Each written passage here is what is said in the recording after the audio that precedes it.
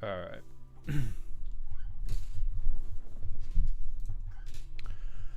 What's up, Phoebe? I see you were at the stream early. I'm terribly sorry about that, but if we're being honest, for me, this is practically on time.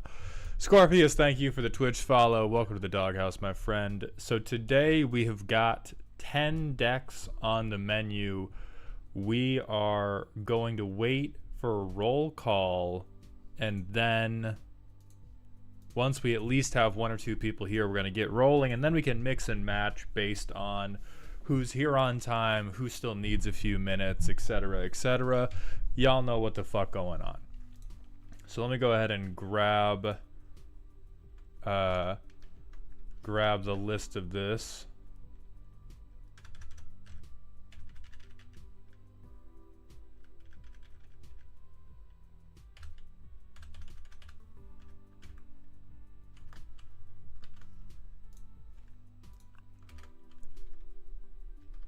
Time for my favorite part of work, ignoring work to watch Malltown. God bless you, white bread. That's my favorite part of your work, too. Hello, son. What's up, Sharyusu? What's up, Warren Stride? Hey, Akari. Hello, Phoebe. So that's the order we need. Bread Theory, I see you're here. Phoebe, I see you're here. So if Sephrin is not here post-haste, we will just begin with Bread Theory and Phoebe. What's up, Ishtar? And let me open up the PowerPoint presentation so that we all know exactly what type of energy to expect from today. Hello, everybody. My name is Multiplier. If only, Jade. M8, stuff is going pretty well. I'm very tired, but I'm very tired from pretty positive stress. The stress of trying to get shit done, right? And that never feels too bad, even if it does at times feel pretty bad. What did Troper do? Oh, thank you, baby.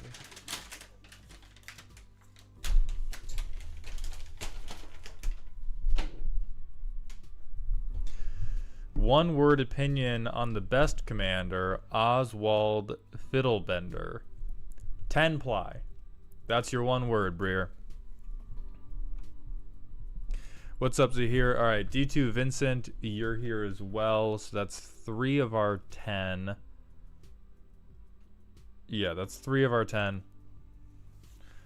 What's up, Raven? I'm doing good. How are you doing? I'm gonna finish this Slay the Spire run while my caffeine kicks in, and then we're gonna open with Bread Theory. Captain's here as well. All right.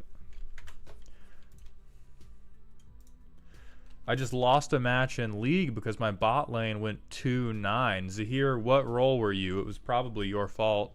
I don't know how yet, but I'm going to figure out a way to make it your fault as soon as you tell me. Mate, I've commented on the bans on TikTok.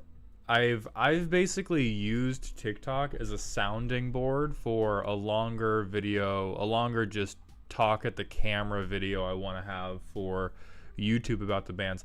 I really like the bans, and I find most of the arguments I've heard people make, both from bigger personalities and from random people on the internet, I think most of the arguments are either plainly in bad faith or don't stand up to even the smallest bit of investigation, particularly the argument about, oh, well, they should have just banned all fast mana, because the RC is not doing what every commander player loves to do more than anything in the world, which is theory craft until they bust. That is every commander player's favorite thing in the world, even if they don't know it. And when people talk about, oh, the ban is wrong, you can dislike it, but to say, like, objectively, they should not have been banned because other fast mana still exists, smells to me like a theory crafting argument rather than an argument based on the evidence of which cards are actually being used and which cards are actually warping games. The exception to that is Sol Ring. obviously. I think everybody's called out their reasoning for Sol Ring being bad. And I do understand that Wizards would probably put an M on their head if they tried to make every single precon illegal out of the box. That makes sense to me. That they did, you know, they already knew they were going to catch a bunch of smoke from the entire world, and so maybe they didn't also want to fight Wizards about it at the same time. I get that, even if I personally think Sol Ring should go, but all the people who are saying, oh, well, Lion's Eye Diamond still exists. Oh, well, Mana Vault still exists. If you think Mana Vault is a legitimate replacement for Mana Crypt or for Jeweled Lotus, you have never paid to untap it. You've never paid the 4 to untap that shit. If you think Mana Vault or if you think Mana Crypt is on the same level as Mana Vault, they're certainly in the same, you know, archetype of thing, which is a hot start. But in general, ritual cards are much more forgiven than non-ritual cards, and Mana Vault is a colorless ritual. Lion's Eye Diamond can match the ritual power of Jeweled Lotus, but you also have to dump your entire fucking hand. And so I think that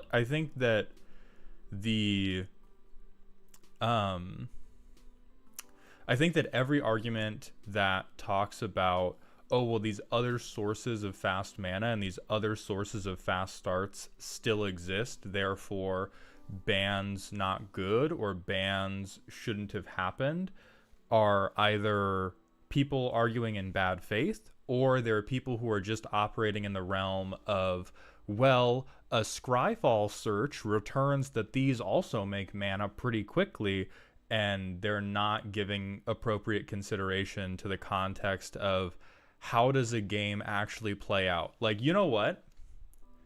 Anybody who has a 4 mana commander, every single game, I will let your first turn be land drop, Lion's Eye Diamond, dump your hand for the commander.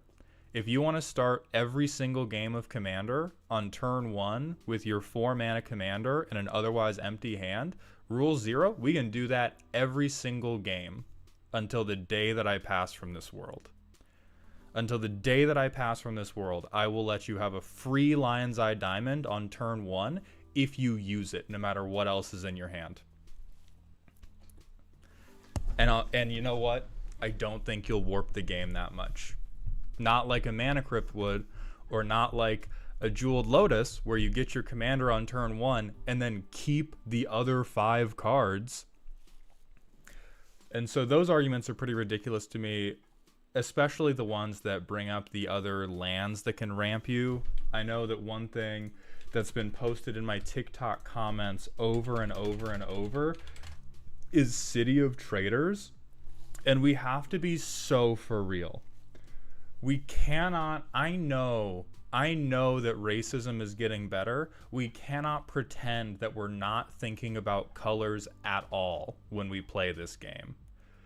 City of Traders, first of all, only gets you 1 ahead of the curve. Second of all, prevents you from fixing any of your mana. Third of all, unramps you as soon as you hit your next land drop. Yes, I've had multiple people in my TikTok comments coping by saying, well, I'll just play City of Traders, bro. And it's like, yeah, you know what? Open bounty on my head. Anybody who wants to, I will let your turn 1 be City of Traders, Lion's Eye Diamond, resolve whatever you want. Resolve literally whatever you want after that. I'll be fine. I'm not going to be tight about it. Let's see how it goes. Let's see how that game goes.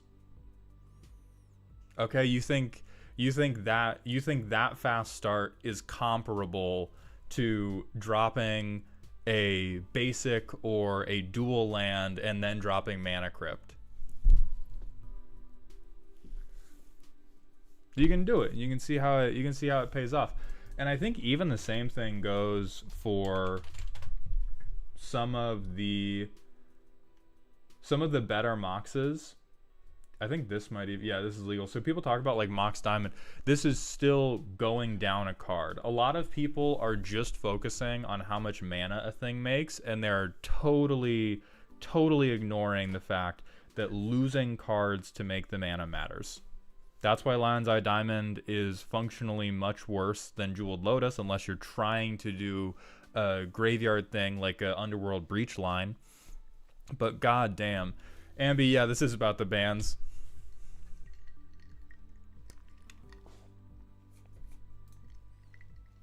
And I think another thing I want to be super clear about is I am with you if you feel like it's shitty that you spent all the money on these cards and then they got banned. It is shitty. I am at no point when I hate like this am I saying you should just take it on the chin and not feel bad. You spent a lot of money on this. You spent a lot of money on a thing that is a hobby. If I dropped, you know, $300 on League of Legends skins and then I got banned, but, you know, didn't say slurs, didn't cheat, wasn't rude to people, and I just found out my skins were gone, I would be mad about that. The difference is feeling bad about that does not justify making the worst arguments known to man for why the bans shouldn't have happened. It can suck, and you can still say, I get it, but it feels bad. And I've had a ton of those people too. I think a lot of the focus, as with every contentious topic, a lot of the focus has been on the most vocal people, and the most vocal people are making truly terrible arguments, like coping with City of Traitors, right? The most vocal of the haters are coping with City of Traitors right now, and the overwhelming majority is saying, yeah, I get it, and I'm sad. And there's also a lot of people conflating when I go, well, these bans are good, or other people saying, well, the bans are good, with saying you don't get to be sad. You absolutely get to be sad about it. I'm sure you've seen my takes on the server, and my arguments against the ban list are ones that I don't think a lot of people are making. I mean, Arya, I both agree and disagree with you. For those of you who don't know, Arya is very similar to Josh, Free My Guy, Hole Breacher, Lee Kwai, in that he thinks a lot of things can safely stay off the ban list. The point that I am coming more and more around towards, and the point that if I do make a YouTube video talking about this, will harp on a lot, is the idea that the Commander Rules Committee should be something that governs your initial experience and your extremely casual experience, and should be something that most players expect to move beyond. One of the reasons I'm overwhelmingly in favor of the bans is, as somebody who used to stream a lot of Commander games with randoms, as someone who gets DM'd on the regular by people in my Discord who are upset about things that have happened in spell table games or cockatrice games or untapped games that happen in my server, fast mana and tutors are the number one things people have Rule 0 disagreements about, and they're also the number one thing that people are massive dickheads about. And so I think that for everyone saying, oh, well, Rule 0 can govern this, we can just have an adult conversation. If Rule 0 was working for your table before these bans do not matter for you, because Rule 0 is governing your table already, allegedly. If you're somebody, well, where Rule 0 wasn't working for you, either because you played with a lot of randoms and they were belligerent, like the number one thing I've seen happen is we have the Rule 0 conversation, and someone is like, I don't want to get bogged down in too many details. Can we all just promise to be cool? And people go, yeah. And then that person is deterministically not fucking cool. And I agree with another comment that came through chat, which is it's much easier to Rule 0 something back in than to Rule 0 something back out. So the axis on which I agree with Arya, Free My Guy, Primetime, is that I think there are plenty of games where Mana Crypt, Jeweled Lotus, and Dockside can exist and not be outside the realm of what power level or what experience that table is expecting. And I also think that those types of games can handle things like Primetime, can handle things like Hull Breacher, certainly can handle Coalition Victory, Biorhythm, almost like half or more of the stuff on the ban list. The place where I disagree with Arya and other sentiments that are similar to yours, which Josh Lee Kwai echoes a bunch of similar sentiments, is that there shouldn't, or the ban list should be as minimal as possible, and that then Rule 0 can cover everything else. I am in the opposite seat. I think that the ban list should cover a lot more, and I think people need to recognize it's really just a recommendation. A lot of the people who think that these bans are too severe, I think have universally way too much respect for authority. Like, if my grandpa saw how some of you were acting about the seriousness of the bans, he would sentence you to 5 years hard graffitiing, and then 3 years hard skateboarding until you got a little bit fucking cooler. And so I really think that the rules committee should be catering to the people that are new and don't know why Jeweled Lotus is going to ruin a game, and that the high power players should just accept that you don't have to listen to them. I think this does leave CEDH kind of high and dry, but the way I refuse to take accountability for that position is that I maintain that CEDH should have their own rules committee. They should have their own ban list if they really want to worry about trying to make a diverse meta at the top of the game.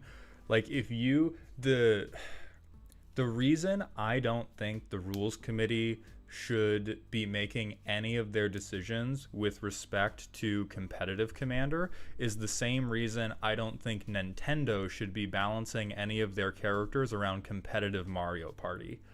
It's so far removed from the philosophy of CEDH is to take an unserious, unbalanced format very, very seriously. And I think it's too at odds to balance the I think it's too at odds to try to balance the casual experience with a varied meta at the absolute top of that line. And so I think if they want a varied meta, they need to do it themselves.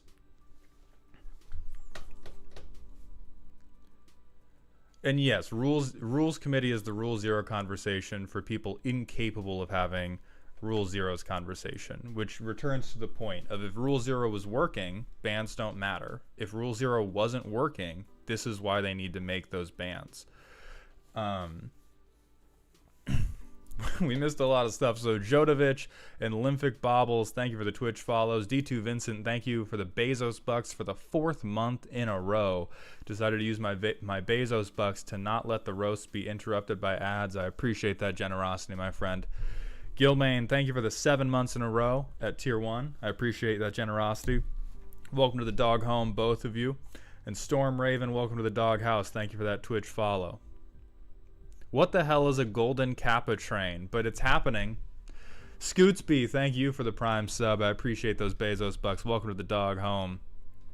Jodovich, I appreciate that. It is generally helpful for people to watch me on Twitch rather than YouTube or other platforms, although I do read YouTube chat. People think I don't. Terrence, my favorite commander right now it's probably, for casual, it's Henzi.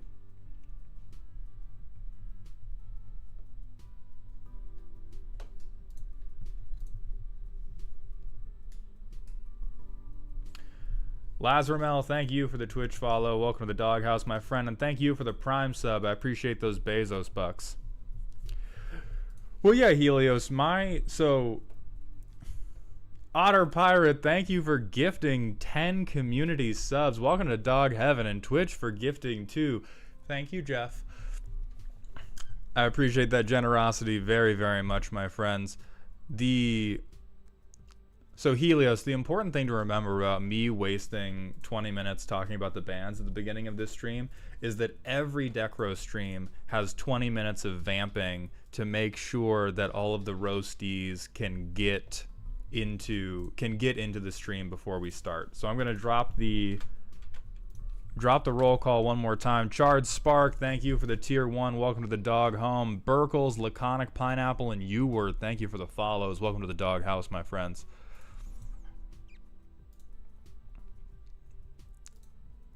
Alice Azriel, thank you for the Twitch follow. Emad64, thank you for the Twitch follow as well. Welcome to the dog house. So I know that we have Bread Theory. I know that we have Phoebe. I know that we have Ambi Navy. I know that we have D2 Vincent, and I know that we have Captain. The people that I'm still on the lookout for are Sephrin, Shoulda, Gummer, Dirge, and Lalo.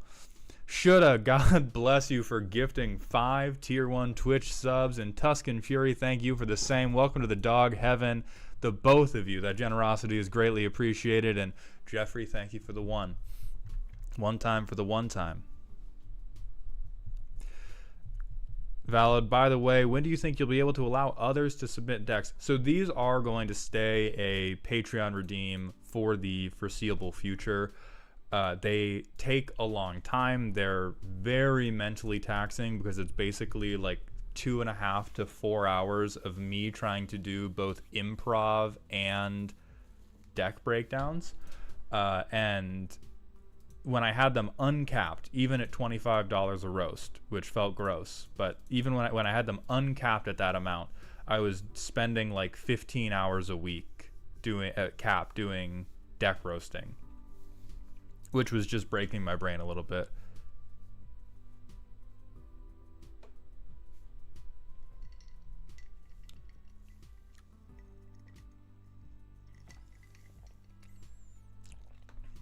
I wasn't able to show up for my deck on the 19th. What do? So Shar Yusu, I'm going to give you 2 options. We already have 10 people for the day.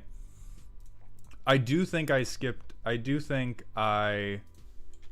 let me open this deck list up. I do think I skipped you if you weren't here.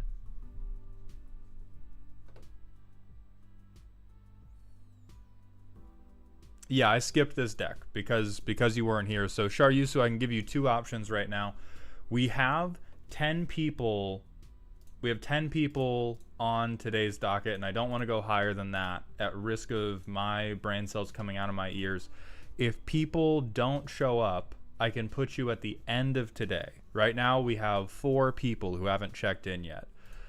If you can stick around for the whole stream today, you can see about getting on today's stream. Other than that, the next stream is going to be next Wednesday that we have 8 people in line for. Sephrin, you're here. Excellent. You are going to be kicking us off today.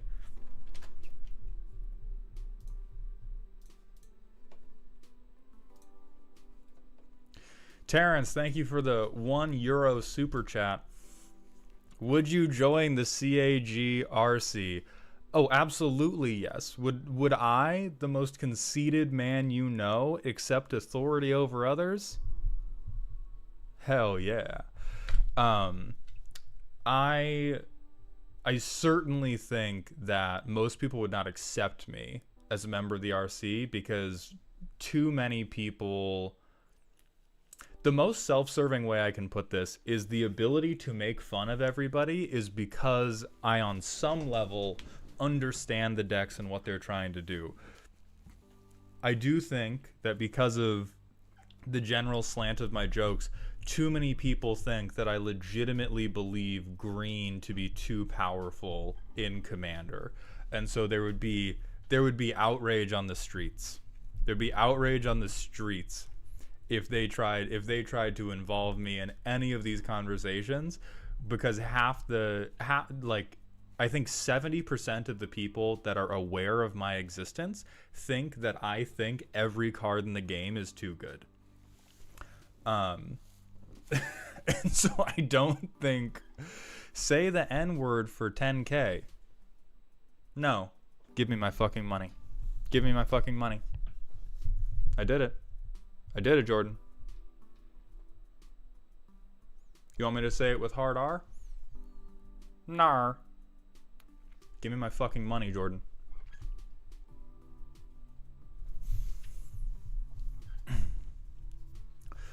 Helios, I've been playing for like 3 years now. I haven't been playing for a tremendously long time. Phoebe, thank you for the 100-bit cheer.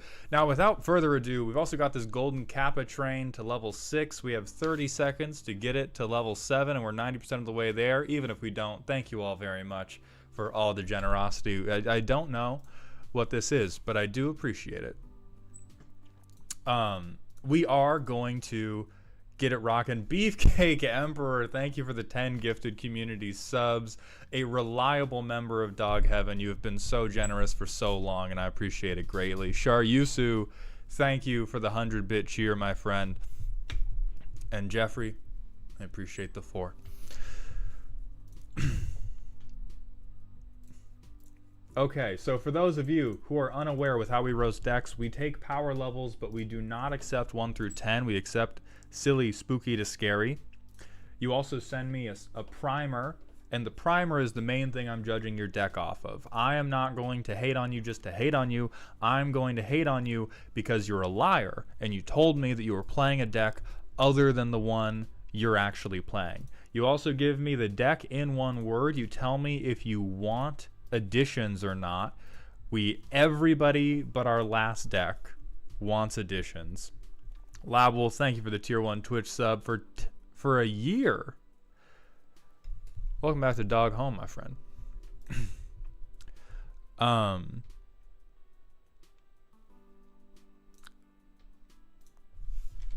And so, opening us up today is Sephron, who's looking to make a Prowess deck with a few cute, gay otters, leaning more in the directions of cheap spells that buff up my creatures and make them unblockable.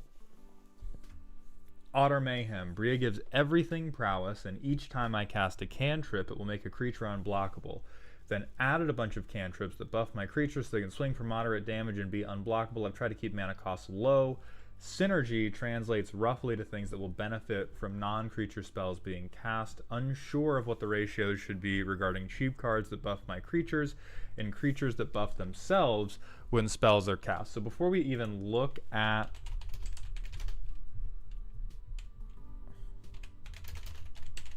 your cards, I'm going to tell you this is what you want your this is what you want your ratio to look like. Not the Mint Mobile ad. Where is he? You ready? Right here. This is Bria. That's their one helpful creature. That's the mana crypt they just took away from you. And the rest and the rest of it is just all cantrips. That's all you're doing.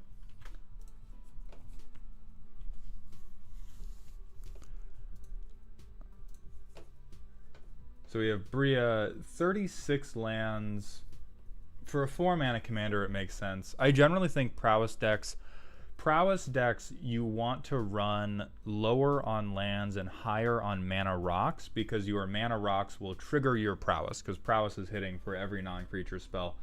So I think the first misstep is we should be lower on lands. We should have every Signet. We should have every Talisman. We can even have shit like Mind Stone. Major Spectre TV, thank you for the 3 months in a row at tier 1. Welcome to the Dog Home, my friend. Like, we need to see how low your chain go. We don't need to see you have responsible property holdings. We need to see how much ice is on your wrist. With 5 counter spells, you know, it's hard to find a table where a counterspell isn't useful.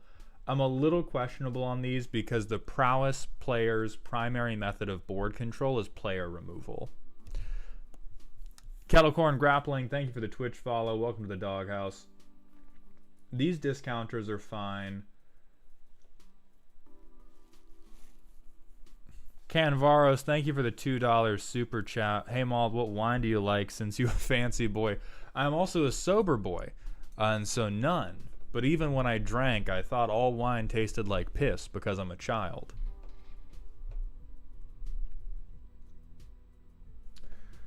So let's look at your card draw, which 9 in Prowess, way too little. So we have 2 4-mana engines. We have 1 enchantment that's going to get blown to hell as soon as you resolve it. We have 1 of our creatures that needs to tap to do it, but at least they have vigilance. And then another creature base. So we have 1, 2, 3. We have 4 cards in the deck that unconditionally draws cards. Which, no matter what is happening... Okay, at the beginning of next turn's upkeep is better. But in general, no matter what is happening over here, if we have 4 cards that will allow us to draw additional cards, what's generally going to happen is we're going to have our opening hand and we're going to get stuck there. This is like giving a crackhead a day job at the DMV. It's like if the Men in Black clip we just watched, that guy had to be front of house and had to act normal. You are Flash from Zootopia. The balance of instants and sorceries, I would say, needs to be a little higher towards instants, but the balance of instants that say draw a card need to be immeasurably higher. So we're just going to go to draw a card. We're going to fix you immediately.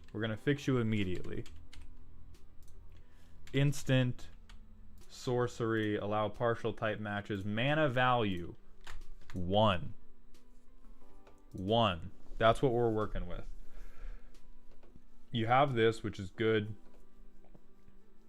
Aura Finesse sucks. You would like Brainstorm. You would like Birthday Escape.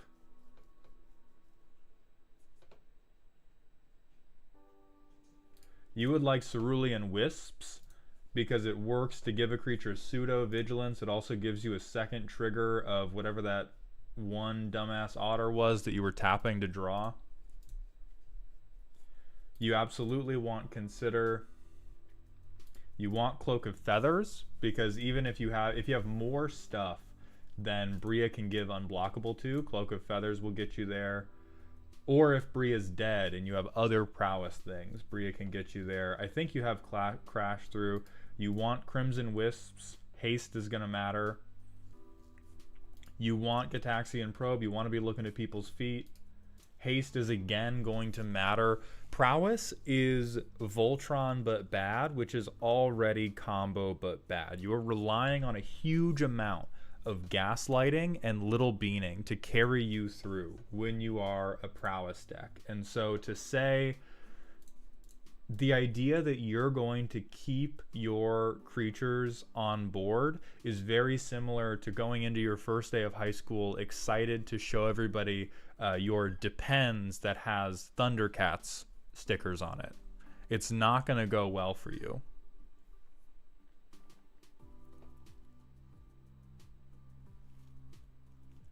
I think you are in a slightly different spot because you don't need to worry too much about trample on your instants and sorceries.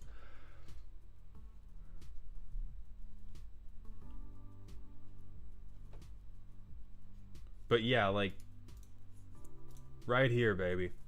Right here. Draw a card, do nothing for 1 mana. This is board wide +1/+1. It's Cathar's Crusade at home for 1 mana.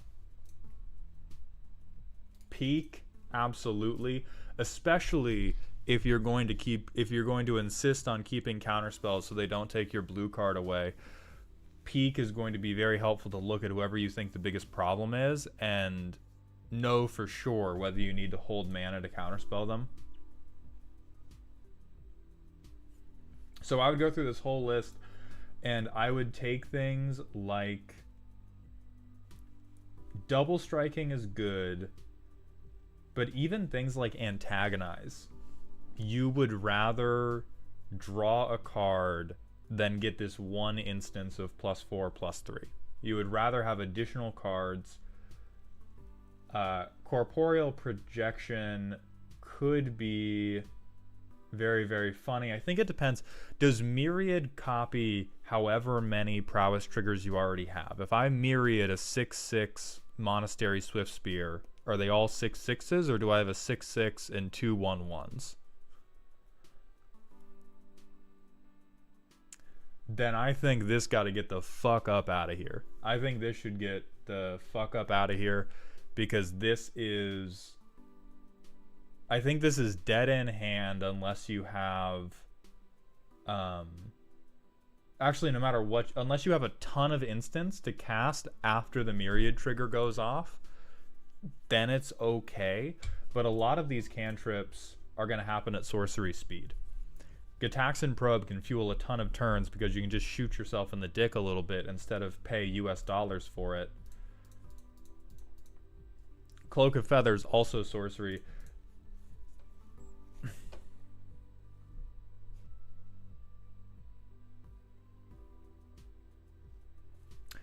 I don't think Zada does need a slot in there if it's not in there already.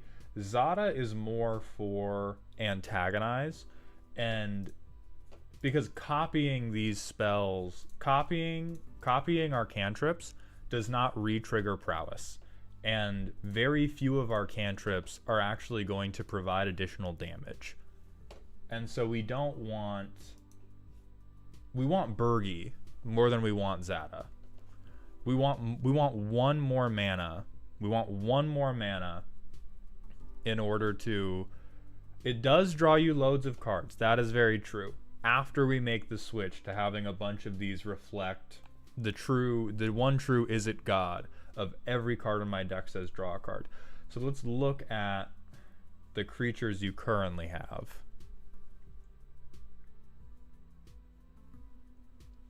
Sure, I like Familiar. I think that this is a generally bad card, and this is one of the only decks in the world that might be able to make it work.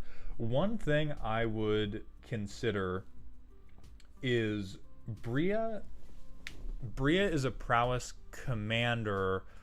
You don't necessarily need every creature in the deck to have prowess stapled to it, because Bria is going to provide you that prowess. What you want in this deck is stuff with combat damage triggers. Stuff that normally would not get through, or would normally get through and only do a very, very small amount of damage, but can go through and deal a lot of damage. Prowess stacks, so I was thinking everything would have double prowess. That is true. And it's not a terrible way to go.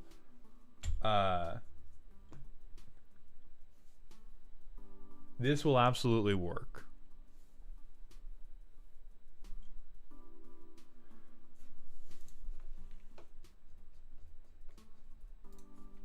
Let me see. I don't think you should retool the theme of your creatures to stuff that win deal combat damage, but I question whether or not there's at least one or two really good creatures that you would like to have.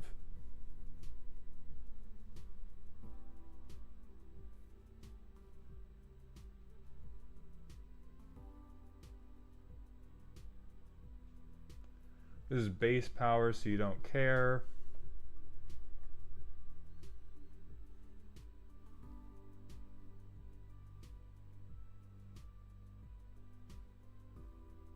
This is a lot of mana for this effect. ES6, thank you very much for the Twitch follow. Welcome to the doghouse, my friend.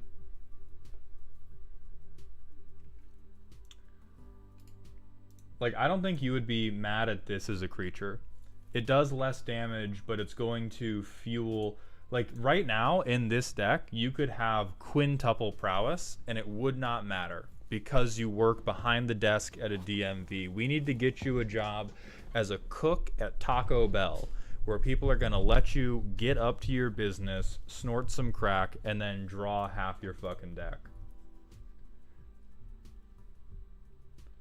Oh, see, like this asshole? I realize they're not an otter. You do have some non-otters, but in terms of fueling prowess turns, these guys having prowess, being unblockable, and making you that many treasure tokens is going to cook so much harder than having prowess. This is your dockside. You got to keep dockside. Nobody else did.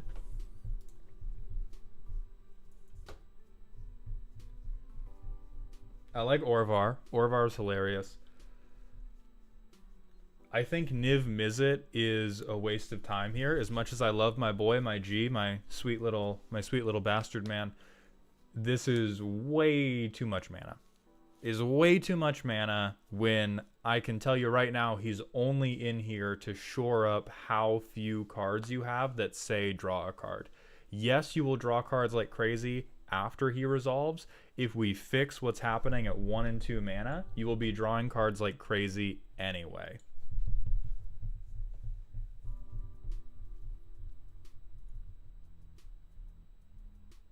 Raw Crackling Wit is, yeah, definitely here. Sprite Dragon, I'm with you. See, Storm Chaser, this is an example of a card I'm not with. We have a lot of this card's power is banked in him being flying and him having haste and him having prowess. The evasiveness, Bria is going to provide for us. The prowess, Bria is going to provide for us. The haste, a bunch of our cantrips can provide for us. And the double prowess is not necessarily as valuable as having a combat damage trigger like the Prosperous Bandit attached to it. Or even Port Razor. Getting a extra combat phase rather than immediate 1-for-1 swap with Niv Mizzet. You would much rather have a second combat phase with your unblockable, already buffed up shitheads than you would finally fix your card draw engine at 6 mana. I think having Bloodthirster is better than Port Razor since it's got Flying and Trample. I mean, sure. The specific card doesn't matter. We care about the archetype of effect that we're trying to put into the deck.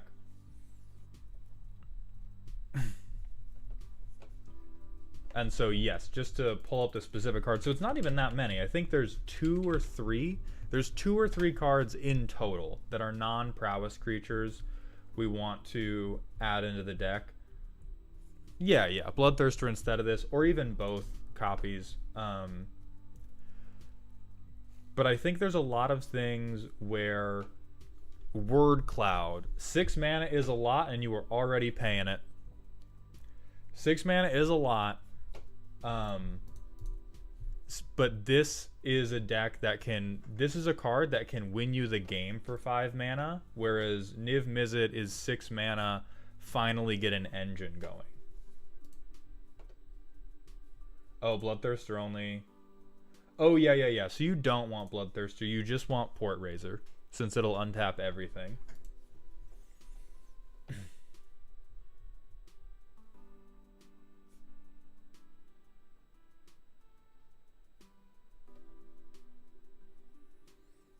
I do not think you can do Alania. I think Alania is your... This is 5 mana to set up for a future turn, and you want to cast so many of both every turn that you're gonna run through these copy triggers and then need to keep going. Alania really wants to have impactful instants and sorceries, and you want to be playing on other people's turns with Alania rather than having big things on your own turn. I also don't think you want Leyline of Resonance for the same reason of you copying spells is not going to copy our prowess triggers. And I understand it could still be useful in the instance of we get to copy our draw card triggers. I think that is something you should investigate on your own after we get you cards that say draw a card. So let's go to the playtest and see how it actually... Cut the fucking bounce land. Cut the shit right now, Sephron. Who put you up to this? You tell me. Drudge and Fox, thank you for the Twitch follow. You've come just in time to see me kill somebody live on stream. So you're going to get to Leyline of Resonance, and that's awesome, right? That's awesome for you. And then what are we going to do? We're going to play our only land, and we're going to bounce it back to our fucking hand because it's garbage. We're going to play our only land, bounce it to our hand because it's fucking garbage. We're going to get rid of Vandal Blast. We're going to draw another card. Hey, we're going to play our only land, bounce it because it sucks. Get rid of that. Hey, look, same soup, different bowl. And we'll do this until, what was it, turn 6. Turn 6 we would have gotten a playable land. Ozeki East, thank you for the Twitch follow. And Martin Hoji, thank you for the Twitch follow as well. Playtest 2. All right, now we have some basics. Turn 2, we do nothing. Turn 3, we do nothing. Turn 4. Alright, fucking Bria time. Turn 5, we do this. Turn 6, I think we do that, and then Twinferno. So turn 6, we're going to get to Twinferno, we're going to get to draw a card, we're going to get to rebound this. And I think that's going to use all our mana. And Bria's going to be a 4/4 with double strike. And that's all we get to do. And then we get to Twinferno again. And now we get to draw.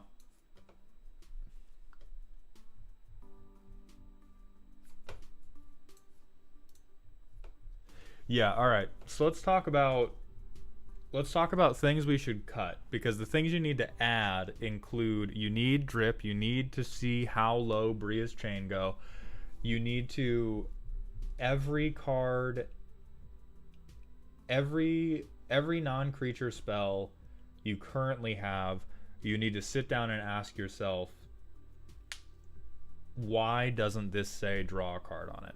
And some of them you'll want to keep. Like Aetherize is a real bail you out card. But things like Dreadmaw's Ire, things like Diminish, things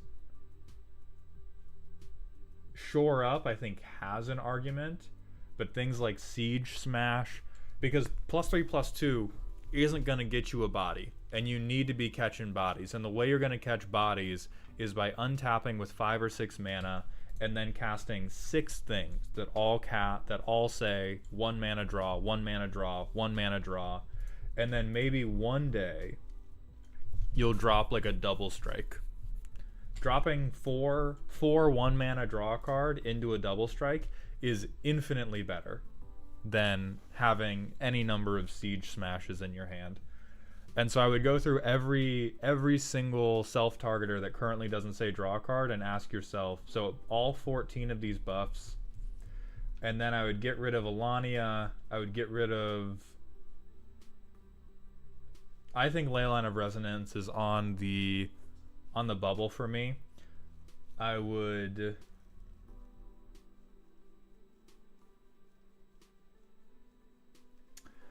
get rid of Otterball Antics because I think you have enough prowess. And again, I think you made this deck to try to force your pod to say the words prowess as many times as physically possible. And that is funny.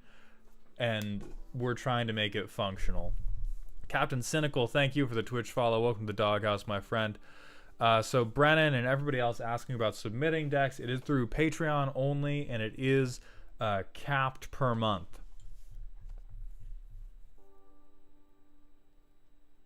Stormwing Entity is the same shit. This one, at least, you're gonna get to cast it for cheap, so you can keep this because you're casting it for cheap.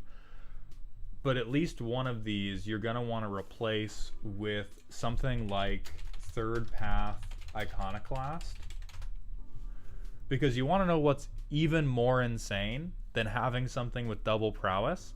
It's having something that gives you a new creature that has prowess for every single thing you cast. Like, that's much better than having something whose entire gimmick is prowess but twice.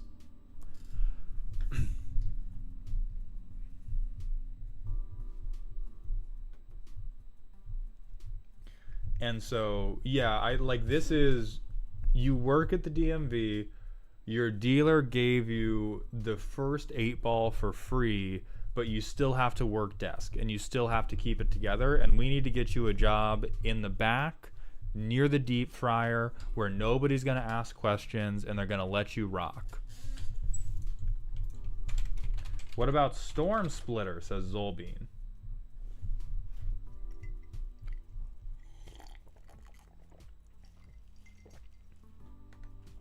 Yeah, especially if you're trying to forward the gay agenda with cute otters.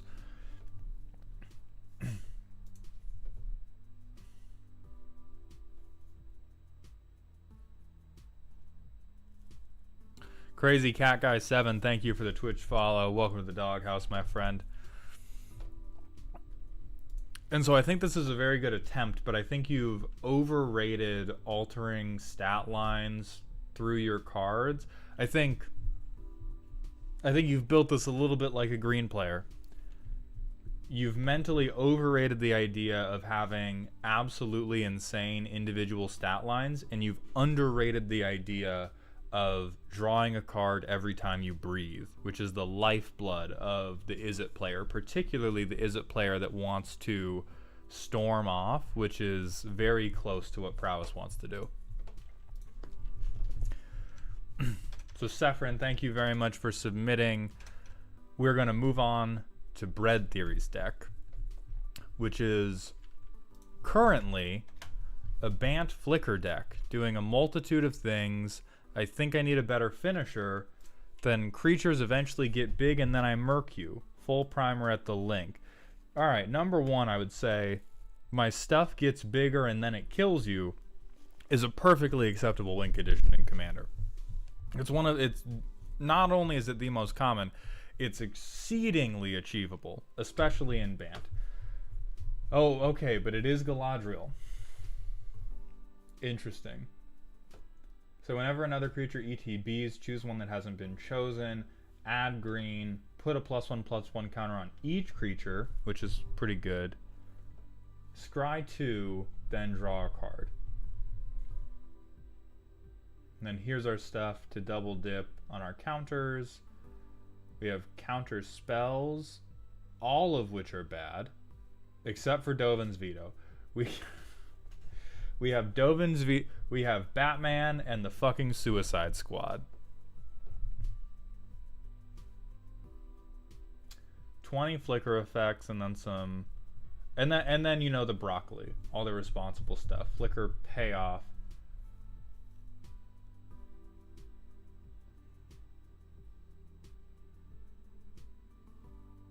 So I guess the number one thing,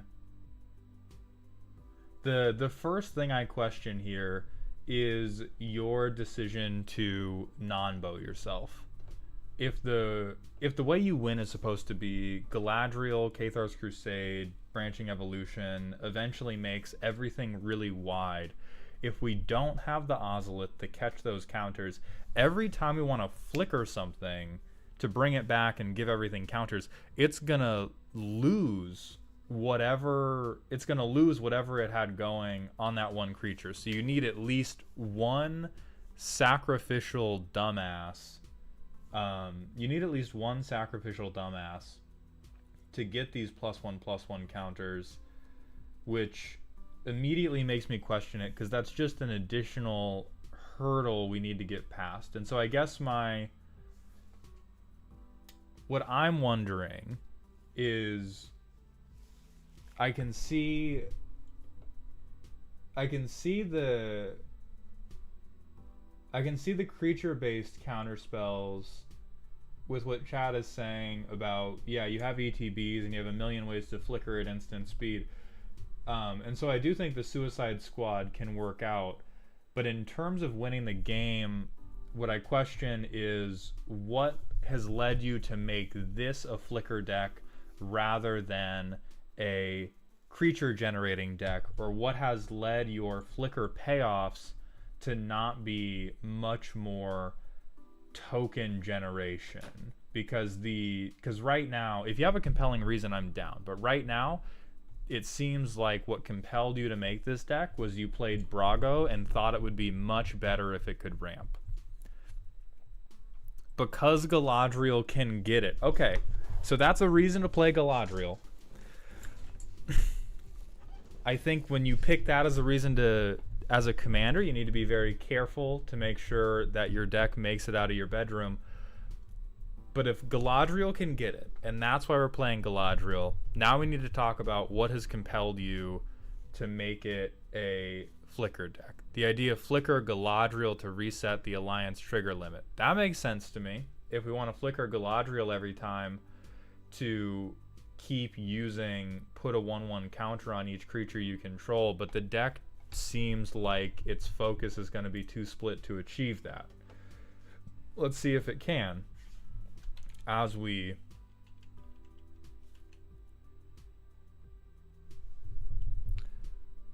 Duke Kane, thank you for the Twitch follow. Welcome to the doghouse, my friend. Galadriel gets flickered whenever I get a chance. All right, well, let's see it in action. All right, your mana is officially fixed. We have this guy. Yep. We got this guy. Okay, we can get Soul Herder out. And then we'll bounce this just to begin growing the Soul Herder. Yep. Okay.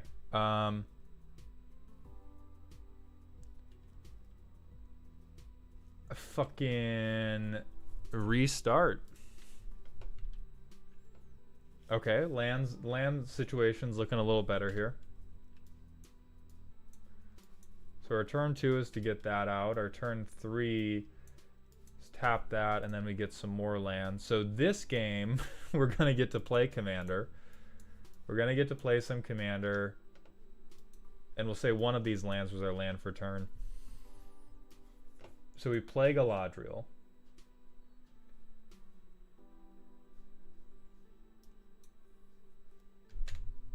Next turn, we can Panharmonicon, Forest, Dowerport Mage. So we'll double trigger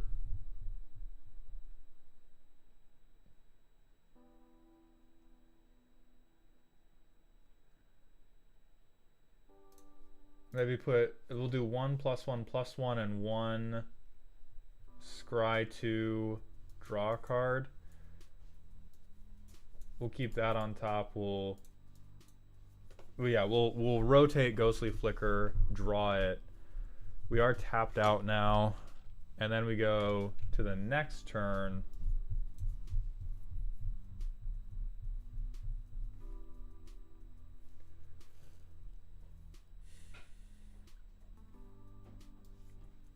And then, I mean, let's say Galadriel got shot, and we're gonna be really funny, and we Karmic Guide it back. And then we'll pass. We'll be crazy, and we'll pass, and we'll do Lorien Revealed, and we'll flicker Galadriel and a land. Oh no, we don't want to flicker Galadriel. We'll flicker Karmic Guide. We'll draw a card because something left the battlefield. It'll come back. We'll get 2 Galadriel triggers. Counter time. Scry 2. We don't need these. Draw. Slip on the ring.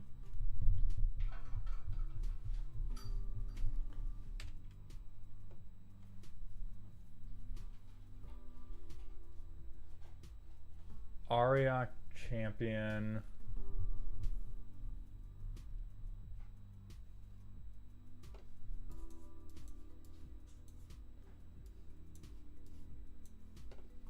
So this comes in, counter on everything. I'm gonna do scry. Oh, whoops. I'm gonna do scry 2 draw. We almost certainly take branching evolution and put the other land to the bottom.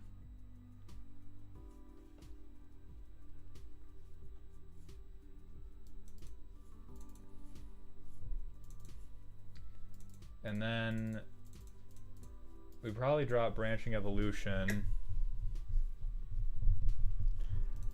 And then slip on the ring. So I guess I'll give you one more shot. I'll give you one more shot before I...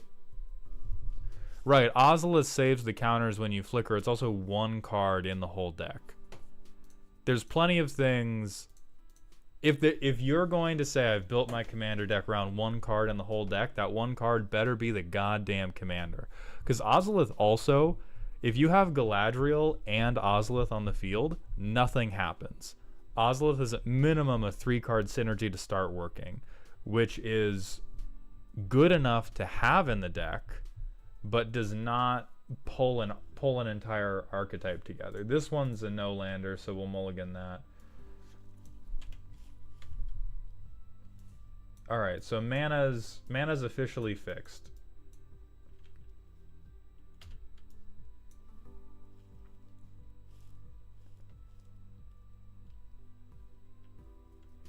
We can play this. We have nothing to... Or I guess we could bring back 3 visits. Because this, theoretically...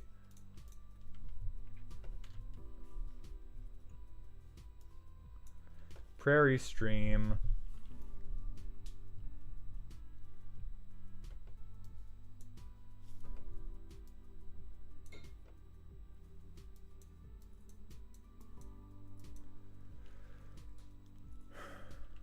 We tap out to play her. We drop this. We can do this, and then maybe 1/1 on everything. Exile her, bring her back. And then exile Felidar. Bring it back, scry 2, draw a card, probably displace her kitten, but leave Cloud Shift on top. Bring Galadriel back in.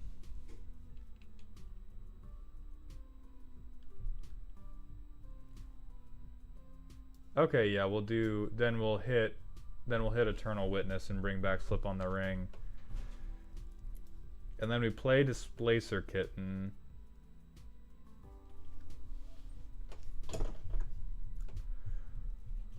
And then we play Cloud Shift and probably the entire world explodes.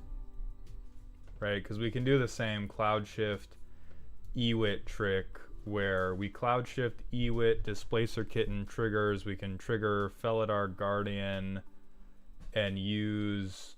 We get every mode, basically. We have access to 3 green, everything gets a counter. We scry 2 and draw. I'm actually going to keep Branch Loft on top. Play it flipped. Cloud Shift again. But the first target's Galadriel, so she comes back. Felidar comes back. We repeat everything again. So I think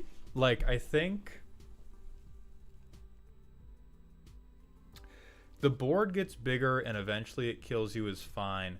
However, the way this deck appears to function through the playtesting we've done is a bunch of our creatures need to flicker. And Galadriel is included amongst these creatures, but it is certainly not just Galadriel that needs to flicker. And because of that, we spend half of our time, half of our value engine is getting forcibly removed to continue perpetuating our value engine. And the part of our value engine that's meant to kill people is what we are removing. We are like building a deathmobile and we're melting down spikes on the outside for cup holders in the center console. And they're really fucking nice cup holders, right? Being able to double or triple trigger Galadriel's ETB every turn is really, really clever, but does not beget we're gonna go really wide and kill everyone with our really huge wide creatures, because all the creatures we're picking also gotta go. And until we get the Ozolith, once we get the Ozolith, yeah, you crazy. But until we get the Ozolith, it's just fucking cup holders, bro, and we gotta do better than cup holders. And so I would say, I think you need to pick between, I want to have a Blink deck and I want to have a Galadriel deck that kills people with a really wide board. Because when it comes to... See, Silver, I feel the opposite. I feel like what we're doing with these loops right now are a way to get us mana and get us scry and get us like scant counters, but I don't think this is doing anything. I don't think this is doing anything to actually finish the game off, which is why I think the primer said, I think I need a better finisher. If you want to stay in Flicker, I would agree with Cyberite's suggestion that what you need is fucking massive honkers. Leviathan's suggesting Toby. Yeah, like this would be good for I make a big wide board and then I kill you about it. Is we have something that is a flicker payoff that does not non-bow yourself for flickering it. And you have a little bit of that in Aether Channeler that makes a body when it hits the board. But stuff that makes bigger bodies when it hits the board, stuff like Agent of Treachery,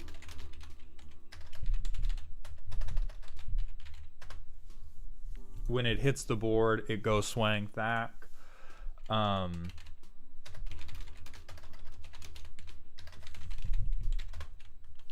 You flicker this guy twice, you play a land, and the game ends.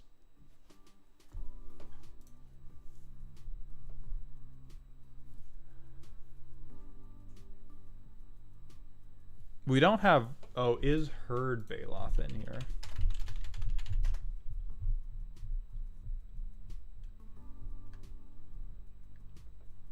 This could be okay. It's definitely a little bit cuter. I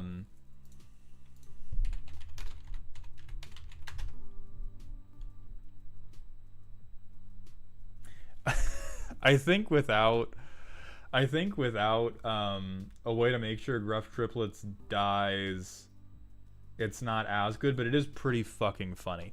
But this is you don't need too many of these cards. You need a couple of these, but if you want to stay in Blink, you overwhelmingly need things that are going to make you board value when they blink, rather than be like generic, I get access to more mana, I get access to more cards, because those things are going to drive you through the middle of the game, but they're not going to help you finish the game off.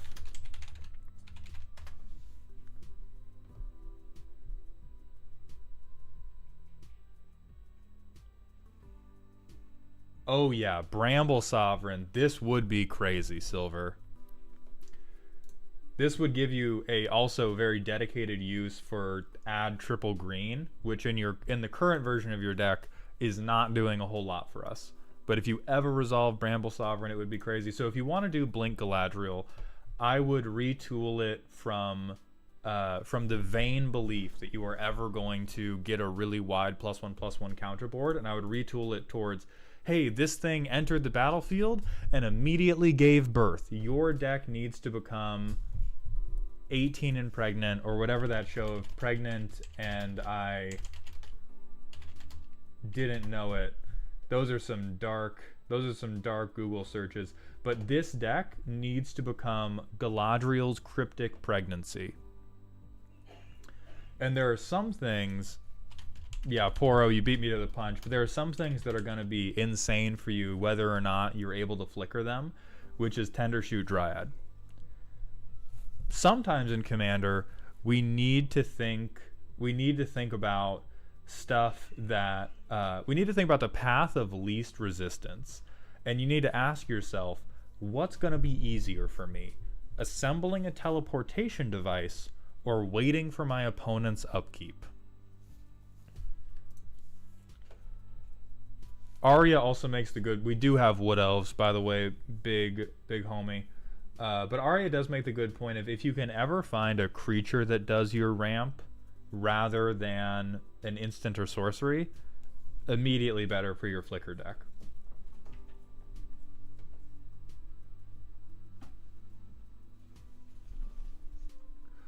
And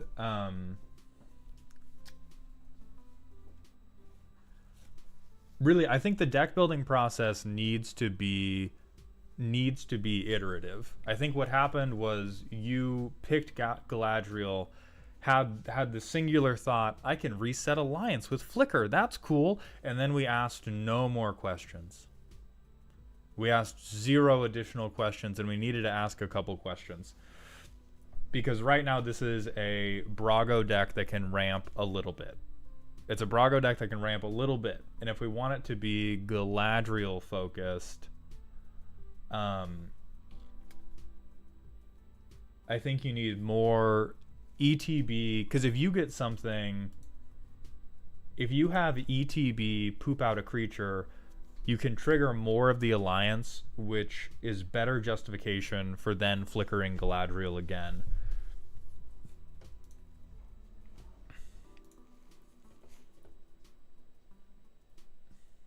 Like you, personally, I still think having your Galadriel deck be primarily focused on Flicker is like somebody handing you a Death Note and you filled to the brim with murderous intent, going, maybe I could beat somebody to death with this, rather than writing in it. I think that if you just think Galadriel's a baddie and you want an effective Galadriel deck, you have mostly token gen, and then you have some Flicker for Galadriel, and you just Tendershoot Dryad, Gruff triplets it up, and you Flicker occasionally, rather than this, I'm going to flicker a million times, and eventually I'll have enough stuff on my board that flickering will get me there.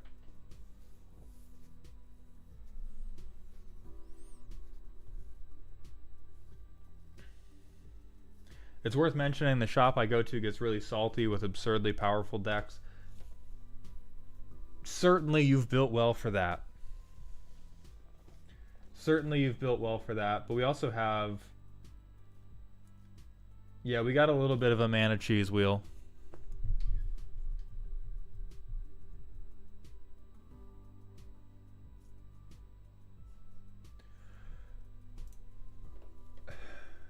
There's handicapping yourself a little bit for the sake of not scaring the hose, and also you need a couple cards that are eventually going to get the job done. And right now we don't have any cards that really get the job done. And so at minimum, I would have Tendershoot Dryad, Bramble Sovereign, and Toby, so that you have more options for put thing on board, make extra thing, not have to flicker thing.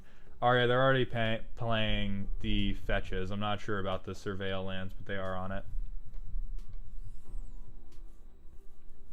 Like, we're not trying to get you to absurdly powerful. We're trying to get you to reliably participating. Because right now, a lot of what this deck does is sits in the corner and it goes... And then people ask, hey, what'd you do over there? And you look and you go, okay, well, this 1/1 is now a 3/3, and I drew 2 cards. It's been 48 minutes. And that's what I'd like this to move on from.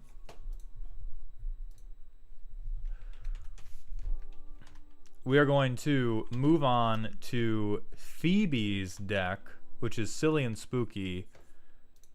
This is a deck that likes to use cards that say double the number of each kind of counter on a thing to try to cheat at alternate win condition cards like Helix Pinnacle and Millennium Calendar. Currently, if ignored, it takes around 8 turns to win. Maybe it could be sped up.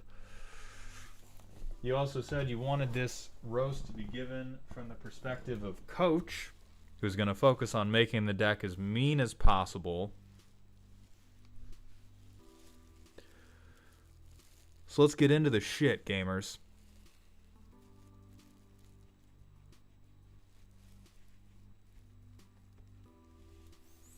I think the number one thing to understand about building... Angry Dolphins, thank you for the tier 1 Twitch sub for 9 months in a row. Welcome to the dog home, my friend. Number one thing to understand about jank combo decks is you are not interacting with the table. That's a good thing because you should not interact too much with your lessers. They need to know that you're better than them. But if people still let you play it, rather than speed ourselves up too much, it's hard to make jank combos too fast without including a whole bunch of dog shit that will give away the game. What we can do, we can't make ourselves better, but we can make them worse. Moreno, I probably will play Flesh and Blood at some point, but not right now.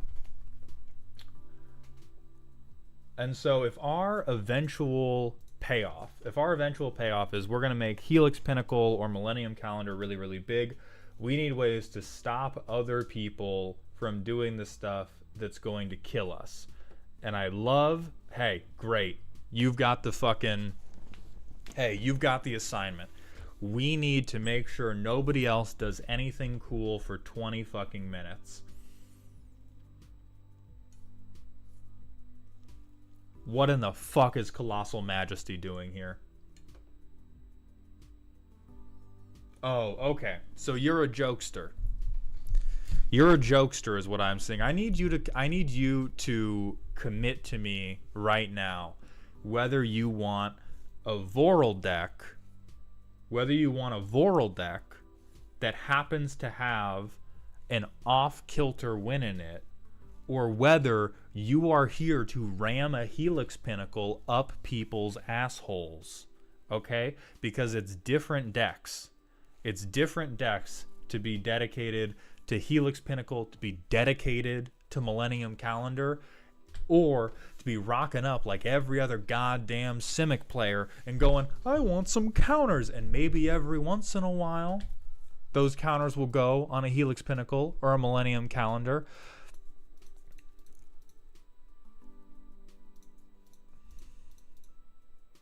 Nah, fuck Infinites. You make people watch. Infinites let people out. What you need to do is you need to drag everybody else down. And they need to know. They need to know that you're 3 turns away.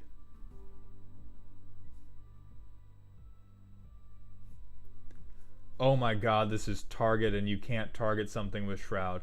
Alright, so our only out for Helix Pinnacle is mana. Which does mean...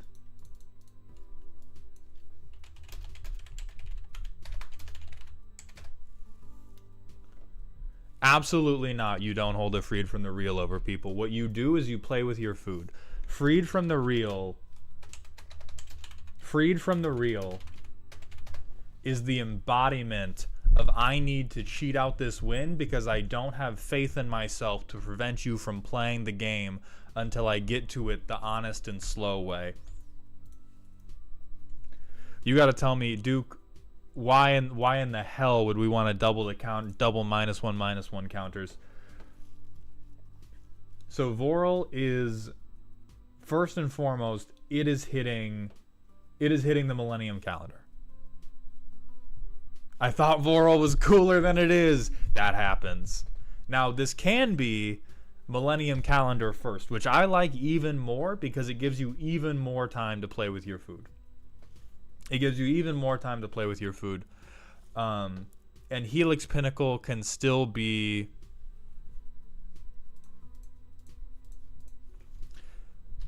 Yes, I don't like any of you long enough to spend more than half an hour with all of you, and that is entirely antithetical to what we're trying to accomplish here. What we're trying to accomplish here is 50 minutes of beating the soul out of these people. We want them to look at us and know that they cannot stop us from counting down the days until until we zip bomb their brain with that terrible 2012 movie, whatever the fuck it was.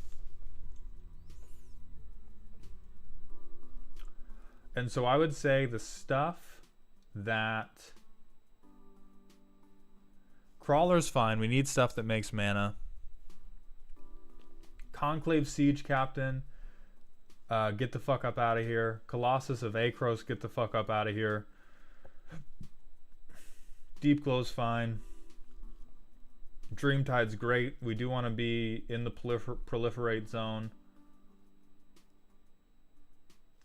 I'm not confident of this because it's just one more, and we do want to be in the doubling zone. AG Salt Lord, thank you very much for the Twitch follow. Welcome to the Doghouse. As the resident proliferate player, I feel like that's too slow for calendar. It absolutely is. We don't want to be proliferating. We want to be doubling.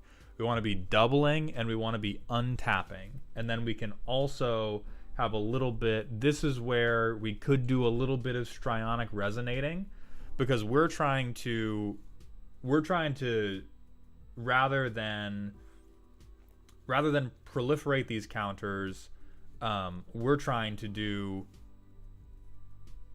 2 to the 8th power. 2 to the 8th power. And so that means we need to do shit. Someone said Baron. No, Baron does... Oh, for each count. Never mind, that is double. I can't fucking read. That's my fault. That's my fault. I can't read.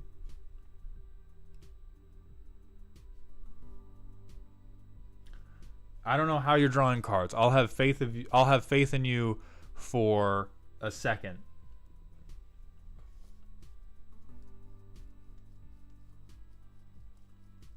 Yeah, I think you have a little bit of... I think you got a little bit distracted by the idea of, like, by the power of these 4 cards combined, I'll make a shitload of treasure tokens, and then that'll make Helix Pinnacle work.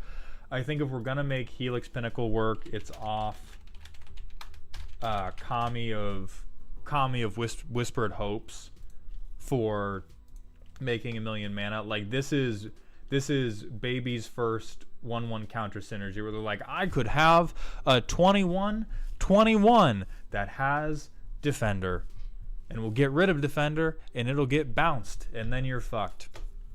And so I'm gonna steal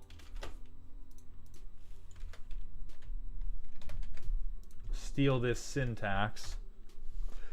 So these 6 cards are the things that are going to constitute our Helix Pinnacle win. Except for Renati. This one's dumb. So these 5 cards are the ones that constitute the Helix Pinnacle win. Nothing else is going to contribute to the Helix Pinnacle win, so we don't want to fucking worry about it.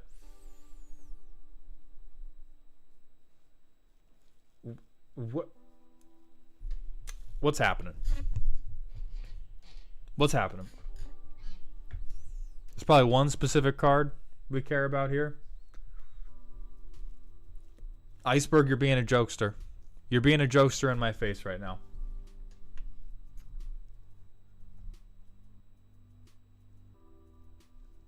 Or no, I guess. All right. Hold on. Does Helix Pinnacle? No. Okay, this will be our 6th Helix Pinnacle win con. Cut this. Cut this. Yeah, we are trying to double. Primal Empathy, good. We're going to need this. We're going to need this to turn on a lot of these counter dorks. What the fuck? You know what? Get it done. Get it done.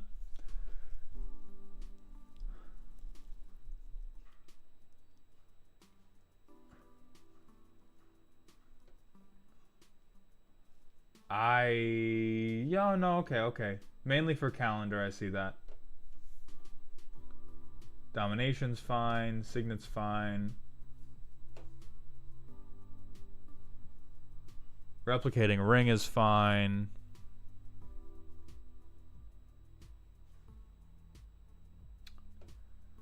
Bootlegger's stash is a little silly, but you can bank mana with it. I'll tentatively allow it.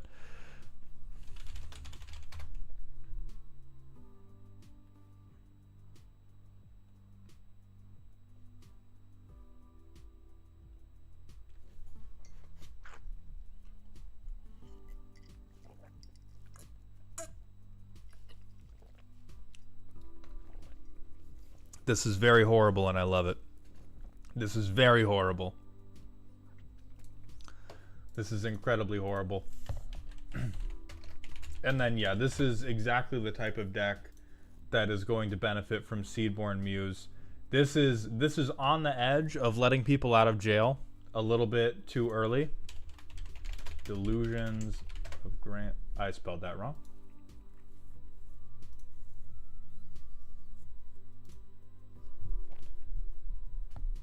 Okay, this isn't apparently not a card.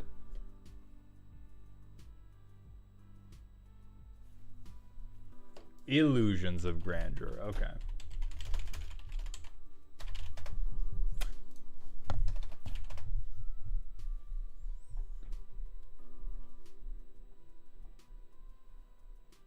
I mean, this is fucking ridiculous. This is we're not adding a donating sub theme. The only things we are giving to people are nightmares with this deck. It's funny, but we have currently no mechanics with which to give this to somebody else, and so it's just meant for a deck that's not this one.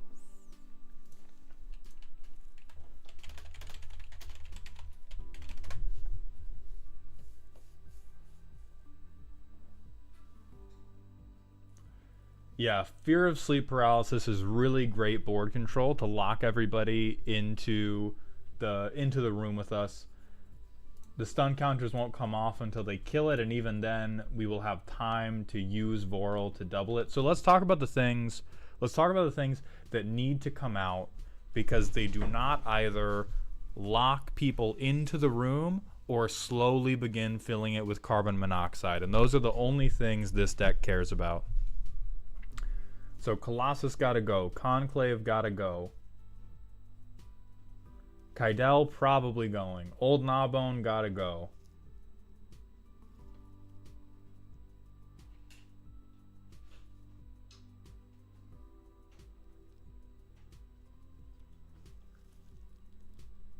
Toothy, I'll let you cook. Triskaidekaphile gotta go. 20-toed Toad, gotta go.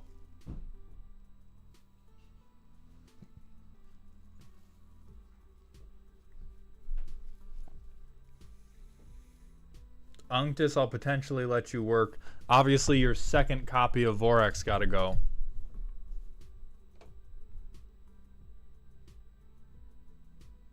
Epic Struggle gotta go. Freed from the Real gotta go. Infinite Reflection, I think, probably gotta go.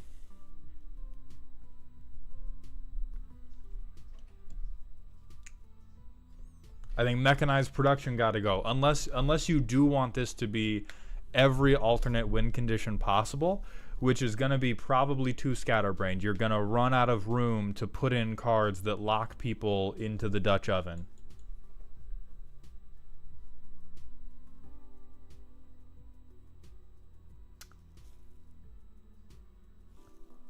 I think Paradox Zone probably goes...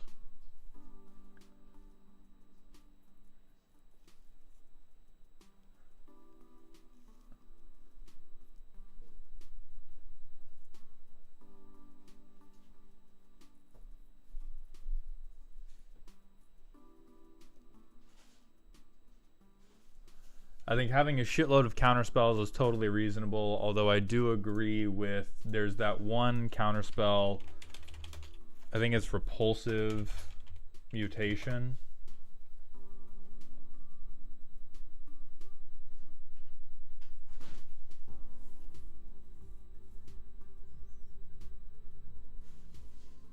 Yeah, because we need any way to begin getting counters on stuff to turn on all of our other synergies. Ari is there with some card draw suggestions. Yeah, turn counters into card draw. Turn counters into card draw. Turn counters into card draw. Like right now, this is Simic show and tell of a bunch of different alternate win cons. This is like a Planet Earth documentary. You're showing up with a very soothing voice, one jump scare of some animal gore, and then a world tour of overcosted spells and very, very hopeful mana generation. And if we really want to be dipshits, we need to be laser focused on this is how we win. It is a way we have no right to win, but unfortunately for you, I have locked the doors, eaten 15 pounds of Taco Bell, and I forgot my fucking Gas X. And so to that end, you want all these counter spells. You want to cut everything else. We don't give a fuck about Proliferate. Proliferate is small money. We got to be on big money. So Darksteel Reactor also goes. You want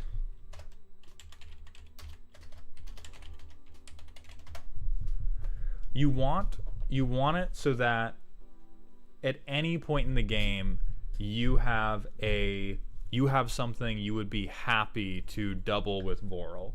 And so that's things like Astral Cornucopia for your at least for your artifact ramp. Everflowing Chalice. That's going to work for everything.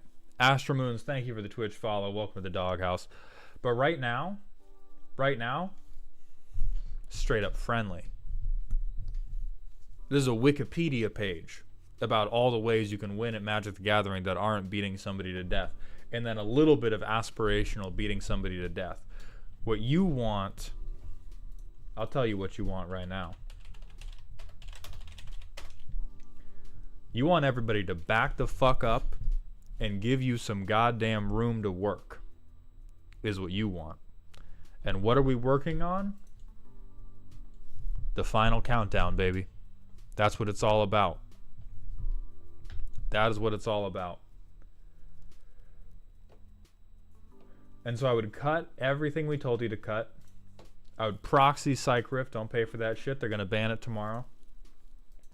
And then you're going to go back through the last 15 minutes of cuts and ads we suggested, where you're going to be focused on the mana dorks.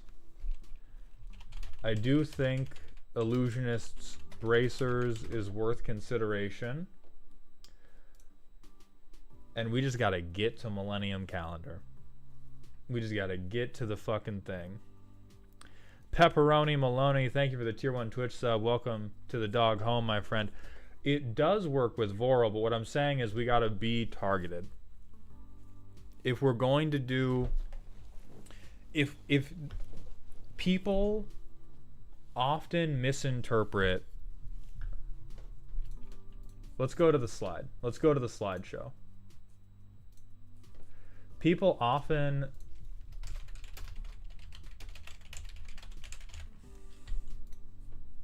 How do I scribble?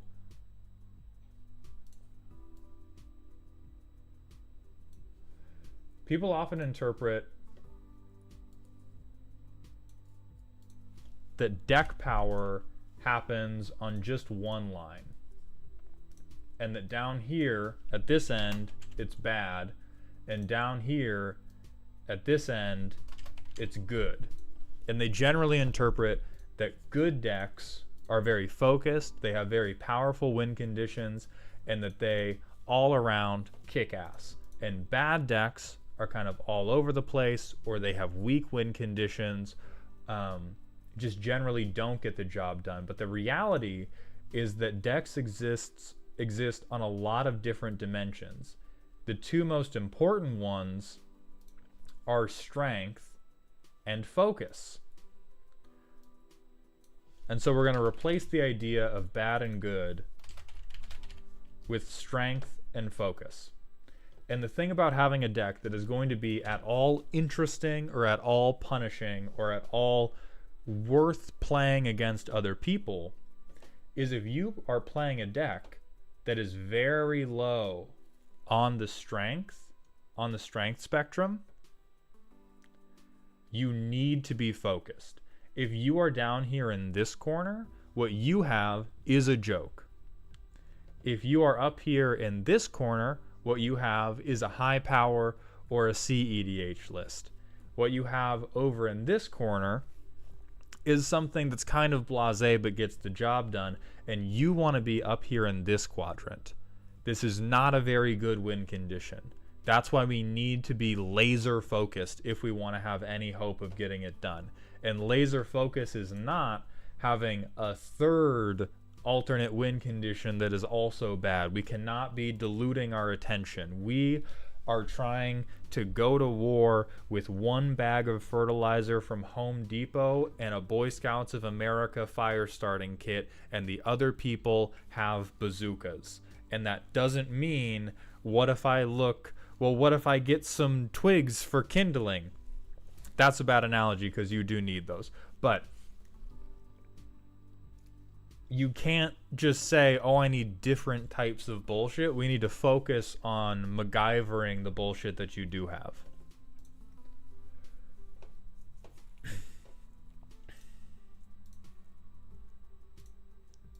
All right. That is, I think, going to be the end of this deck. I think you have a clear condemnation and a clear path to victory. Simic Ascendancy is already in the deck. Slothing. Which, this one at least, I will say keep, because you can turn it into putting counters on our dorks. And we 100% need to have 1/1 counters on these things that benefit from 1/1 counters. So thank you very much for your submission. Rat King, thank you for the Twitch follow. Welcome to the doghouse. And we're going to move on to Shoulda's deck.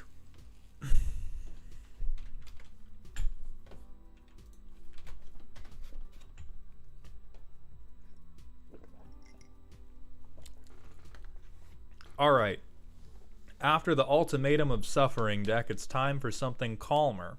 A nice pacifist deck in mono red, and I'm lying again. Alexios is our commander, and he's going to ruin all chances of teaming up since he punches every turn. But since he punches every turn, he's going to be a tax evasion factory. And for once, I am not checking the no pathetic cards button. Yeah, oops, I'm a pacifist. I just paid this other guy to kill you. Like renowned pacifist George Bush Jr. I learned all of my lessons in pacifism from Dick Cheney.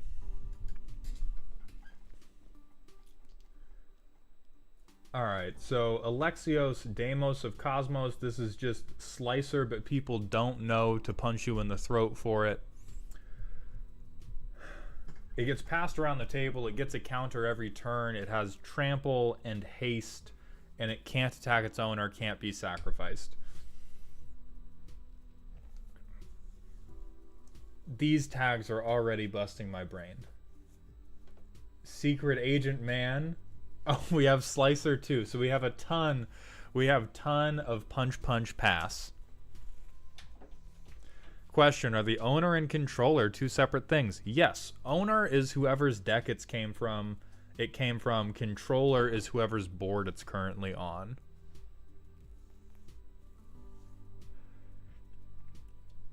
Pacifism. Everything's goated. Everything has double strike. Yeah, I believe you're getting this much mana in mono red. What I'm most proud of, shoulda, is 37 lands. That's what a 4-mana commander will do to a motherfucker. They'll make him build a reasonable fucking land base. So we have a ton of goad. So your version of pacifism is everybody else is gonna fight. Which, I mean, so I guess congratulations on, like all psychopaths, finally being recruited to the CIA, shoulda. Where you're just an instigator now. That's all we do is instigate. We don't get anything done for ourselves. We're just here whispering in people's ears. You're fucking...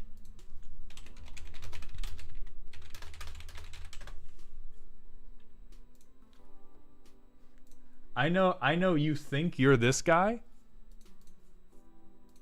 You're this guy. Fucking Grima Wormtongue ass deck. My lord, they're not welcome. My lord, you need to stab them with a gut-sized greatsword.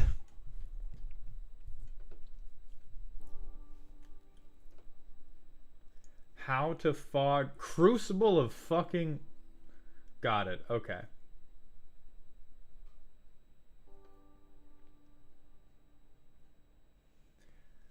I cannot believe... Shit, this tells me a lot about you. I can't believe that at 4 a.m. with Jack Daniels coursing through your veins, a long shift of the DMV behind you, you were letting the voices lead you, and the voices said, but what if they hit me? We can't be afraid of this. We can't be afraid of this.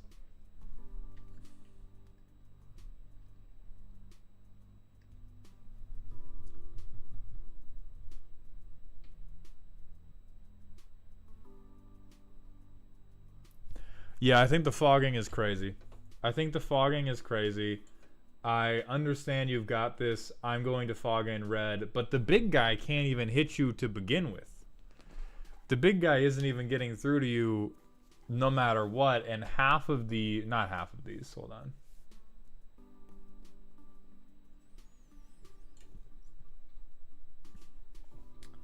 But we're trying to defend ourselves a lot for a pacifist, which is weird for me. I like Dictate, I like Howl.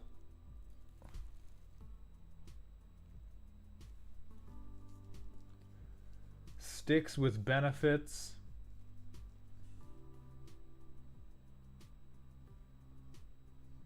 I think some degree of Voltron makes sense. Look, ask Troper, I get punched a lot. You do kind of have it coming, though. You do kind of have it coming, I think.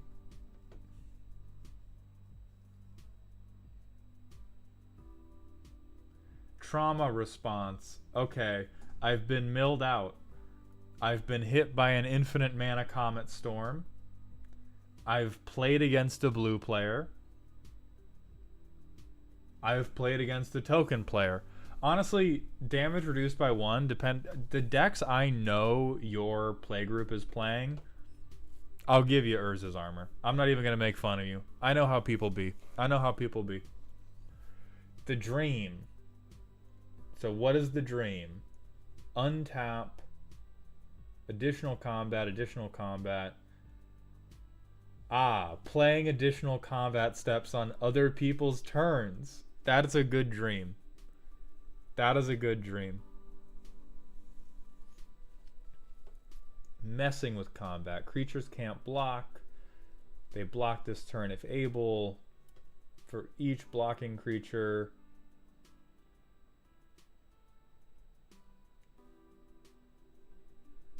Alright, good. We have Silent Arbiter. Alright, so...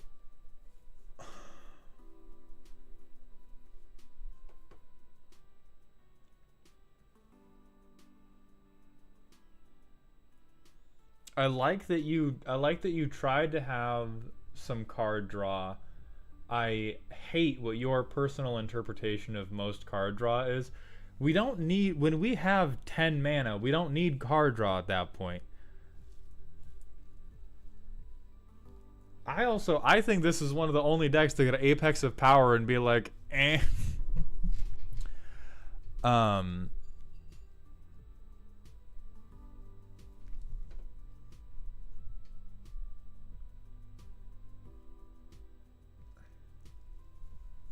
So if we want to, like, Goblin Snowman is good if we want to commit to we are pacifists and we are pacifists, but I don't want to die. Rather than pray that we are going to get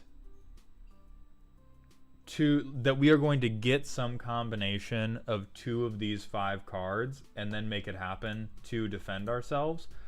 I think you should probably just have more. You should probably just have more things with big butts. I think Baloth is smoking a little bit of crack because you're probably not getting his power much higher than 2.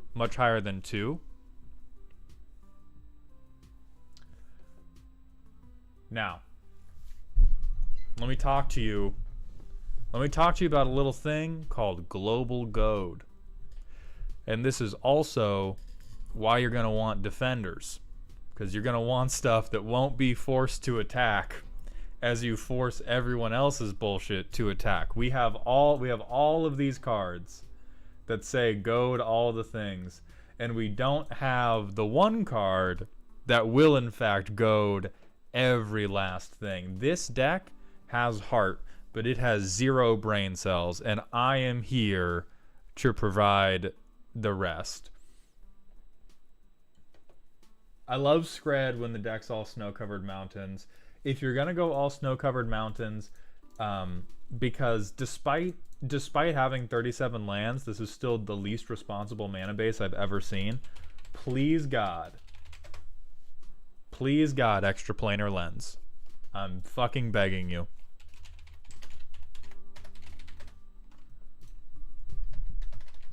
What's Angel's Trumpet do?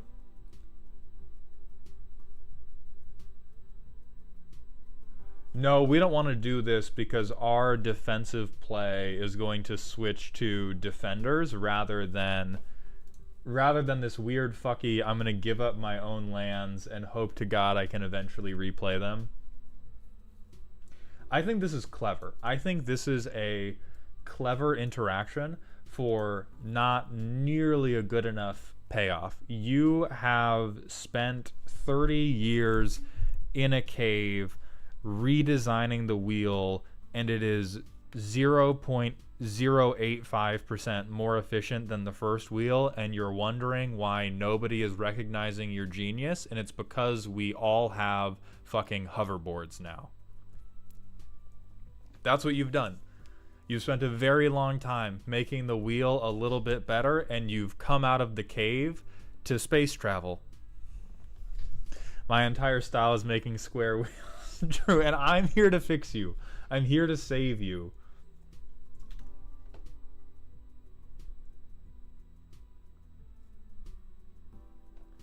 I think you would probably like... I don't remember if this does exactly what I wanted to do. Yeah, I think you would like something like Infiltration Lens, where if you're going to be passing this guy around and people are going to be blocking... Like, this is put cardboard into your hand. If you get Alexios down and put an Infiltration Lens on him, you're good for the game.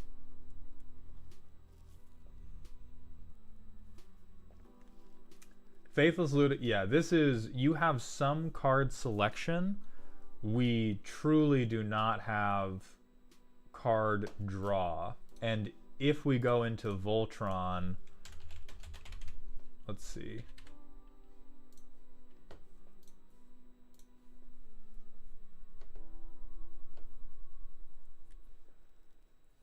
Alright, so draw 2 discard is not great for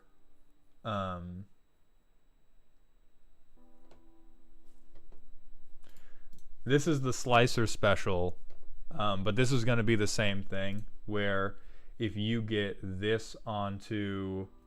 And you have Pip-Boy, but that's still draw discard rather than just draw. Rogue's Gloves is going to be the same. Like, your versions of card draw is try to get Alexios out, try to get a card draw equipment onto him, and then begin passing him around. Zyfarius88, thank you for the Twitch follow. Welcome to the doghouse, my friend.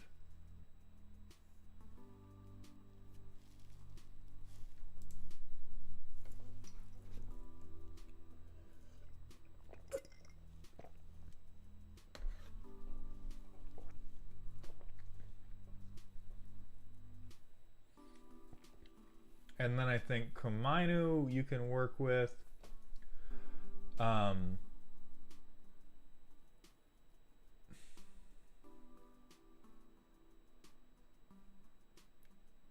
Death's Kiss is crazy. You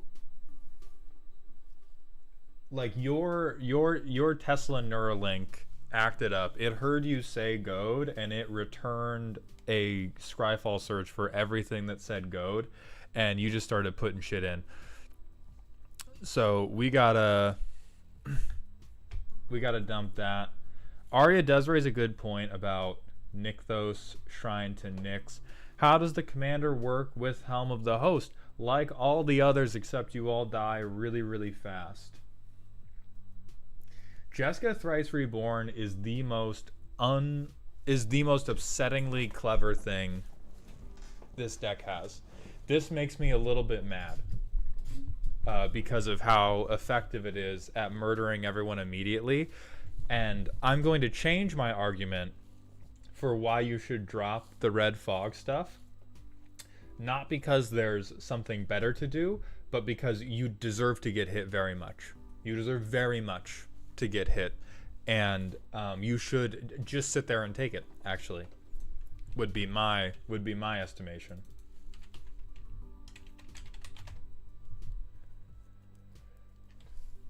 Or you could do crawl space.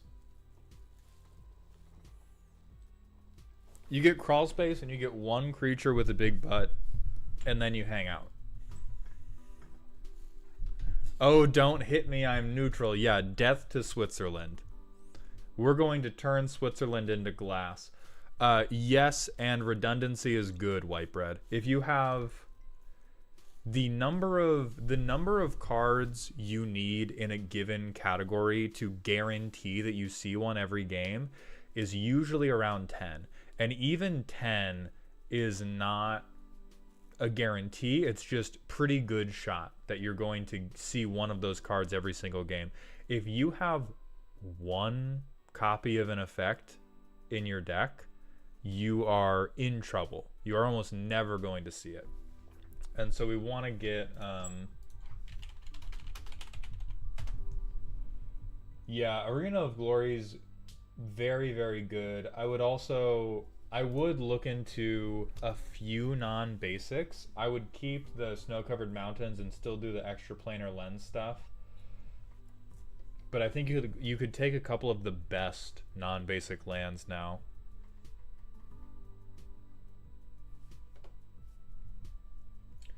I think Wop Sword is fine. You gotta let Cranial Archive go.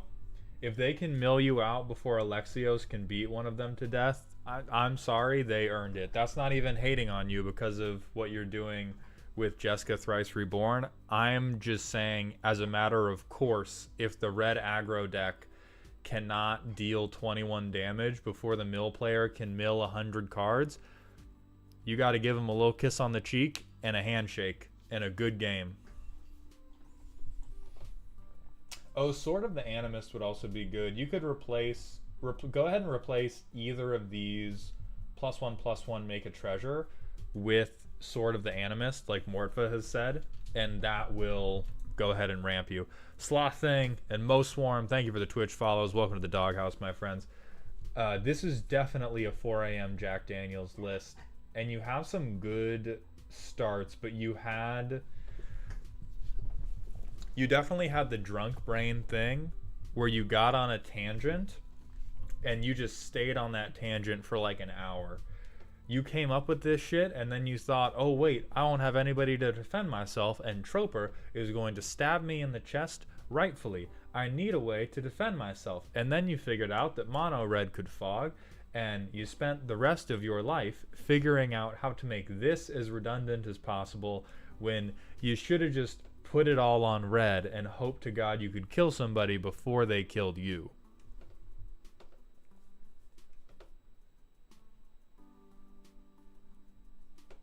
But the rest of it I like. Let's go ahead and... Oh, hey, look, we have... Hey, look, we have the dumb thing. Any of these could be... This could be more card selection. This could be equipment draw. You could have... Yeah, you could have Wild Wasteland. You could have Ren's Resolve.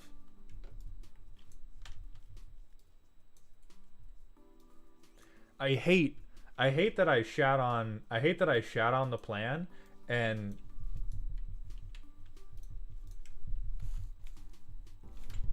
nobody hits us anymore. It worked. And now we play this. Boom, boom, boom, boom, boom, boom. I refuse to take damage. Shuda is just...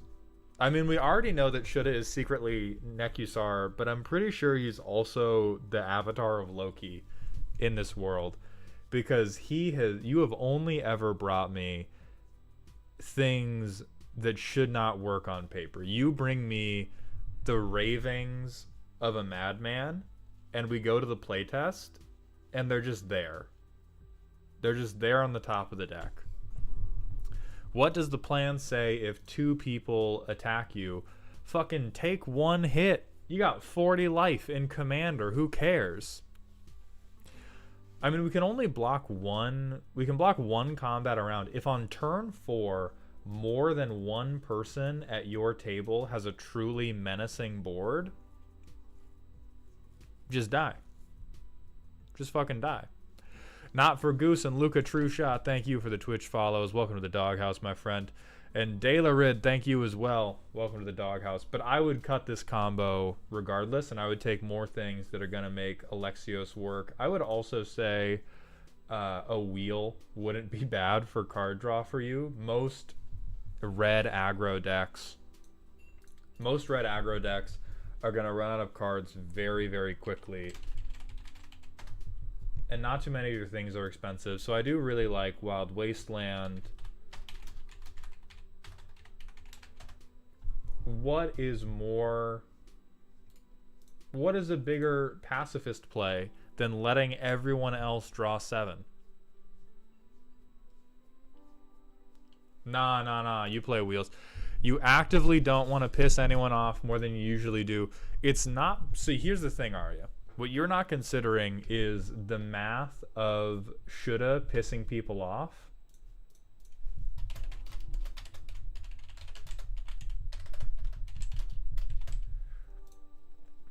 You're looking at this deck and you're thinking, oh, okay, well, it's an Alexios deck.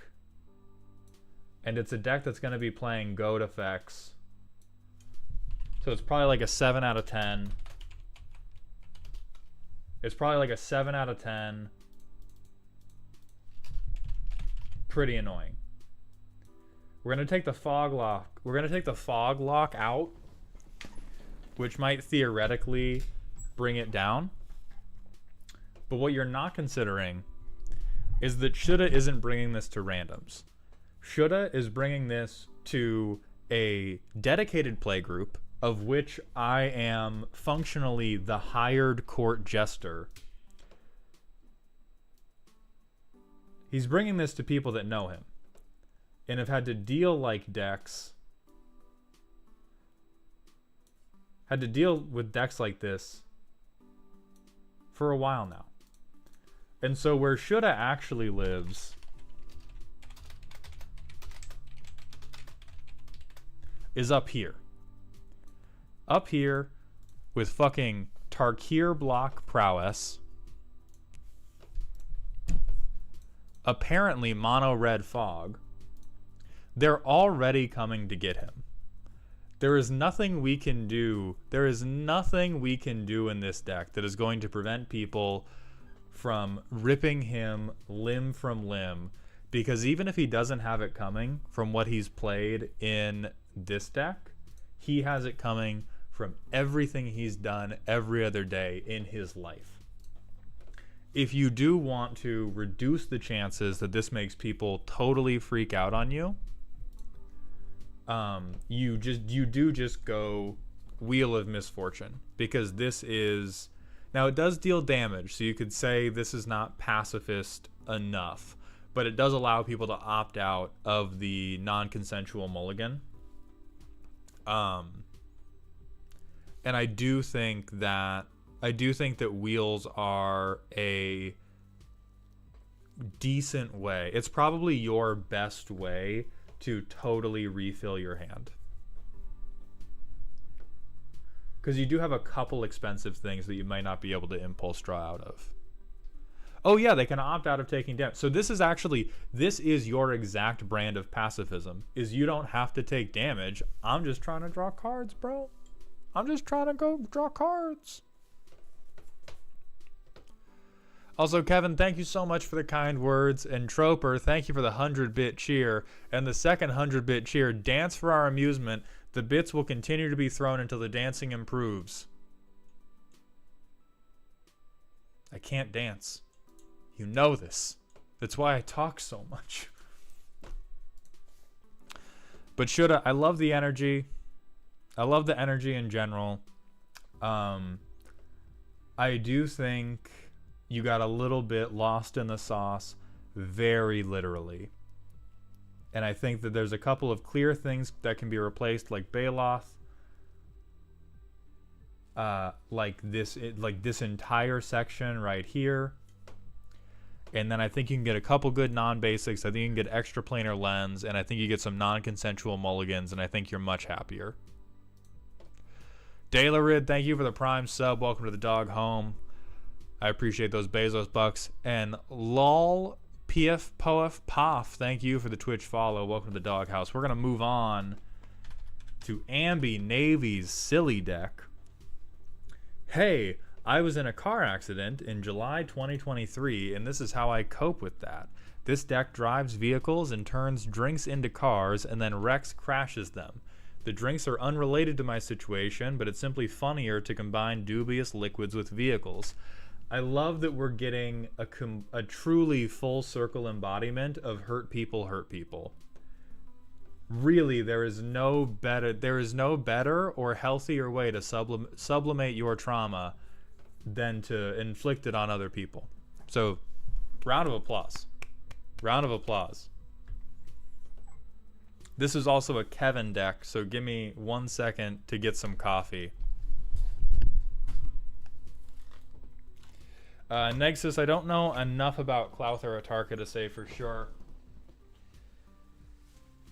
Let me read this. As the beginning of combat on your turn, target non-land permanent you control becomes a vehicle artifact until end of turn. Its base power and toughness are equal to its mana value, its crew 2, and when it deals damage, roll a die. If it's equal to this vehicle's mana value, it pings, then sacrifice the vehicle. Phenomenal. I'll be right back with coffee.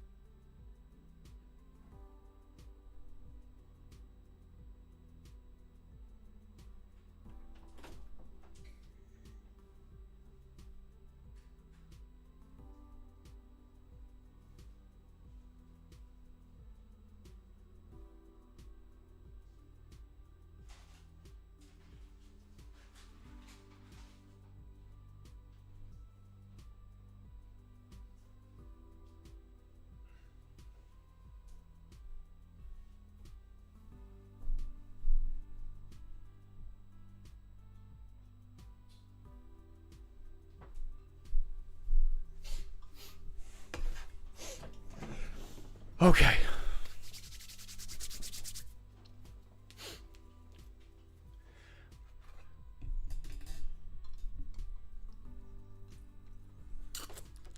$50 bits for the chair. I'll kill you, Troper.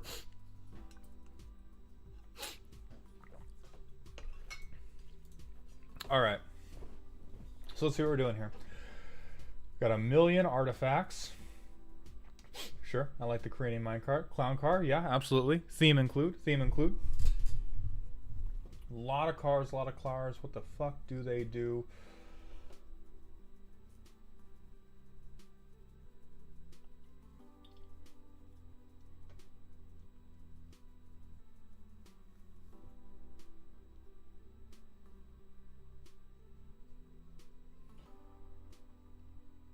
Perfect. Perfect. We got our drunk driving.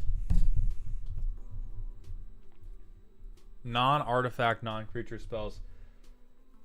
Alright, we have Ansrag's Rampage, we have Gamble, we have Hijack, we have No Witnesses, we have Reckless Endeavor, Reckless Handling, Slight Malfunction, Smash to Dust, Start Your Engines, Tragic Arrogance, and Wheel of Misfortune. These 11 cards more are... This is a beautiful theme. Drunk driving the deck is a beautiful theme. Astral Drift, Barbarian Class, City on Fire. Okay, these all make sense. I was gonna say we need to be casualty maxing. This is a very funny ability. It is in fact a incredibly low damage ability. So we need fucking Twisted Metal. We need leaking gas tanks. So we get Goblin Festival.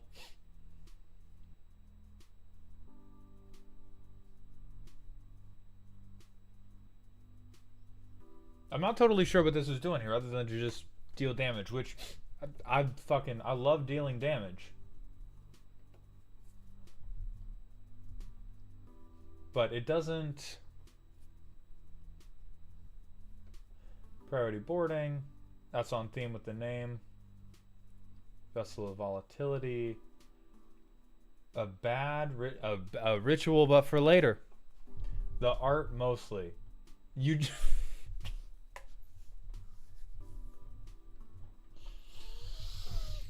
We've already... Alright, so just alcohol arts. Alright, okay. Blessed Wine, that's perfect. That's perfect. So this is definitely... This is an art piece rather than a commander deck, and that is okay. But it is up to you how much we want this to be an art piece and how much we want to be a commander deck. We'll look at... Ashnod's Coupon. What the fuck does this do? Target player gets you target. Yeah, we gotta. It's... What the fuck does Boom Pile do? I don't know if we need to crash the car into the hospital. We might, but I don't know if we need to crash the car into the hospital. Artifact. You control graveyard. So let's first see if we have any hope of accomplishing anything functional. Yeah, Shupla, it is a drunk driving deck. Alright, so what are we gonna do? What the fuck are we actually gonna do? Because we want something, you know, like when I was a kid and I had not yet developed the idea of empathy yet, and I would get stuck in a car for a long time because I knew there was an accident up ahead. The number one thing I would always think is, I swear to God, it better be bad. There better be like 10 cars piled up next to each other on the side of the road for the crime of wasting 17 minutes of my time. And if we're returning to that type of empathyless gameplay, I think we need a casualty max, and we need to make sure that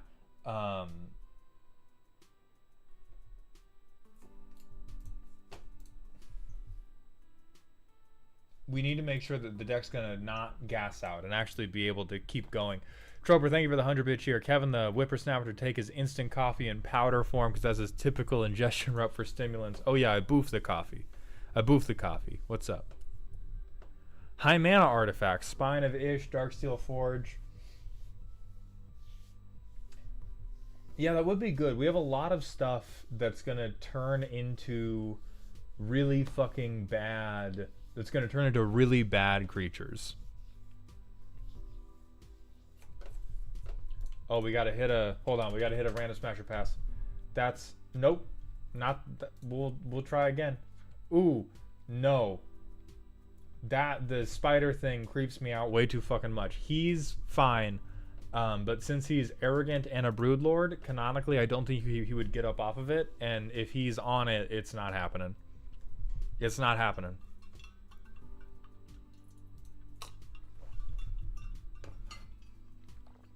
We do have the fucking Titanic.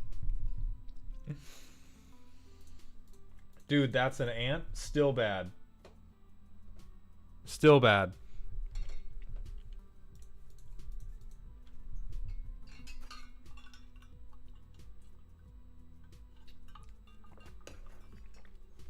I think Osgir the Reconstructor could be really good for you. Oh, Bloodlord. Ooh. Oh, maybe.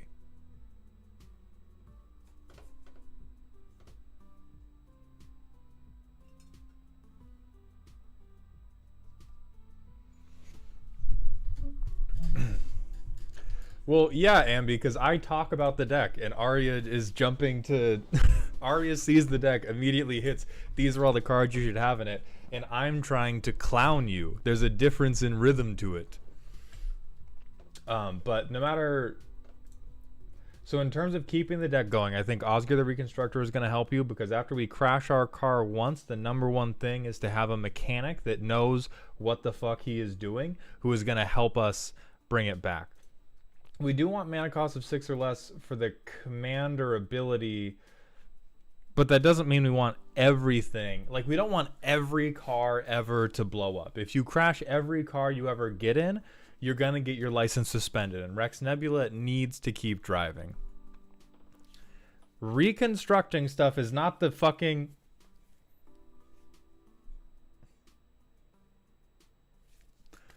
Morpha, I want you to complete the sentence. What would cause an artifact to need to be reconstructed?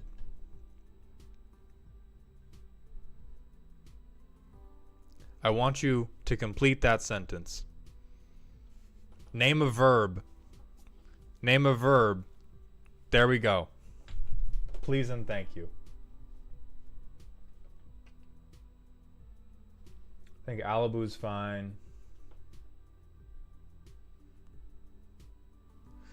Important thing, the draw sucks and that needs fixed, but I can't find stuff on flavor. I think that is... I mean, that's the problem with the war on two fronts. The same thing that took down World War II Germany is what's taking down this deck, which is that you're not only fighting on the front of this is a really fucking bad commander, which it is. I know he's very, very cute and silly. He's dog shit. He's dog shit terrible. And you're also fighting on the front of we needed to be drunk driving. And so there's the... I believe Arya suggested Ichor Wellspring, which could be pretty good. Skull Clamp could be pretty good, and the only way I can say is you could flavor that is I would bet my bottom dollar that the Elon Musk Neuralink is going to cause a lot of fucking car crashes. Mom LP, thank you for the Prime sub. Welcome. I appreciate those Bezos bucks. Welcome to the dog home. I mean, listen, Unfinity might be where they put every single card that I've ever suggested for card design, okay? I'm not... Listen, I cook. I don't always cook at maximum temperature. Sometimes you gotta fucking cook... You gotta braise things. You gotta slow cook things. You gotta let them fucking breathe. But that doesn't change the fact that this is dog shit terrible. Driver with a Neuralink cut me off in traffic, hacked it with my Flipper Zero, made him gender dysphoric. That's a little much, but I do think Neuralink malfunctioned, car crashed is enough that you can put in Skull Clamp. Um, oh no, Skull Clamp doesn't even fucking. Oh god, even Skull Clamp can't save you because the transformation is happening at the beginning of combat, and gonna be they're not gonna be equipable with it. Yeah, I think Demand Answers could be on theme.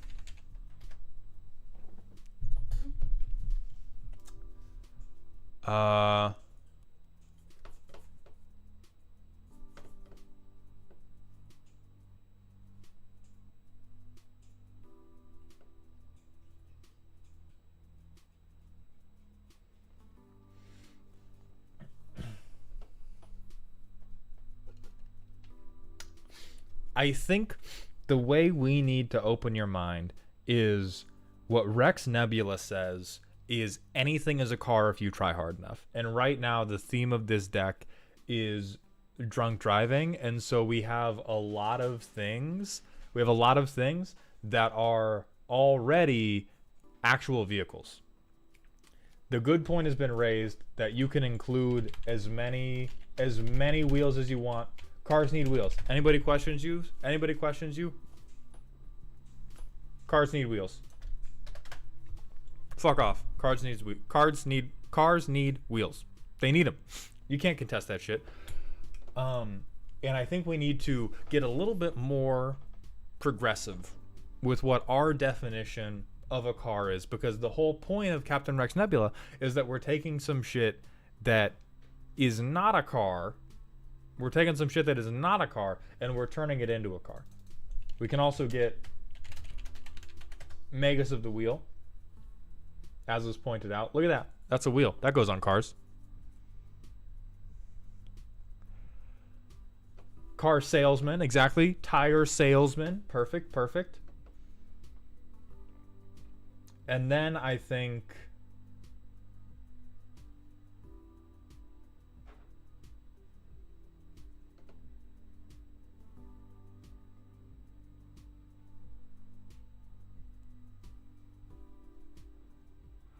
I don't know about how Neheb Dreadhorde Champion is going to get there. I don't think Neheb Dreadhorde Champion is necessarily going to get there.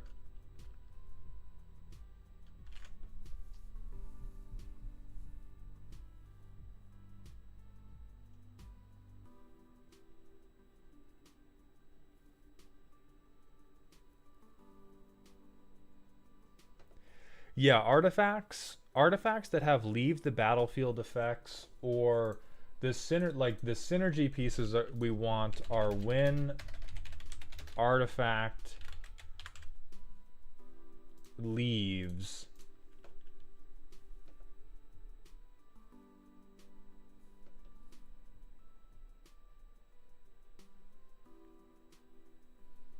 We want some stuff that cares about your artifacts dying.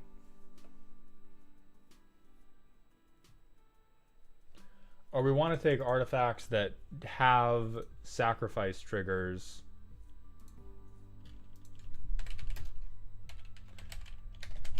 So the syntax for that very specifically is win graveyard. Oh my fucking god.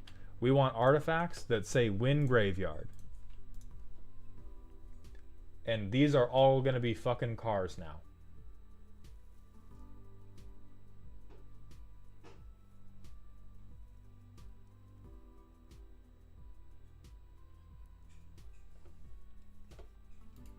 So Chromatic Star, yes.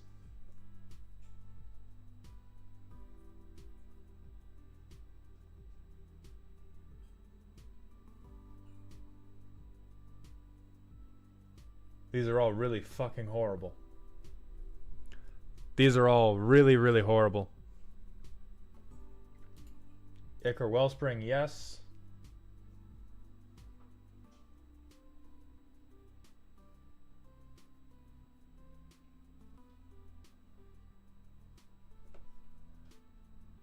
God, even Implement of Combustion. Probably not, but possibly.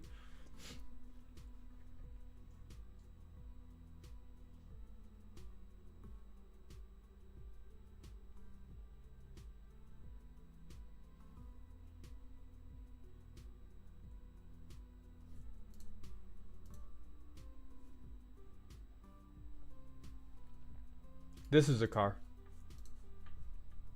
This is a car. That's a big car. It's just a big car.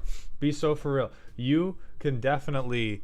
It's Phyrexian. There's 100%. There's 100% a little cockpit you can open up in here and then climb in the top. I think you want everything. You want everything at the small end of the mana curve to be. This isn't a car, but Rex Nebula can make it one, and it will draw me a card or make me a treasure or give me some kind of fucking advantage so that I can get into my Gundam. All right, that's what we've got. We've got things that aren't cars being made into cars forcibly, and we've got Gundams. And I think that's how this deck needs to go. Is Rex Nebula, the functional alcoholic, fails upward until he's a Gundam pilot. And that's where we put this deck.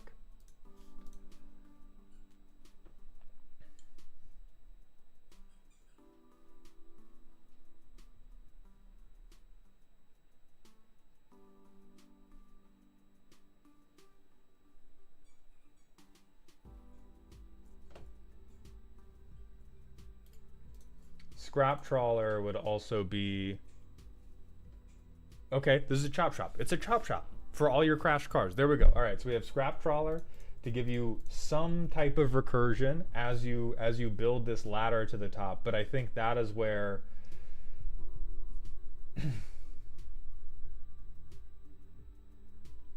God, this is really bad. God, it's bad.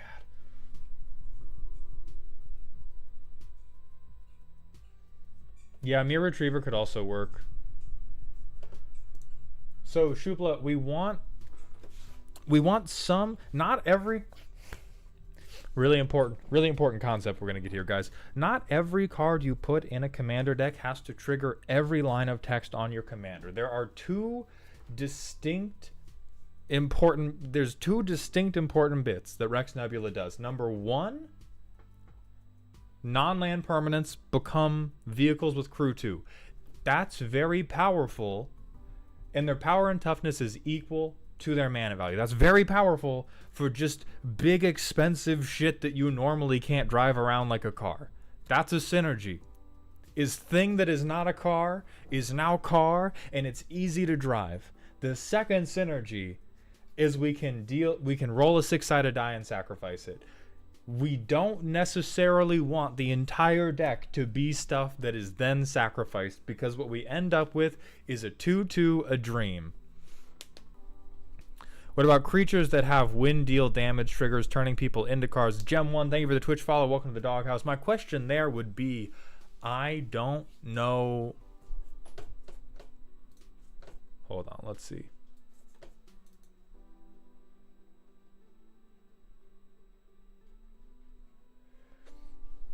The name's very funny. Halo Reach, but the name's very funny.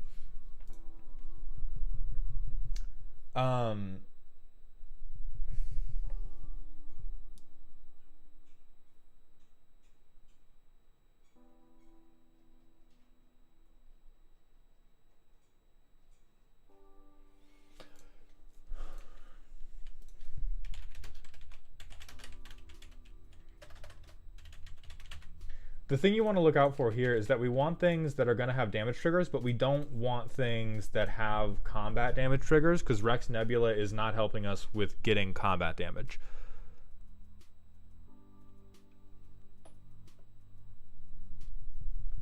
So anything that says win deals combat damage, we just can't care about.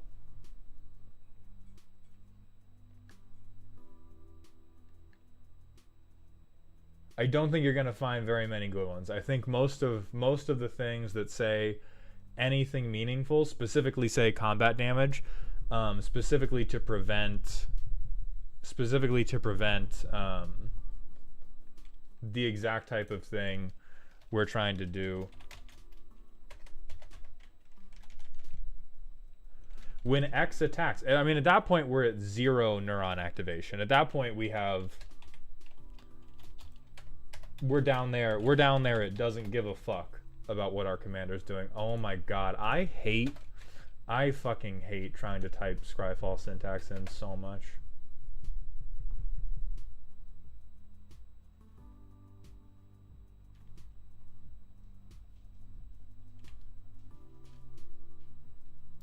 Oh, okay.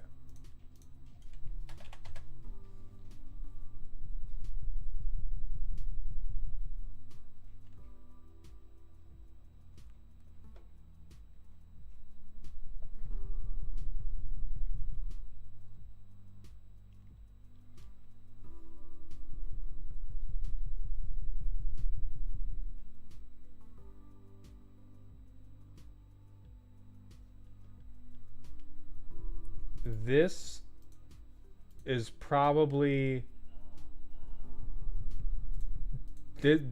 truly terribly bad. Rex Nebula drives an ant to no effect.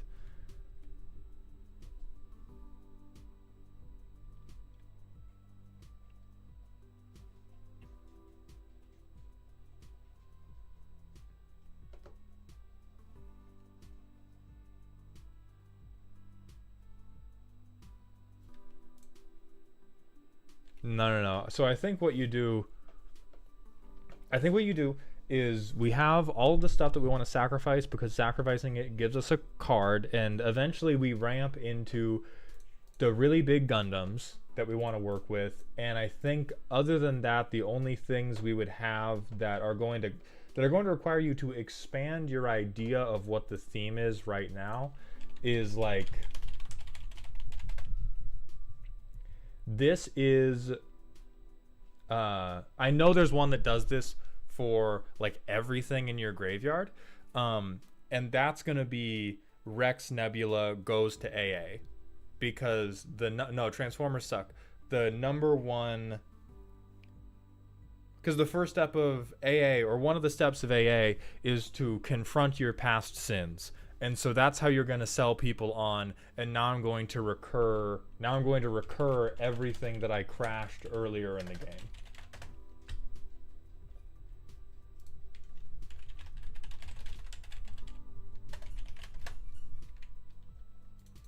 Nobody got it.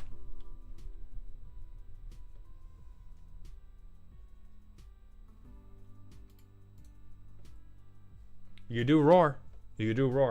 But I think that's what you got to do, because right now you're splitting yourself between so many types of bullshit, where once again we got to return to focus and strength. Because strength is low,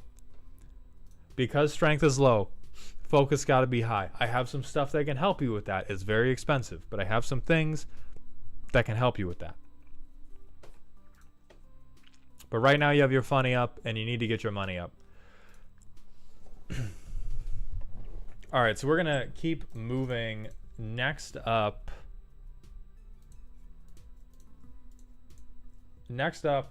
we do need to roll call for Gummer, Dirge, and Lalo to see if they're here. Gem, the deck tune-ups are a Patreon redeem, and right now they're capped for the month. Okay, Gummer, you are here.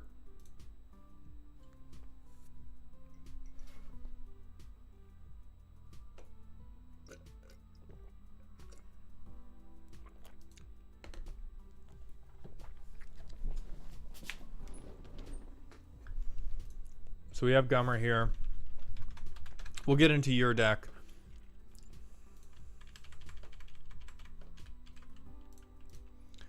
This deck's only goal is to make Commander games go faster. No fancy board state, no synergy that isn't beat face harder. Low cost equipment and auras and damage multiplier enchantments is the name of the game. E for everybody. That's a lovely name. Alright, Valduk. So at the beginning of combat, for each aura and equipment attached to Valduk, make a 3/1 red elemental creature token with trample and haste. Exile those tokens at the beginning of the next end step. Yeah, when I think of no fancy board states, I also think of like 15 3/1s. That's also what I think of.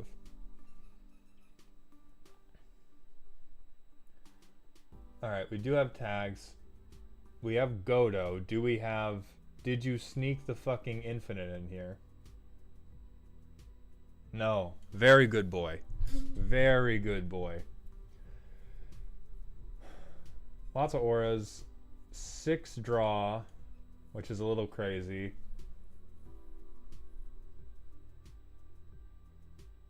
I think the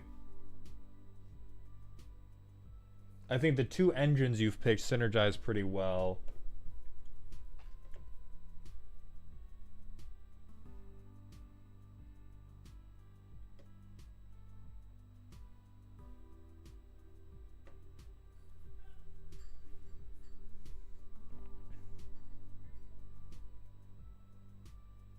So that's one instance of indestructible.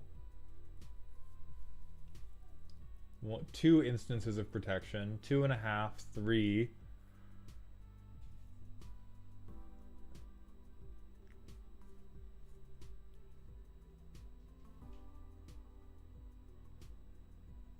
Warstorm Surge definitely helps you.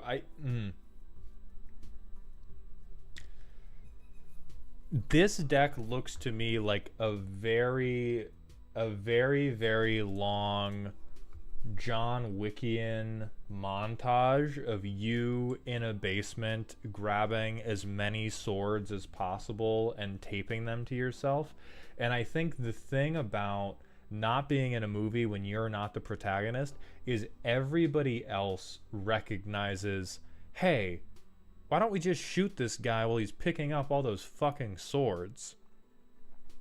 Like when we are at 3 mana to get our commander out,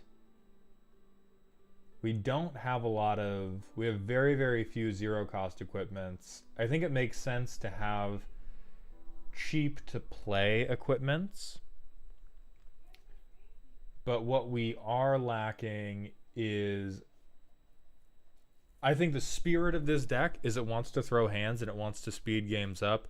I question functionally whether you have the ability to speed stuff up that much if people ever shoot Valduk. That is a table dependent thing. Your table, for instance, could be stupid. And they could be unable to count how many equipments you're going to make. And they could let you do it. I don't know how many more.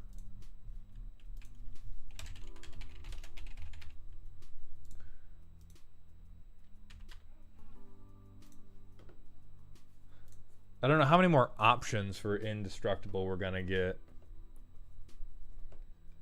If Darksteel Plate's not already in there, then for sure Darksteel Plate.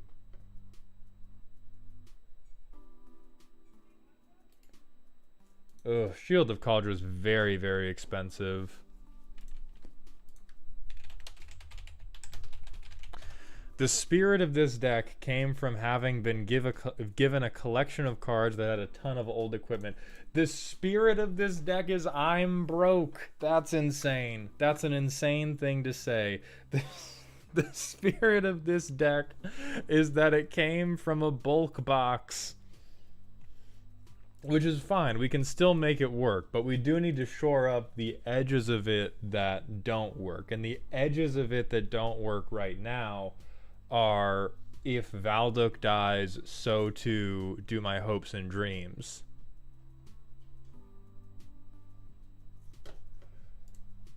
And so I think you want more things that give you indestructible.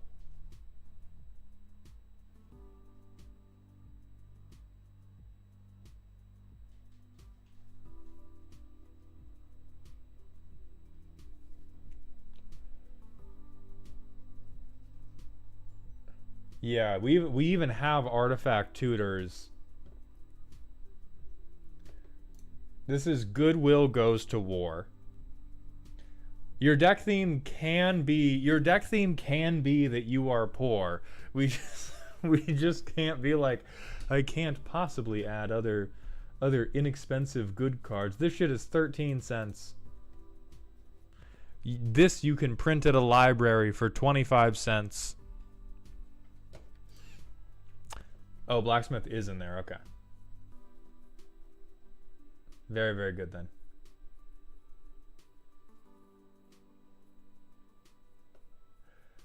Yeah, Karn kind of makes sense. Do we have anything else that's going to... Here, let's hit up our good friend Joseph Schultz. Tago I'm pretty sure Togo's in the deck. Yeah, Togo's in. So that's where Togo is. Is in the list.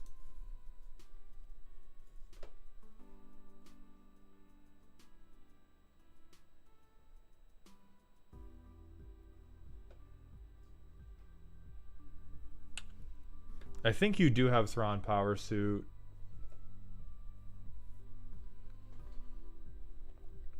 Harmonic Prodigy, if this motherfucker... Yeah, he's a shaman. I mean, Harmonic Prodigy would be a lot better than a lot of other stuff that you have.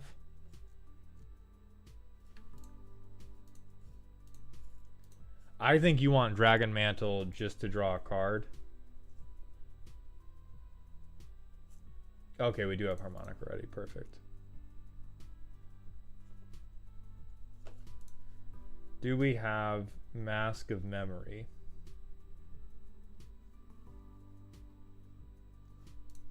No, I would probably look for Mask of Memory.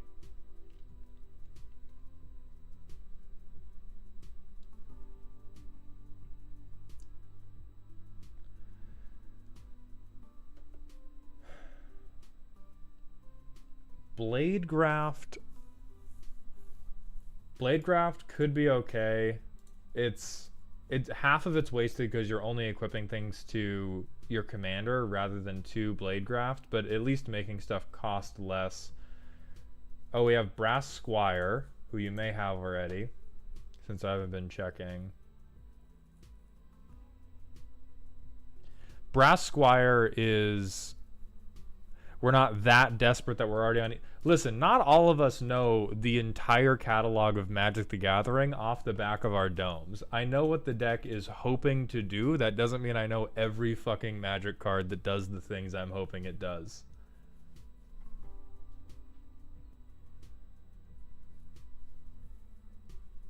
I will time you out, bro. I swear to God.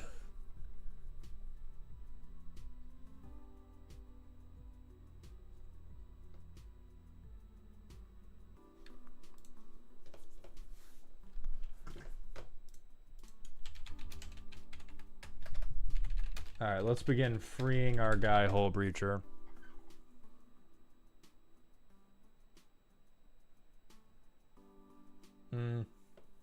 I think this will bite you in the ass more than anything else.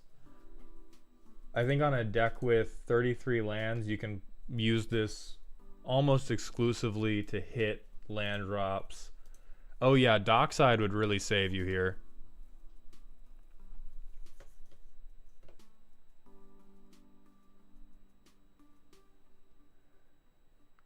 I certainly should have picked up on the booster box nature of this deck before when I saw Dire Flail.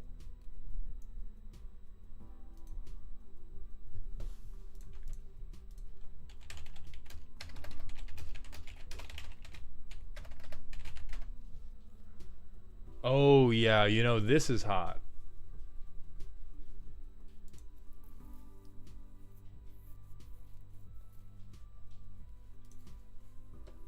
I really don't think with a 3-2 commander, Dire Flail is on the better end. I know it's cheap, but if we ever want to... yes, Michael, Dockside is banned, that's the joke. I think that if we ever want to utilize our commander for damage, like we could just try to suit him up and then leave him behind in the non-swingy zone every single combat, and I don't think that's really in line with making the games go faster. And I think that if you swing a 6-2 on turn 4, the 6-2 just dies. The 6-2 just falls over and dies. And I think that a lot of the earlier equipments, we want to give Valduk some way to have Menace, some way to have First Strike, some way to have Indestructible, or some way to get any type. Like the man already has a hammer. Early on, he does not need another hammer. He needs a BBL. He needs to be able to swang thack that thing and stop himself from getting murdered. And murdering others will come as we get this critical mass of other of other things onto him. Yeah, and we do need mana, so I do agree that 33 lands is pretty low, even if you get the god draw of extraplanar lens. Chris Goria Forge Tyrant is fine.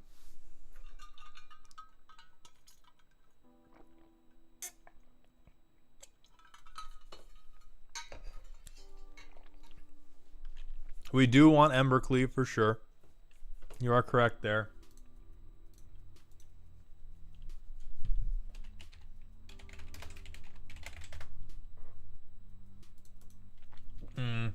I agree with Goblin Bombardment. I don't agree as much with Makeshift Munitions, just because I sincerely doubt we're ever going to have mana to spend.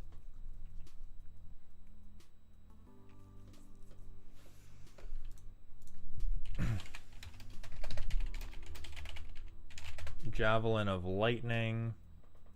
Oh yeah, this is perfect, because this is going to get Valduk to a 5/2, and then he's going to have First Strike. So for the same 2 mana that you would pay to play and equip Dire Flail, we would rather just pay 2 mana to get Javelin of Lightning onto him, even if we waste the flash bit, even if we do it main phase 1.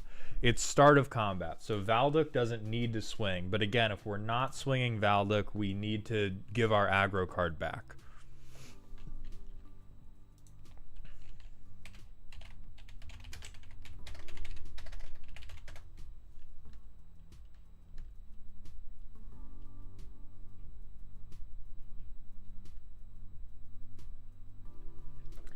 Yeah, I don't know if this effect is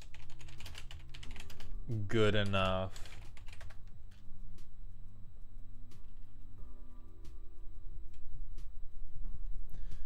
Silver Shroud could work. Being unblockable is very, very helpful.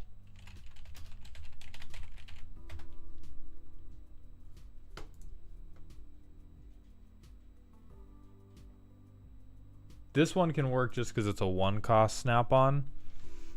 My expectations and what I have found playing it as Valduk usually gets removed once, unless I have early protection. And so you have 2 ways to deal with that. You can either focus on having the other 2 indestructible equipments, like Darksteel Plate and Shield of Kaldra, or that's why I try to keep more of the cheap to equip than cheap to play. That makes sense. That is reasonable. I do think you need probably more card selection if you're falling victim to getting killed early. But yes, you need to be on more things that say you are not allowed to kill this guy.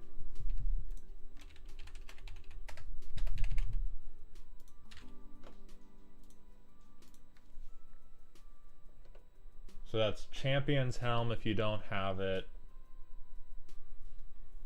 Mirror Shield if you don't have it. Mask of Avacyn if you don't have it.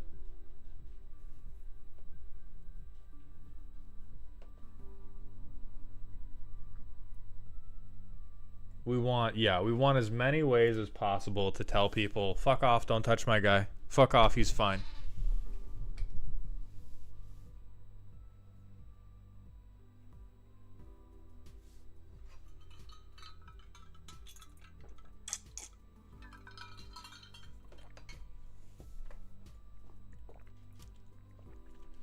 Ward's better than nothing, but I think the new wing shoes give like Ward 1, which functionally does not exist.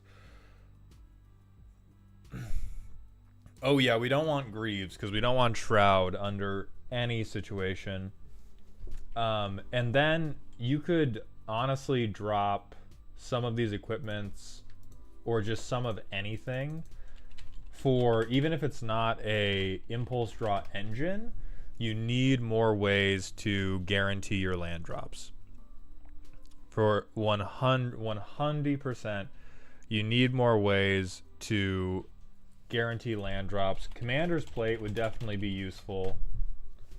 Protection from everything but red. It's easier to swing it. Yada, yada, yada. But that's where I would go. Is your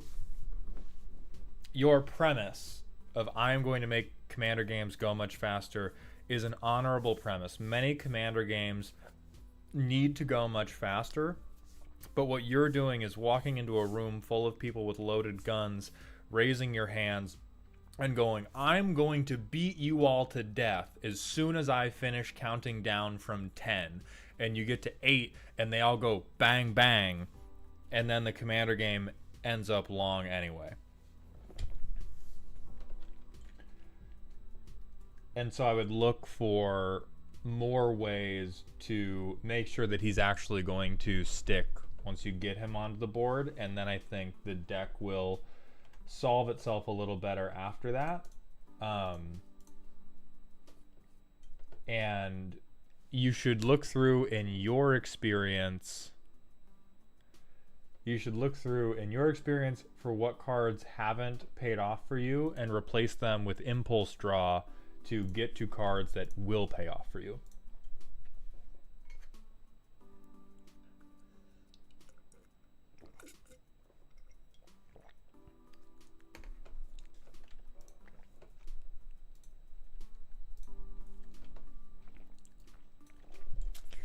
But I think that's going to close it out for your deck, Gummer. Thank you very much for your submission.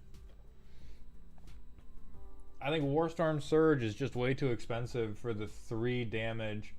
I don't believe in that in any world where you have multiple equipments out, because it quickly becomes 10 plus guaranteed damage per combat. Like, Warstorm Surge is 6 mana. If we're getting to the point where you are resolving 6 mana enchantments, you probably have, yeah, and that's why we need the impulse draw to get to those 33 lands. Impact Tremors is the better choice. You all need to put your crack pipes down. Impact Tremors is also a good option, but when we are in our 1 and 2 mana slots, we want to be playing equipments, and we want to be playing impulse draw to get to our other equipments and to get to our other lands. We don't want to be taking turns off of resolving Valduk or resolving equipments to get 1 damage each. It's still a good card, but I really like Warstorm Surge. Mainly because you can remove blockers, you can get rid of big problematic creatures in the endgame. Realistically, have both.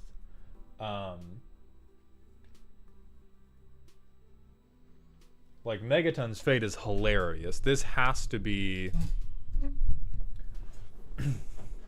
Impact Tremors is 5 times the card Warstorm Surge is. I'll ban you right now.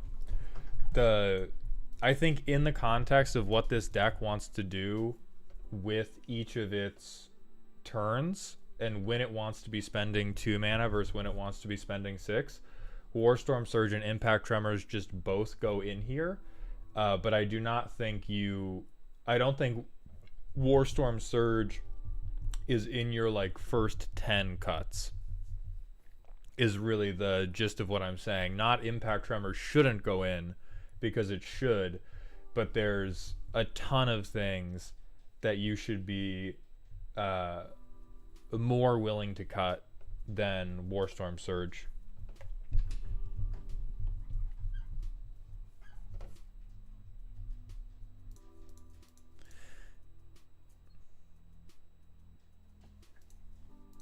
All right, now for real, we're gonna move on to D2 Vincent's deck, which is spooky.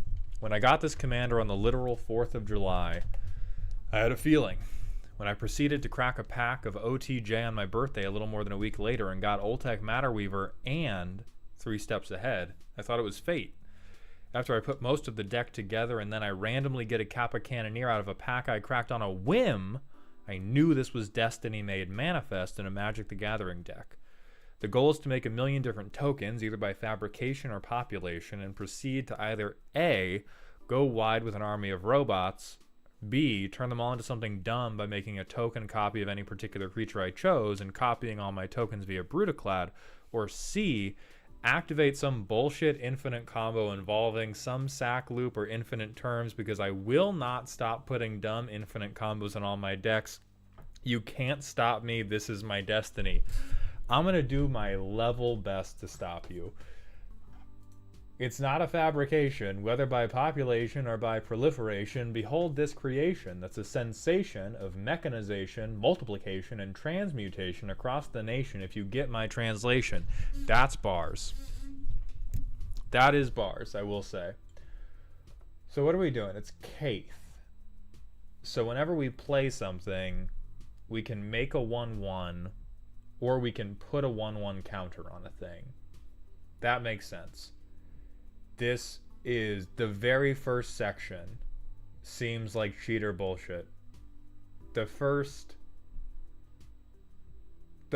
4 cards is I'm going to cheat with artifacts, which is a little bit different than my non-token creatures make an artifact, but I'm going to let you cook. I'm going to let you cook for a second. Bill Murray's Groundhog Day.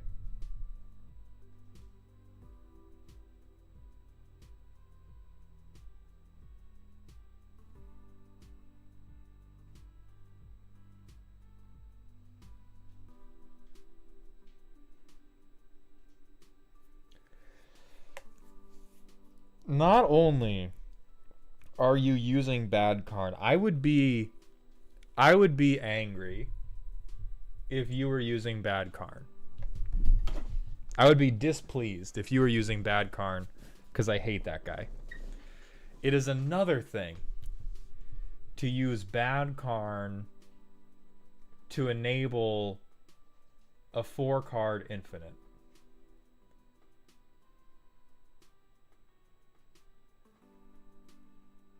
But you said infinites, so we're going to find the rest before we talk to you.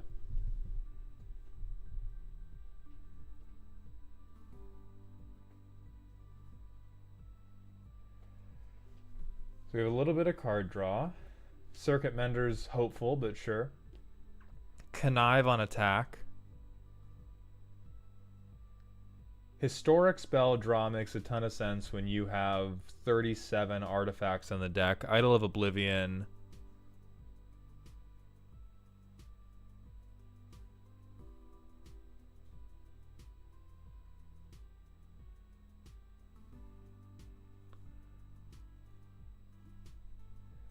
Thoughtcast makes sense. Skullclamp. Shimmer Dragon, yeah, for sure makes sense with all the tokens you're going to make. Get down, Mrs. President.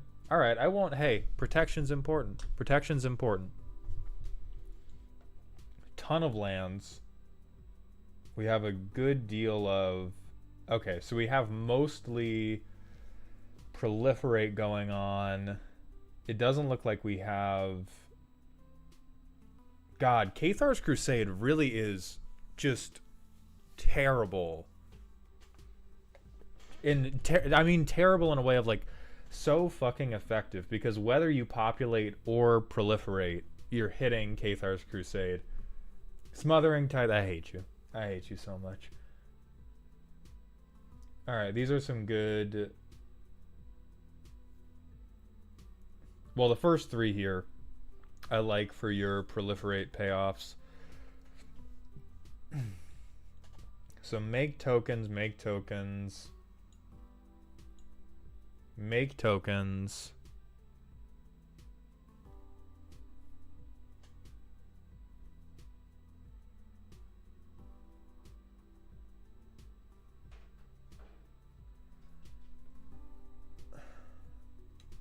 So we have TPI.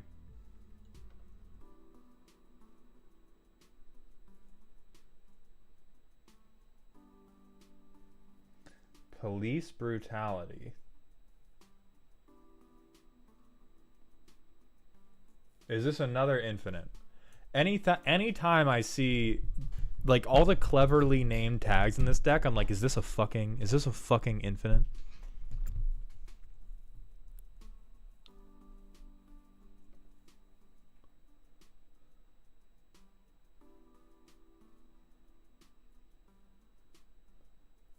I don't think so. This just looks like...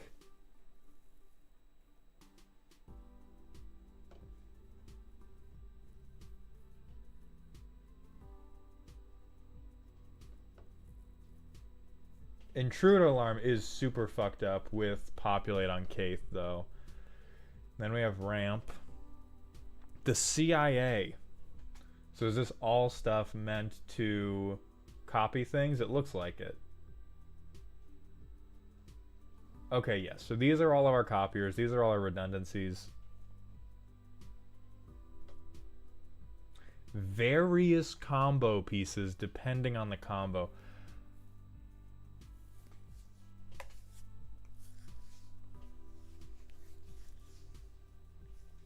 I feel like this is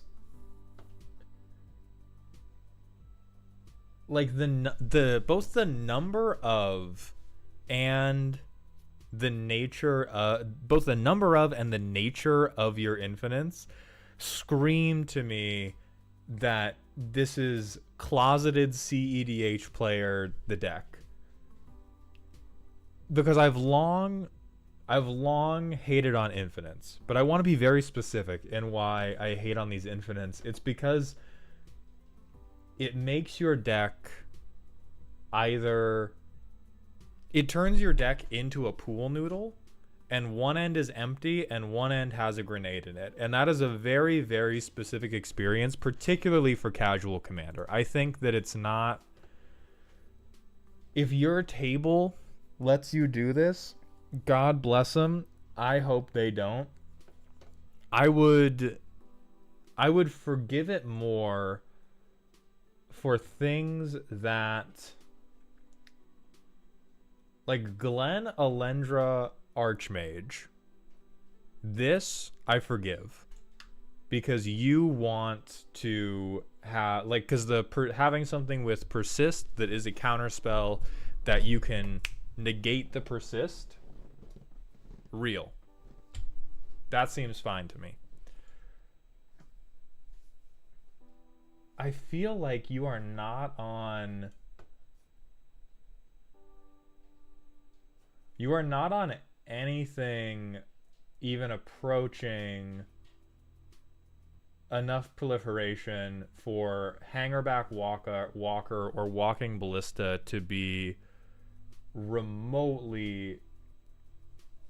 Because, like, if you have an infinite, but every card is relevant to some A plus B is good thing in your deck, that makes sense to me.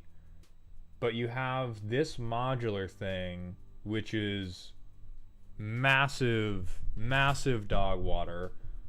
And you have Hangerback Walker and Walking Ballista, which, if you were going pretty all in on the proliferate angle of this commander, then I would get you.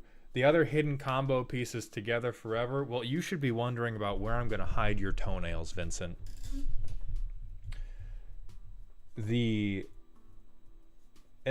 Karn is definitely only here for this Ugin's Nexus infinite turn payoff. I would believe Throne of Geth can be here for other reasons, but Ugin's Nexus and Karn the Great Creator are for sure only here to pull off dog shit. Arcbound Worker, Hangerback Walker, and Walking Ballista are for sure only here to pull off dog shit. And my only request is that your dumb infinites are not useless, like, are not completely useless.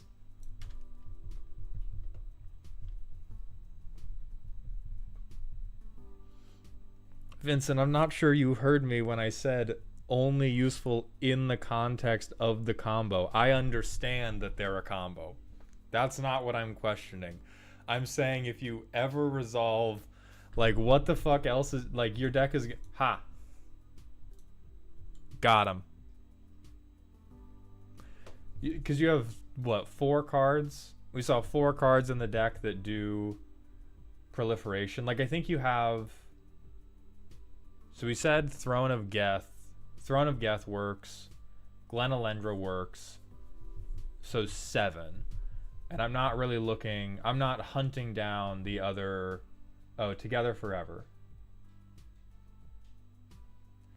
I think this one works independent of those combos. So this card is fine too, because this is a way to protect all of your +1/+1 counter creatures. But we have 6 cards, which is a meaningful number of things that say, I suck unless I win the game instantly. And I either win the game instantly for you, or I suck bad. And that is what I'm pushing. That is what I'm pushing back against. Is I don't think if we're in the level of, unless your playgroup is super down for it. Some playgroups are. I'm only speaking to my specific taste right now.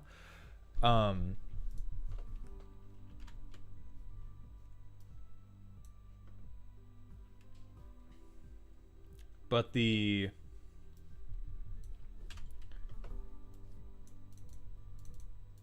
yeah, right now hand is full of, we have 3 cards on board right now. Well, no, sorry. We have 2 cards on board that are just dead to us. Functionally dead to us. I was originally going to focus on Proliferate, more like my Grixis deck, but I instead wanted to focus more on populating token copies of things. So if you, yeah, I think that is both fine to do, and it makes sense in the context of what a lot of your inclusions have been. And I think in that context, what you should be doing is taking out, I personally am going to hate on the infinites. I think they're taking up space that you could be using to create a more functional deck list. Like I think the infinites are taking up space that should instead be dedicated towards the reliability of your deck otherwise. Arya does raise a very good point of, if we want to be populating terrifying tokens, the most terrifying token we can populate is an Urzabot. None of the things, like, this is, goddamn, is this such a strong card in your deck? And it's Urza, so there's a fair chance that he goes infinite if you find the other half of a ham sandwich. But with Urza, even if he's not contributing to the infinite, at any point you play him with this deck, it's getting wicked. Because you're either turning all the 1/1s you made with Fabricate into Mana Rocks, or you have another Karnstruct. I actually won a game once with the Karnstruct I made off of Urza's Saga. Exactly, bro. See, that is the dipshittery that we want to be on. Shay the Fae, thank you for the Twitch follow. Welcome to the doghouse, my friend. We also have 37 artifacts. So this also, now this may change when you cut some of the proliferate, cut some of the infinite stuff. But if your mana curve is going to be that high and you're going to keep more than 30 artifacts, you have as many artifact drops as you have land drops right now. And like we're saying, the Urzabot, the Terminator, the T-1000 is the scariest shit you can populate. And so if you want to populate, let's not fuck around. Let's populate some T-1000s. That's how we get spooky. That's going to give us not only functionality, but it's also going to give us good top end instead of, like, here, let's do a full-throated playtest of that. Ayo. Shay the Fae, thank you for the Prime sub, my friend. I appreciate those Bezos bucks. Welcome to the dog home. And Shadow Qua, thank you for the Twitch follow. Welcome to the doghouse. Danny, the reviews are via a Patreon redeem. Okay, so here we have a lot of tap lands. I will need a little bit of help from you if we're going to get, if we're going to use this tutor. Because I don't know what the fuck to tutor for in this deck. I think we need the land.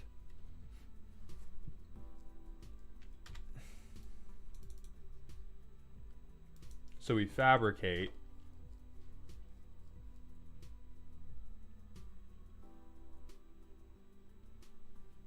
Kay and Sar, thank you for the Twitch follow. Welcome to the doghouse, my friend.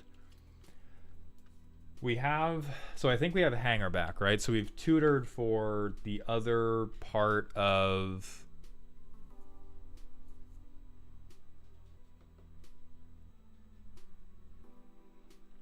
oh, Urza Saga would be fine, yeah. I tutored Hangerback Walker because I figured it would be other, because we can get Urza Saga or Inventor's Fair off of Expedition map, right?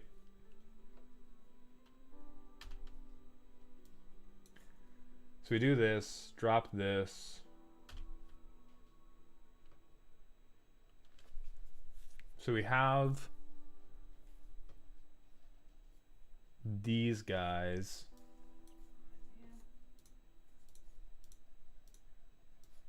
I guess we'll go get Inventor's Fair.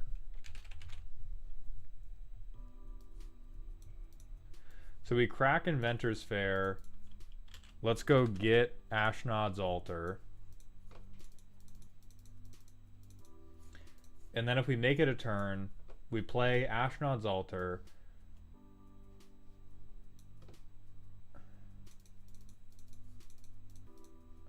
We play Together Forever.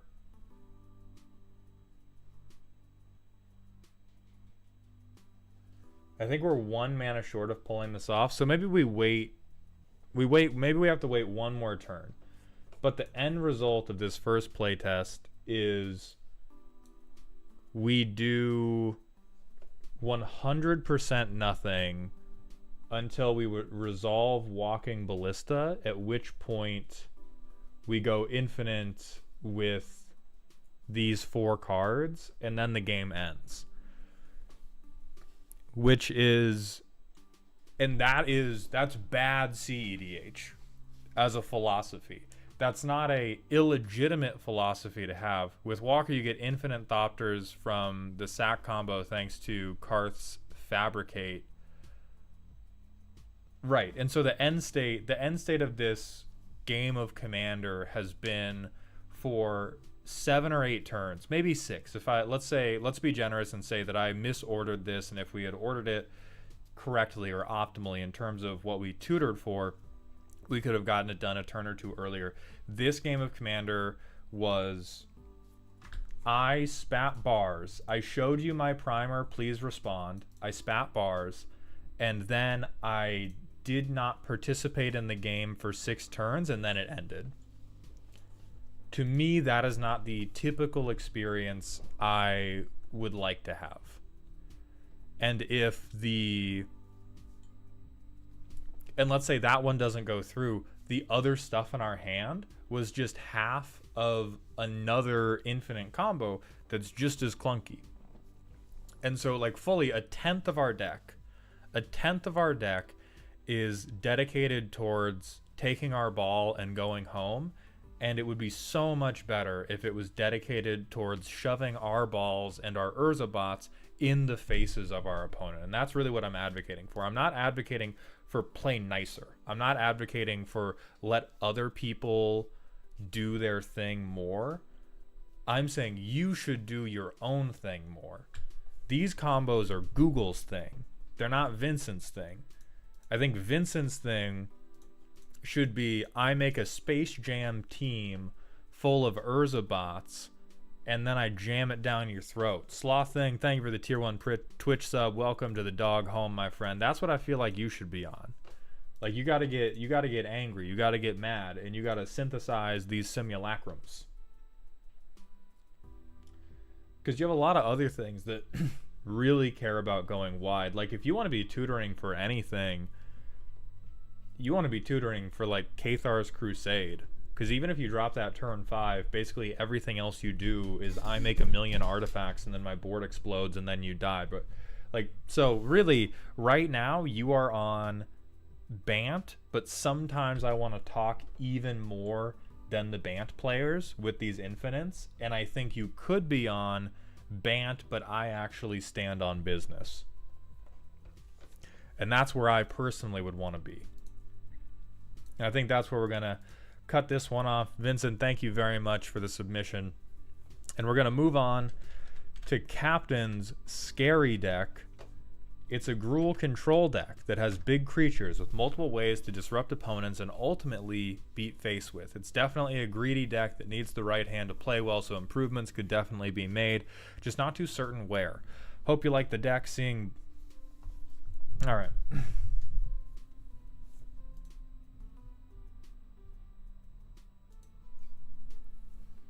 What the fuck is the Bant hate coming from? It's from how you all are. Okay, Gruul control. So we're hallucinating a little bit. This deck was sponsored by Galaxy Gas. Built this deck with the intention of building control in colors I enjoy. Ramp a shit ton and then profit from having big beaters while still being able to wipe the board in various ways. No artifact deck because I accidentally blew them up too much. Okay, so let's new slide.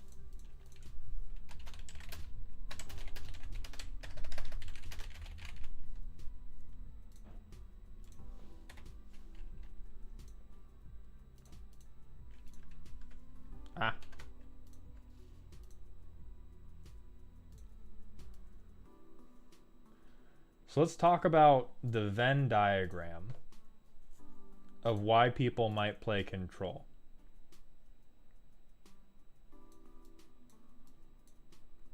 There's two main reasons. The first reason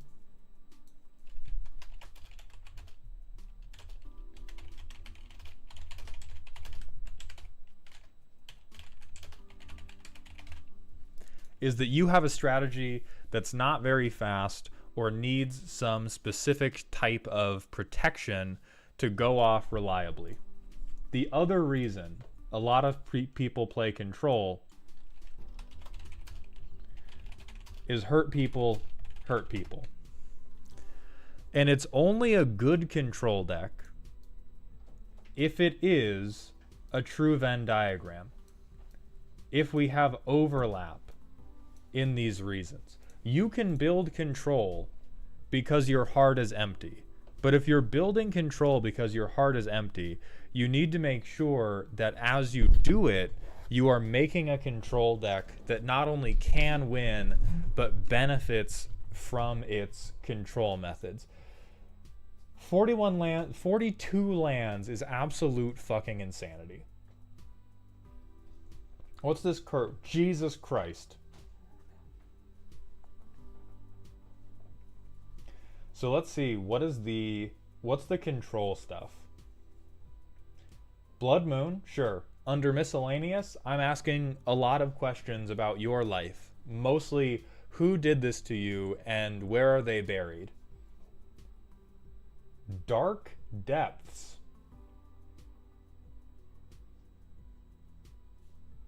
Do we even have a way to get these counters off? Dual Caster Mage.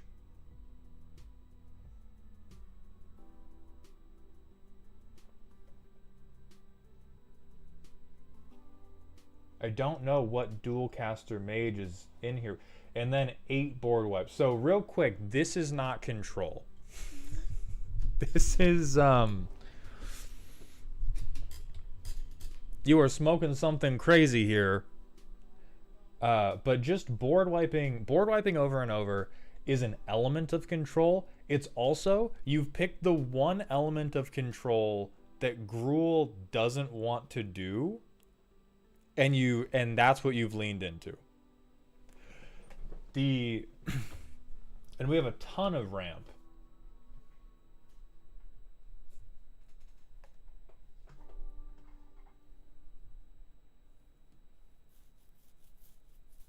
Goad is control.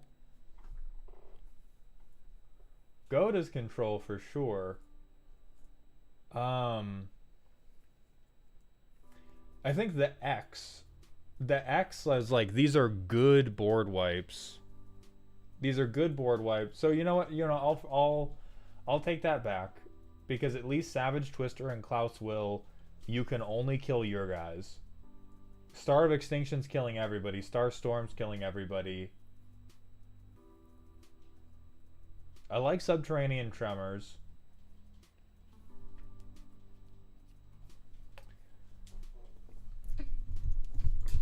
This is... Oolum. Okay, so this is a big fucking... This is Big Stompy. This is Big Stompy, and I also have Blood Moon because a 5-color deck beat me when I was a child. So what does it play like? We can Sylvan Library.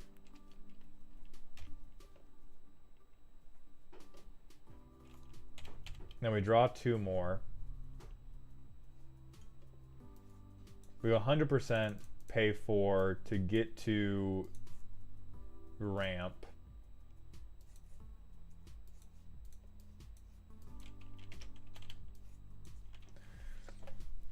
Hey, Vorinclex, their lands aren't untapping, so therefore, me when I control deck. Got it, got it.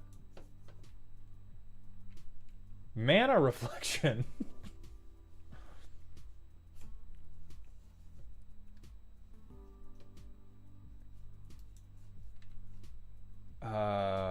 Fucking... Okay, Frontier Siege. We can do a little controlling here, but we probably need to take the Ghost Quarter.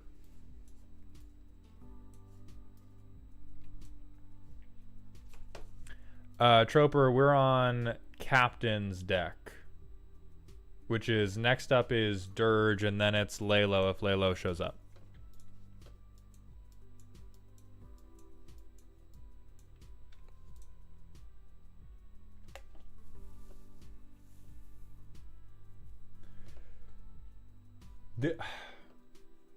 This seems to me, this is a Gruul player that lost to a blue player and Googled mean cards.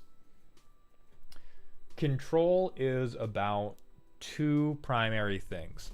It is about reducing your opponent's agency, or reducing agency globally, and then breaking parity. This is Gruul with a little bit of a focus, but not even that much of a focus. Gruul with a removal focus. And quite possibly the worst commander I have ever seen. An 8/8 is a good beater, but ETB deal 5 damage in 2024 Anno Domini, the year of our Lord, is fundamentally unhinged.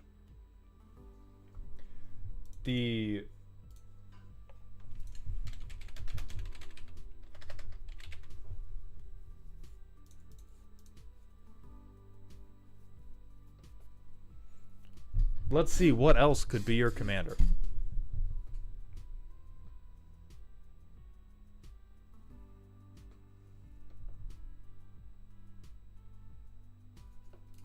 Hey, look. There we go.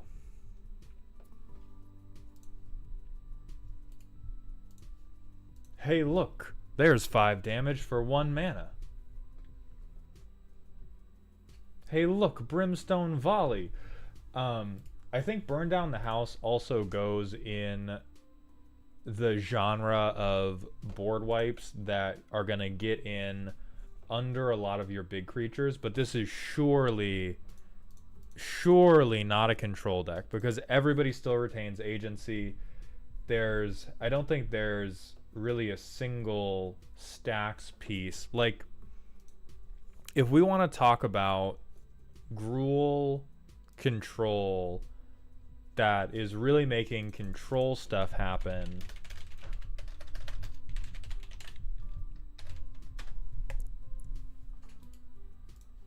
you do this and you do land destruction, and then you're done. Because as the Gruul player, you're gonna have more lands than everybody no matter what. You're always gonna have more lands than everybody. This deck does have a lot of ramp. High forehead man. What's up, Oz? You're going to have more lands than other people. You're going to prevent people from interacting with you while you put down big stuff. And you're going to stop those goddamn combo players from finishing their combo, hopefully. Another, a good suggestion for what should be in the command zone for Gruul control is like Baloth and Raised by Giants. This is how you do control, because this is how you take agency away from people. I genuinely think Atarka is good for dodging wipes and picking off annoying creatures. That is fair. And I think we can look at it in that sense of we want to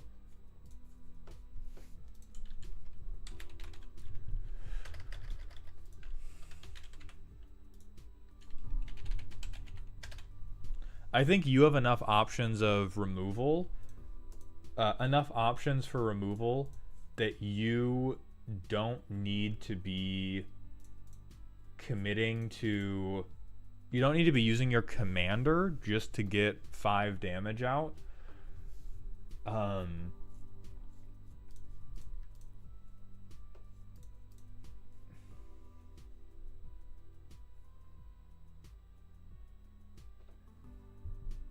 I think this would be a better commander than what you currently have, because this would get everything up to dodging board wipes.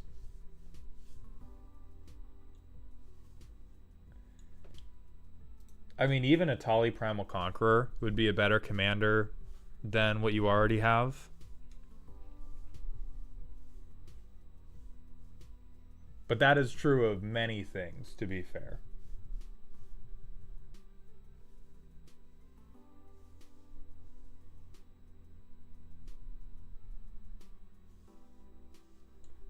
Kogla and Yadaro can dodge the wipes, but I don't think they're very useful otherwise.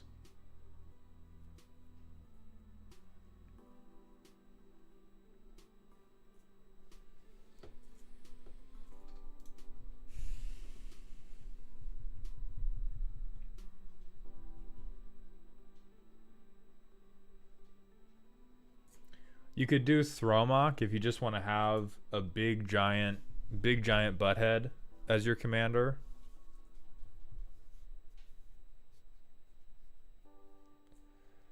Oh, Ulashed.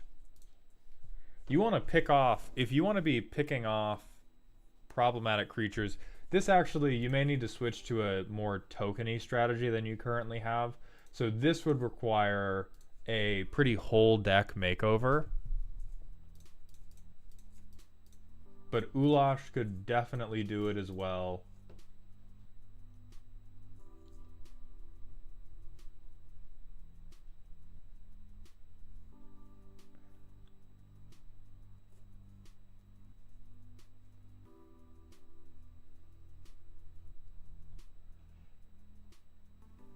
You could also do like Zalortha and just do big giant assholes, and then they dodge board wipes because their biceps are gigantic.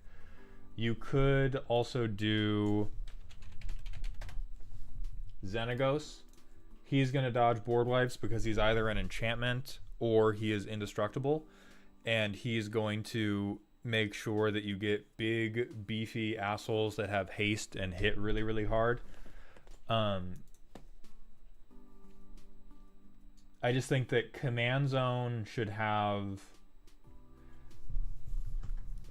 If you have a particular love for Atarka, we could talk about Atarka. But if you're talking about, I want a Gruul deck that's really heavy on removal, and I want a Gruul commander that can hit people hard and isn't going to fall victim to my board wipes, Atarka is very, very low on the priority list. Terra, we just talked about Zalortha, so yes, that would be a good option.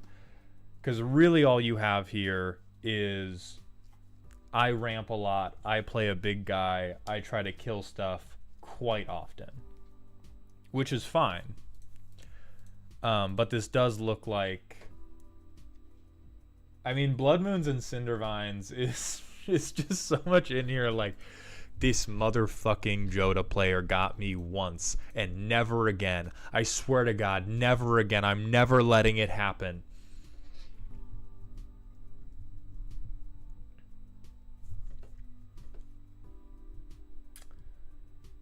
And then we are...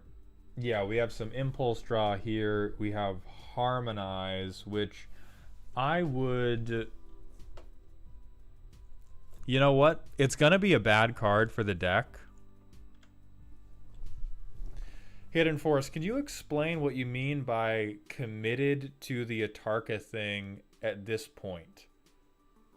If you have an emotional attachment to Atarka, that makes sense. But at this point, like, nothing about the deck has to change for commanders to swap. The only consequence of Atarka swapping place with Atali Primal Conqueror is that the deck is better.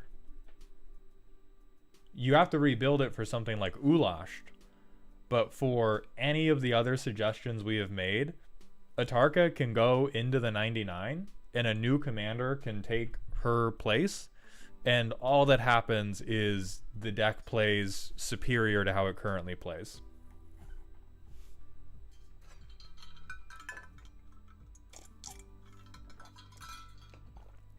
And so if you got an Atarka poster in your bedroom, you love... She's been my commander for like 3 to 4 years now, so yeah, definitely emotional attachment. All right. I won't make you kill your darlings. You should. You should.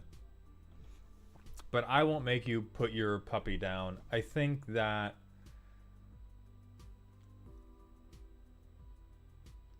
does mean you should probably change the entire rest of the deck, particularly if you want to lean into control. But this is a totally serviceable Gruul Stompy list, and without...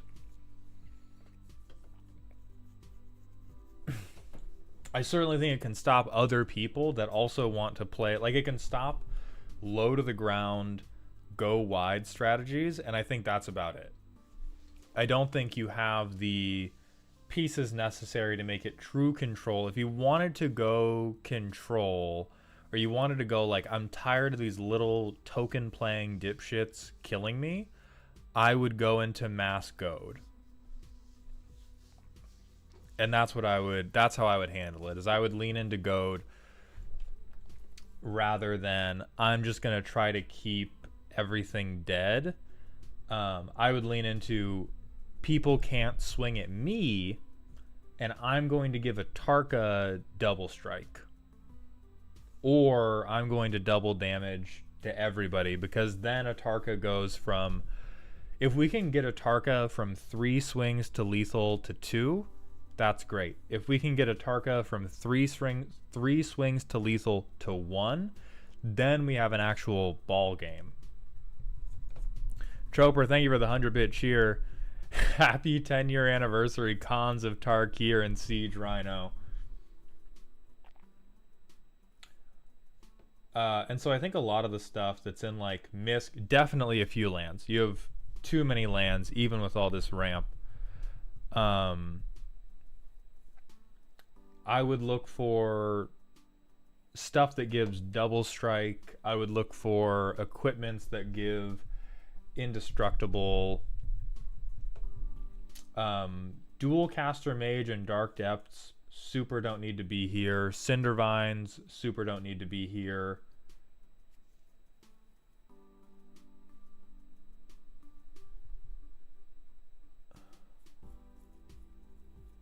Pier's Whim maybe a little bit questionable.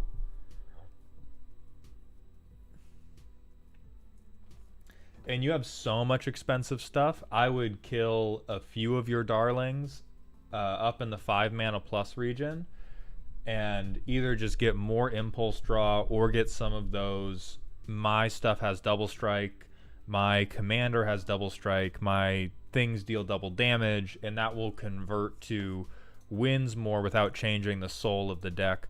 Sorion 2, thank you for the Twitch follow. Welcome to the doghouse. But this is This is a mana disaster. This is a mana drunk man gets out of bed, realizes he's shit-faced, falls back down, tries to prop himself up on the banister, falls back down, gives up, raises his head, and then dies. Arya, yeah, the creator is talking in YouTube chat. Yeah, card advantage would be good, and your commander is a good enough damage threat. We want to get to the damage threat faster. We want to make sure it stays, and we want to make sure it hits harder if we are committed to playing Big Stompy Dragon that I love very much.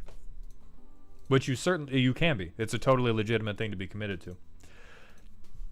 I think that's where we're going to end this one. Captain, thank you very much for getting your deck roasted. I hope you enjoyed it. We're going to move on to Dirge's deck. Father Mauled, I have sinned. My last deck was only pretty ladies. With this $50 deck, I repent. Gone is the horny. All that is left is my legion of zombie-chased gentlemen. We control what you get to see and have. We are the FDC. Your Vorinclex, no. Your toxic counter combos, no. Planeswalkers, get them out of here. The game ends when I say it does. Now you're going to let me hit you every turn for 3 and you're going to like it. Also, side challenge, if you can help me get this deck under $50, I'd appreciate it. When I built it, it was under budget. All right, let's crack open what we got here. Navinriel Urborg Tyrant, 3/6, who's hexproof from a ton of stuff. When he ETBs, make a tap 2/2 black zombie creature token for each creature that died. And when he dies, you can pay 1 to blow everything else up. Dirge, Troper, I have one initial question about the deck, and that is, did you, with a straight face, say, I'm sorry, here is my horny jail deck, led by my commander, a man who is going to bust on the table every single turn? Is that what happened? We said, I'm so sorry. I'm terribly sorry for being so horny with my last deck. Anyway, here's my commander.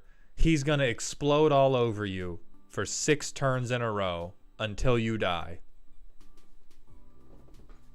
I just think it's a little... Also, doesn't hit planeswalkers.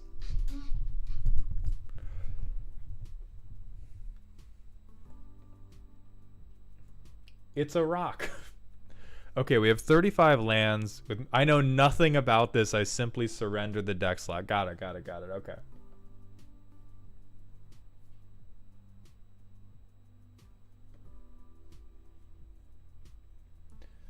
So God said no.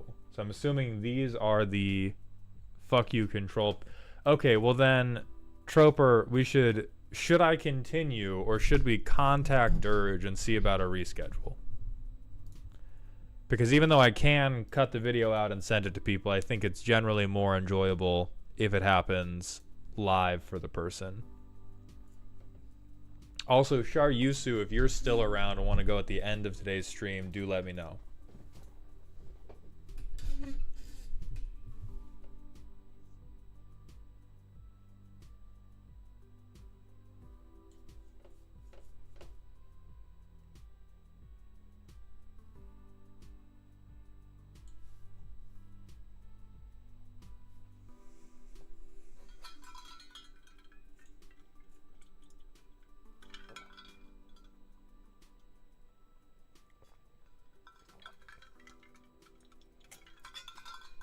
Okay, Shar Yusu. Then we're gonna hold off on this one if they're... Oh, okay, you're here. All right. So if we want a $50 budget, the average thing, we need to, on average, be at 50 cents a card. So we do need to start looking at what costs over $1, and do we need it? Haha, you thought. So we get instants and sorceries back. You can steal something from hand.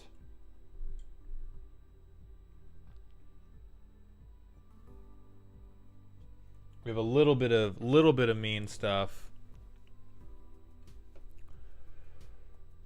Horde, zombies get benefits, sacrifice permanents and draw cards. Reveal the first card you draw. I'm very much not sold on Kefnet. Kefnet is tough for the budget, and I don't know that you have that many hyper expensive instants and sorceries that you need to be getting out. Whenever you cast a creature spell, make a zombie. This is good if you're going to be casting a lot of creatures. Oh, use TCG player. Alright, we'll use that for the prices.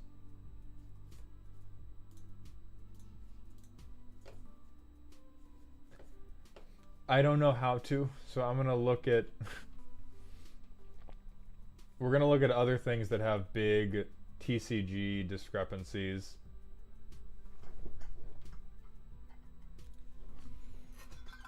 Zelican, thank you for the Twitch follow. Welcome to the doghouse. I think this is meant to be a control deck.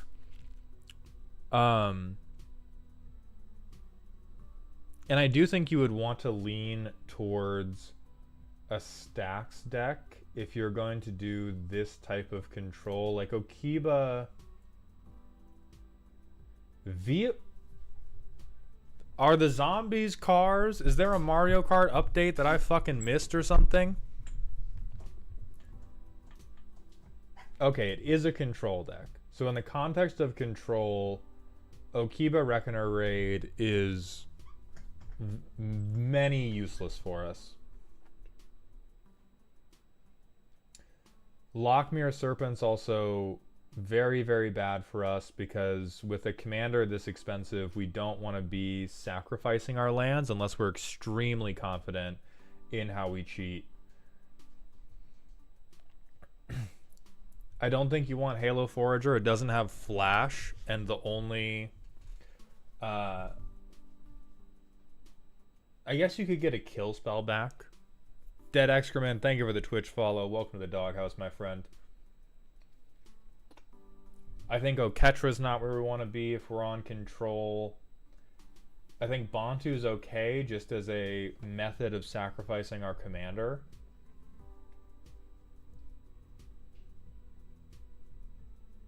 Not confident that we want Deliver Unto Evil because I don't think we want our opponents having choices.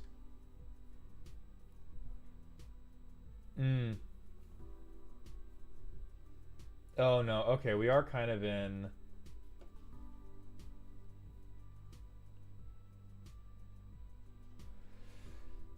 Yeah, we are kind of in a tough spot because we can't... The Esper's #1 way to be a hater is to resolve a permanent that says, I've made a new rule in Magic the Gathering, and the new rule is fuck you. Typically with Navinriel, or Naviniral, I think you don't need to be... I think it's unlikely that you need to be worrying that much about, oh, I need to spot remove your stuff, because Naviniral just sends everything to hell. Like, you should have some spot removal for Planeswalkers. You should have spot removal for the types of permanents that you can't hit. But in terms of the permanents you can hit, you don't really care if your opponents have resolved a good creature. You don't care that your opponents have resolved a Rhystic Study. You don't care that they've resolved a really good enchantment. You just care about how quickly can I threaten murdering Navinriel and then pull it off. And so in that context,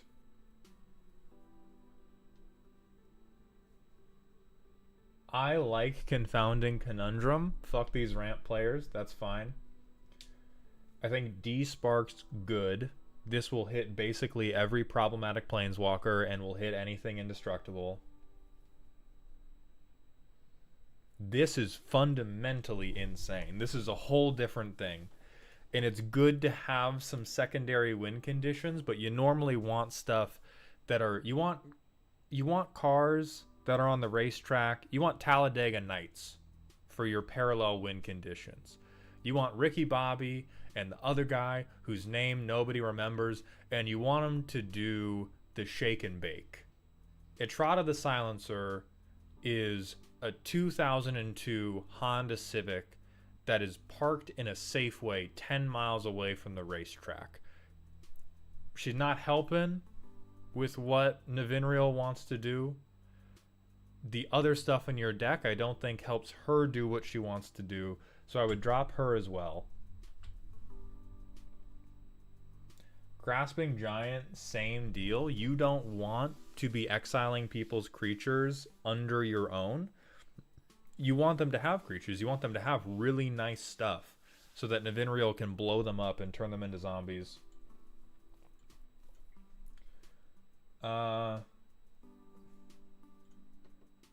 You'd really only be playing this for the instant side. The 5/6 side is extremely whatever. Same goes for Hostage Taker. You gotta let people have stuff. This is a bait and switch. I just want this to be a control deck that wins via hard control / card advantage. That's it. Then are you open to having a different commander?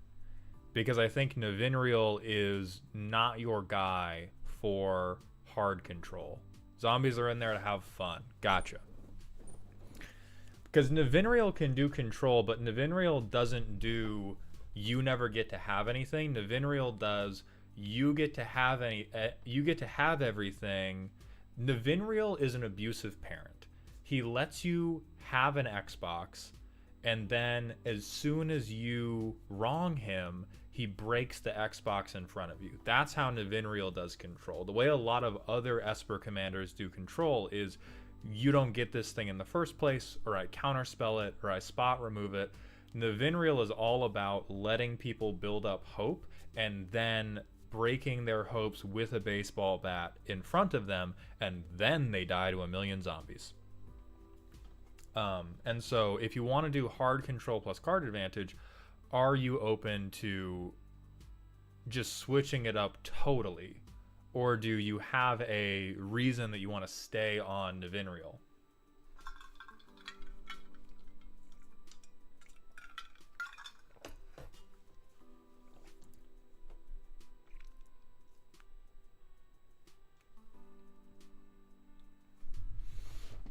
I mean, Blue Firestorm, I don't need to see...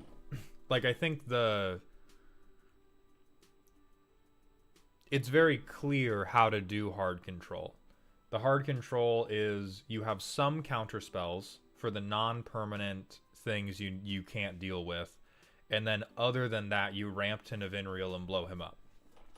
He has an obscenely clear thesis for this is how you achieve hard control with him, but it is a very specific method. Yeah, Village Rights and Not Dead After All. You scam him, and you turn people's permanents into paste.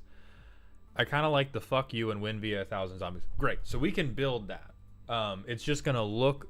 It is just gonna look different than typical hard control decks because you're gonna spend like 5 turns letting people do whatever they want. And so we're gonna replace a lot of things with card advantage, and then I'm gonna try to get funny zingers for the YouTube cut of this as we work towards that. And so Etrata the Silencer gonna go away. Like we said, 2002 Honda Civic, parked 10 miles away. You need Cal Naughton Jr. Hostage Taker, same deal. It can take things from people, but we generally want people comfortable getting their stuff out. Leyline of the Void, I fuck with this. A lot of decks have good recursion. This is phenomenal for preventing those decks from recovering. No Escape. I don't think the Scry 1 and Exile is worth how expensive this is. That's the only thing I'm going to push back on here. Is I think you would be better off taking another thing that's like counterspell, but you don't. I don't think you want to be passing with 3 mana open. Leyline is cheeks. We have so many ways to hate graveyards. We have a lot of ways to proactively hate a single graveyard. I think this is a... Oh, right, no, because we blow it up. Right, we would blow it up anyway. Yeah, we don't want to be on this because we're going to be dumping our own shit as well. I think Portable Hole we also get rid of. As a rule, we want nothing that says get rid of this until my thing goes away, because we're going to turn everything to fucking glass. Definitely not reject. The spells the decks I'm facing when I use this in a $50 game group are Voltron, Fighting, and Tokens. Got it.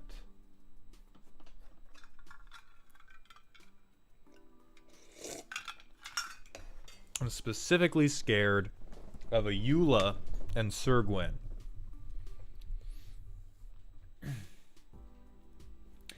I maintain that the cards you're really afraid of probably aren't going to come down on turn 2.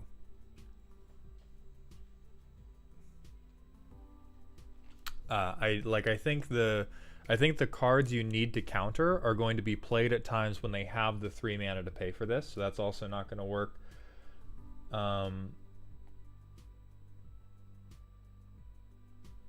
Again, Sigrid, I don't think we want to be...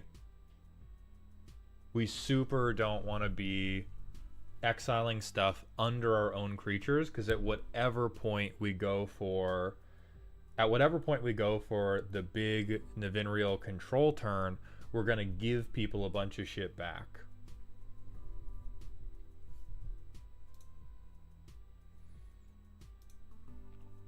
This is, for a budget option, I'm down with this, because when you blow it up, hopefully after it's flipped, you'll at least get to draw a card. Thief of Sanity is bad control. As the control player... Control is very separate from theft. They both make people angry, but an important principle of control is my cards are better than yours. I'm better than yours. My shoes, fresher. My click, cooler. My hair, greasier. An important principle in theft is my cards are very bad. Can I borrow some of yours? Exactly. Control is I'm tight as fuck. I'm not going to let you do anything. You just watch me work my angle, bro. And so we don't want to be mixing in too much theft when we could be drawing our own cards that are better, or removing any cards our opponents have managed to cheat in that happen to be good. Spectre, I would instantly listen to Arya about every recommendation about which counter spells are going to be good for you.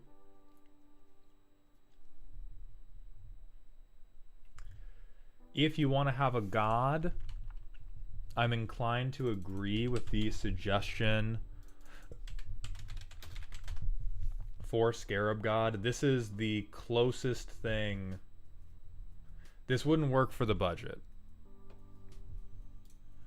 But this is the closest thing we want to a god, just because it's going to give us zombies and it's going to let us graveyard hate. But so the list of cuts right now is Atrada, Grasping Giant, Guardian Naga, Hostage Taker, Leyline of the Void. You're going to swap Murder for an identical card, so that's fine. I would swap No Escape for an identical card. We're going to swap Portable Hole for something identical. Cut Reject, cut Sigrid, cut Thief of Sanity. Kingsbury 42, thank you for the Prime sub. Welcome to the dog home, my friend. Cut Kefnet, Oketra, Halo Forager, Lockmere Serpent, Okiba Reckoner Raid.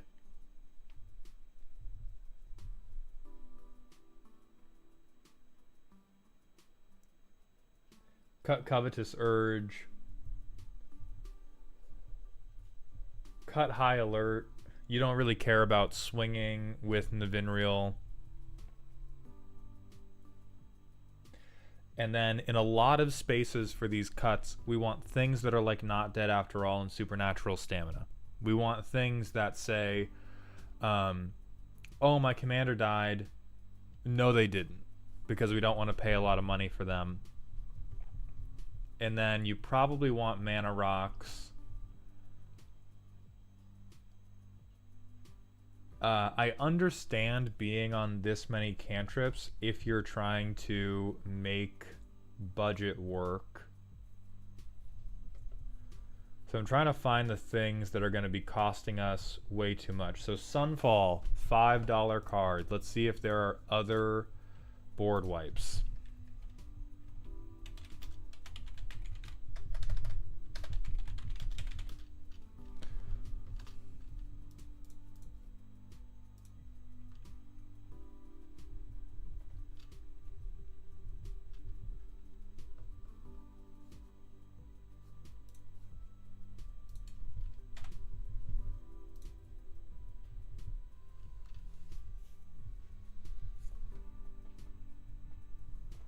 So we have a Eula, which isn't going to hit. We'd see about Biting Rain. This is very cheap. So that's going to be up to you. MLP, yeah, but we're thinking about wipes that are going to stop them from dying before they can get to the Navinriel turn. Because it seems like a problem right now is that the Eula player or the Gwyn player kill them before they can even get to this stuff. You could switch to Snowlands and do Dead of Winter.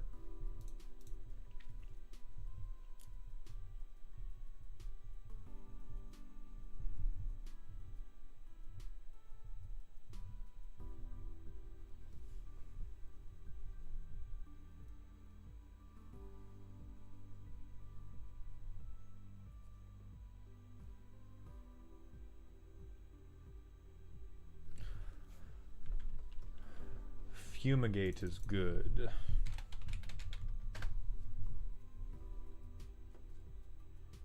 Oh yeah, Fumigate's good, exceedingly cheap. I think Blood on the Snow is too expensive. Once we get to 6 mana and above, we would rather do cheat with Navinriel.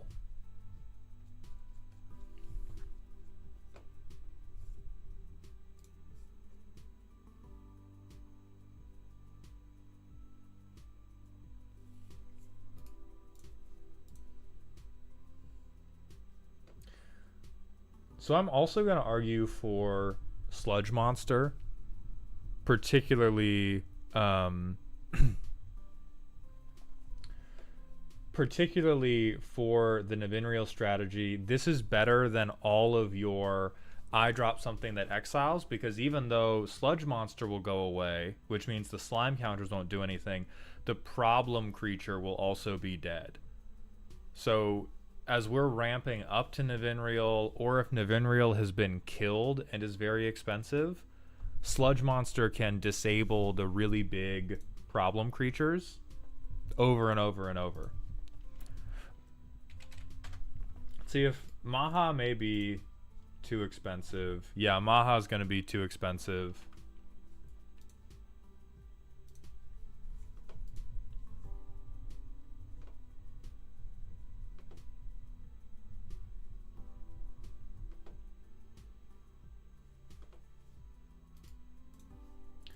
Yeah, Henny's expertise, the Aether Revolt printing is probably cheap enough. So let's see what else you have that's expensive. Atrata will help the budget a little bit. Leyline of the Void will help the budget a little bit.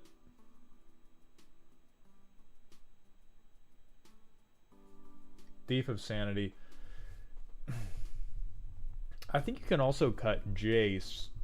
You're definitely not milling. Like, let's just get committed to zombies. If we do, so I think if you cut Jace and all the other stuff, and you replace Sunfall and use some of those slots for the other board wipes that we've suggested, and maybe the cheapest mana rocks you can find.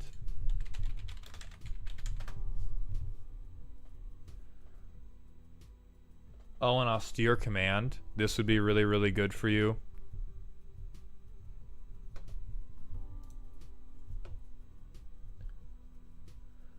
Right, I know Nevenriel doesn't hit Planeswalkers. If we're talking about Planeswalkers we want to hit, this is like the fully worst one we can have.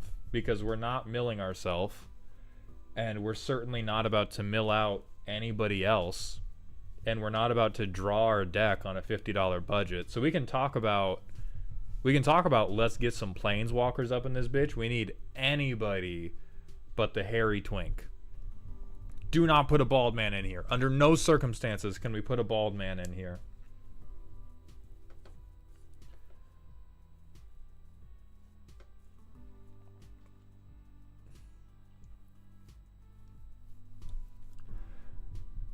Yeah, I think this deck started with the right spirit. It started with the spirit of, I think zombies are cool, and I wanted to create a family feud board of cards that would make people say, I hate you, I hate you, I hate you. And you got a lot of those, but I don't think it's working out well enough. And so I would do a big revamp of all the cuts we talked about. All of these really bad cantrips do make sense because we're on a $50 budget, so we're not paying for the big engines. And it just needs to be, for like 4 turns, people get to do what they want. For 4 turns, people get to do what they want. And then after that, we are going to hope that we have ramped hard enough to body you. So as Elminster, this guy's cheap as hell. Yeah, this is pretty good. Or at least usable.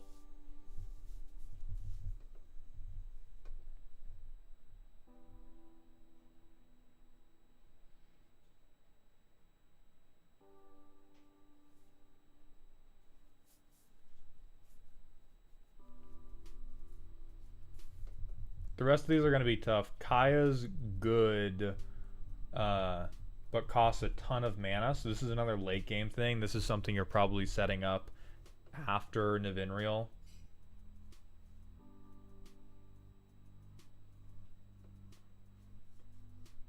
But yeah, you have options here. But that's how I would rework it.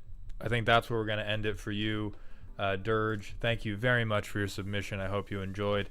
And then Sharyusu, do you still want to go today? And then Lalo, are you here?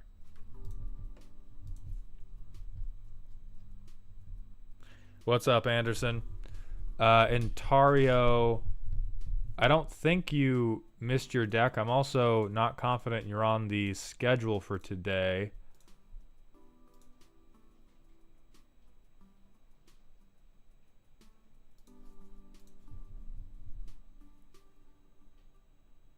Smash or pass while we wait. Excellent.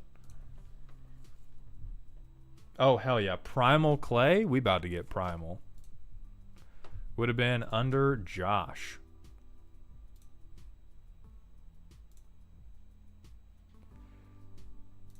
You were scheduled for last Saturday. Did we reschedule you?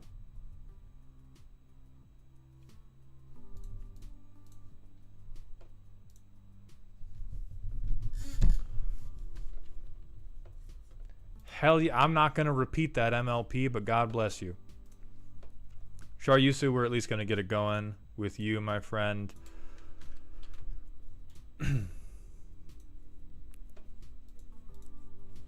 All right, let's... We've talked a lot about control. We've talked a lot about doing mean things to other people. Let's towel off with Silly Horse Deck. Silly Horse Deck, where you die from poison. Silly Horse Deck, right? Okay, Diabolic Tutor, you're fine. You're fine with Diabolic Tutor. Insane. Okay, Tutor. Talking about in the Discord the day before yesterday. Then hell yeah, you have not missed your deck.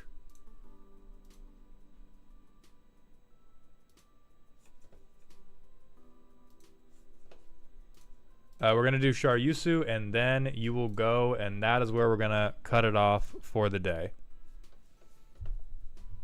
Okay. So horses, ponies, unicorns get +1/+1. And 5 color, if I control every My Little Pony thing, everyone wins. Build a pony. Already, I have whiplash from the massive spectrum upon which this deck can operate. Caustic Bronco, Cosmos Charger, when I have not seen a single other foretell. So, we've talked about the focus and the strength. I think this deck, if I were to place this deck, it's somewhere over here, and then a little bit, and then a little bit over here, and then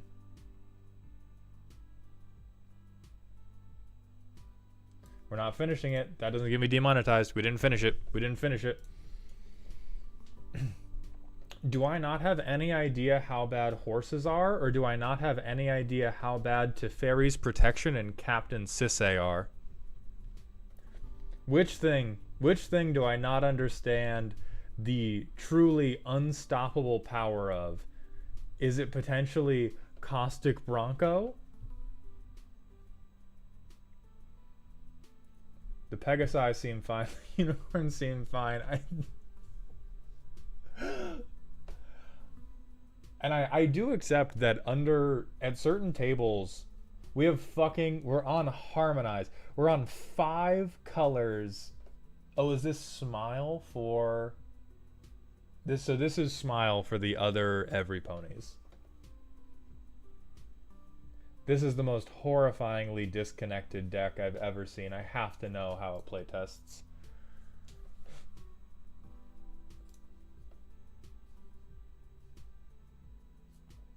This screams to me, I told my partner that the secret layers were an investment. How do I copy this deck to Moxfield so that the playtester is not completely fucking unreadable?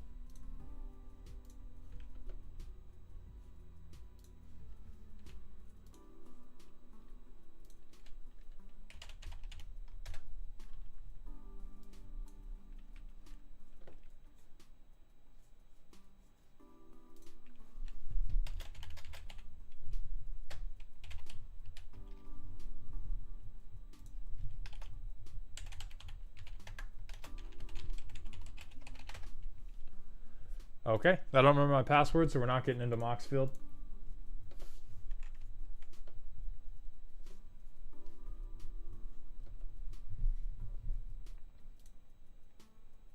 They have Captain Sisay.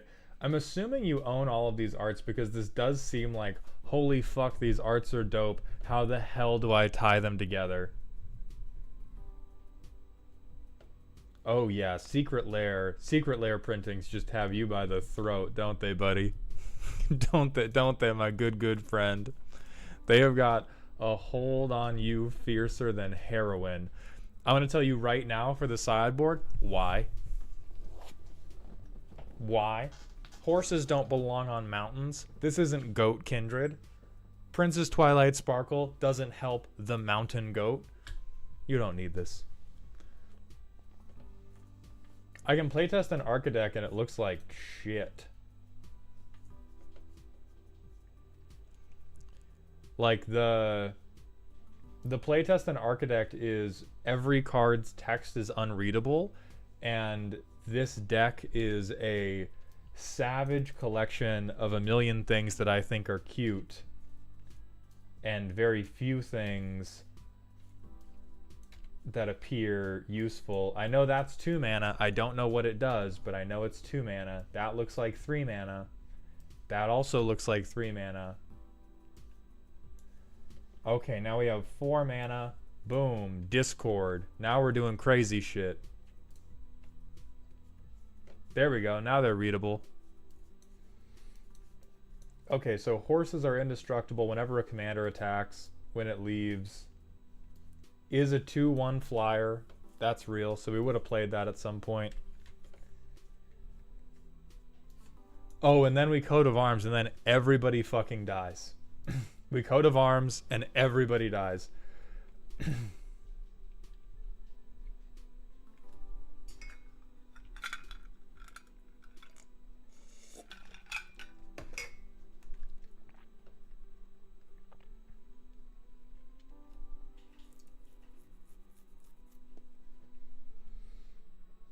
Okay, so we have a mostly white deck. A little bit racist, but that's okay. Well, that's not okay, but we'll overlook it for now. So I think your mana production is a little bit irresponsible in the context of what your deck is going to do.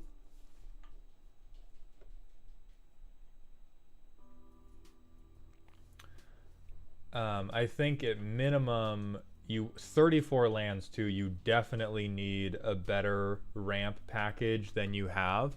What I fully believe, most of the secret lair stuff is going to get cut, but I had nothing better to put in. Okay, good. And a lot of the secret lair spots, I would just do search for lands, get our colors fixed, at least to begin getting bodies on board. This does seem... You also really lack card draw. You have so many horses, and you have so few ways... You have so few ways to draw any cards. This feels like a deck that wins because people assumed it couldn't and left it alone to let it tutor up Applejack, Fluttershy, Pinkie Pie, Rainbow Dash, and Rarity. Because holy god, that's a lot of work.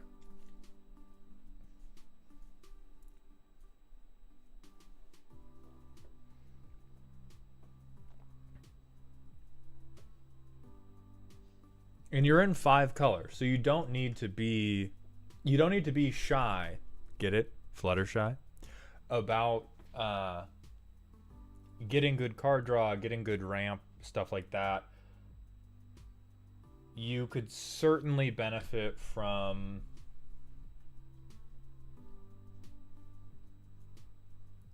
God, you even struggle to benefit from like Kindred Discovery because you're split so evenly between all these different creature types. So unless you fully ran out of... Unless you have like fully run out of horses, I would suggest rather than this 3-way even split between unicorns, Pegasi, and horses, you would pick 2, and that way you can get some of these kindred card draw engines, because these engines are abused by merfolk but designed for bad creature types that legitimately need the help. If you can get it down to 1, that would be... Commander damage is surprisingly the most common win con. That's unsurprising. You want to know why? Because it's a flyer and everything else blows. When you roll up with, hey, I have one guy that flies and hits hard, and everybody else... the guy that flies and hits hard is probably going to be the one who comes out on top.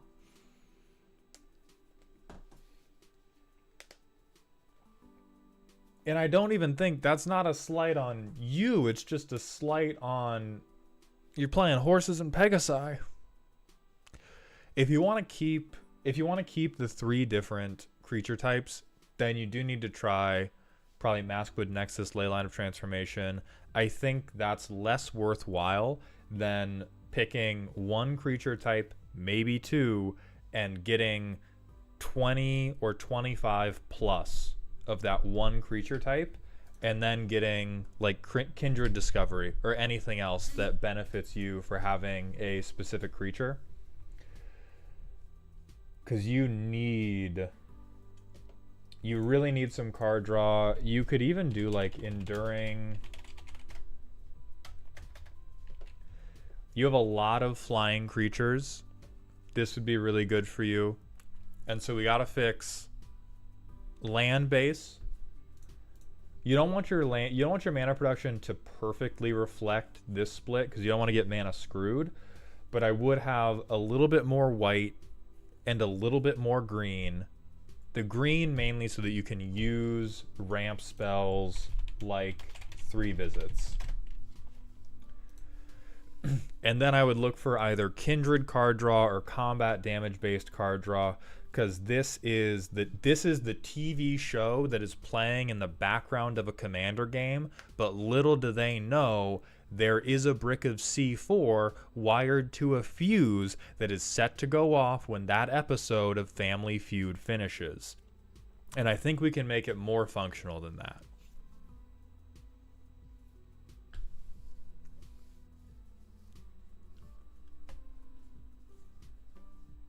I do like your commitment to the theme. I think you've broken with it very little, except for the fucking bald man. It's always a bald man. And this guy, but Nicol Bolas, my goat, free my guy. He did that shit, but I was rooting for him. And otherwise, I think you got a good start. But I think you need to... not worry about synergizing with these 5 cards. If you want to synergize with any of them, you pick 1 to synergize with, and the other 4 are just here to collect the Infinity Stones. That's it. That's it. You're just meeting quota. And that's how I would run it. So Shar Yusu, thank you very much for the submission. I hope you've enjoyed. We are going to move on to Intario's deck.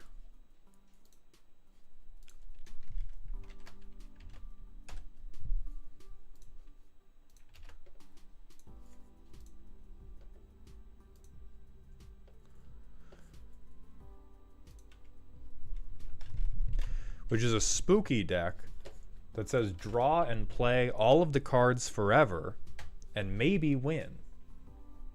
I've flubbed up.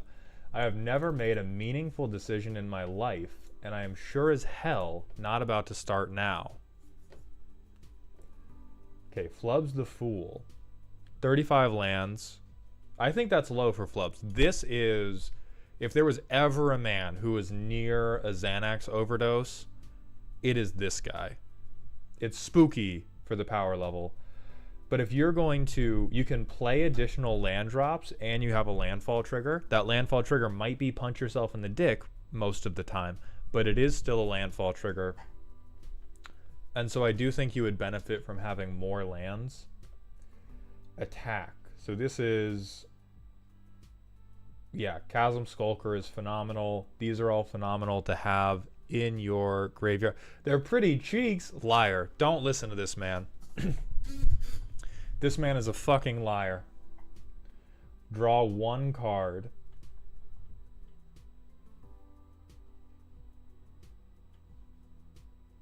I don't like Commander Sphere, but it but you know, you've got colors to fix, whatever.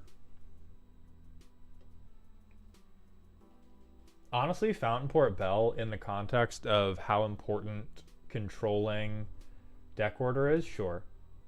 Fountain Port Bell, basically just as good as Sensei's Divining Top in this deck. Yeah, Unbridled Growth is good. Discard outlets are very, very clever in this deck. Oboro and Finding Oboro. Ah, okay, yeah. Oh. Oh God. Is that just...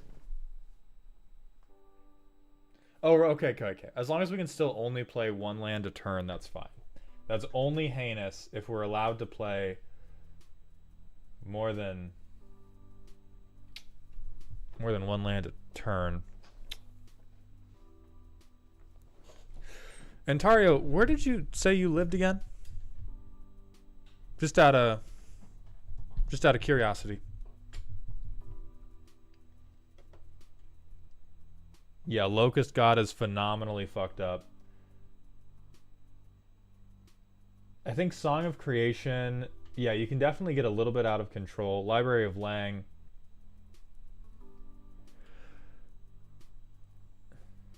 Denver? That's crazy. I have family there, and I'm going to visit them, and we're going to have a little conversation, you and I.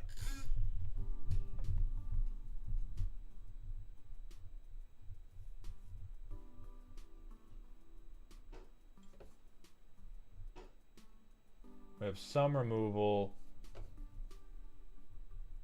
Oops, we're a Voltron deck. WinCon Aether Flux. Yeah, I think this is scary. I think this is about as close to scary as you can get, because everything the rest of this deck is set up is I'm going to be able to play the entirety of my deck very quickly, and I'm also going to have permanent control over it. This line right here is an absolute fucking lie. This is Flubs the Fool after he got on Adderall and went to college. Because you are here. You are controlling what's coming off the top. Meaningful decision. You are controlling whether or not it goes to your graveyard or the top of your deck. Meaningful decision. Sensei's Divining Top. Meaningful decision count. Up to 3. Song of Creation. That's less meaningful decision. That's just crack-addled behavior. We're at maximum going to be playing like 7 or 8 of our cards per turn. Trade routes. Everything in the Oboro is meaningful decisions. Hand size fixing, meaningful decisions. So we are not Flubs on his fucking Johnny Appleseed shit. We are Flubs went on his Johnny Appleseed journey, saw some shit, and decided to get his life together. And this is Flubs after getting his life together. So let's just real quick see how it plays. We of course, because it always happens for the bastards, have our mana fixed at turn 1.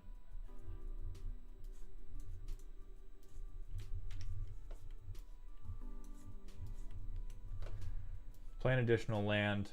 Fuck interaction. Personally.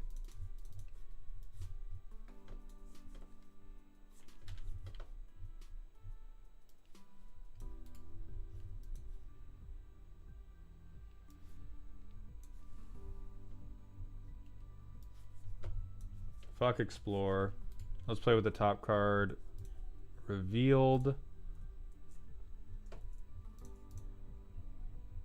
Man, how on earth do I reveal the top card of my library?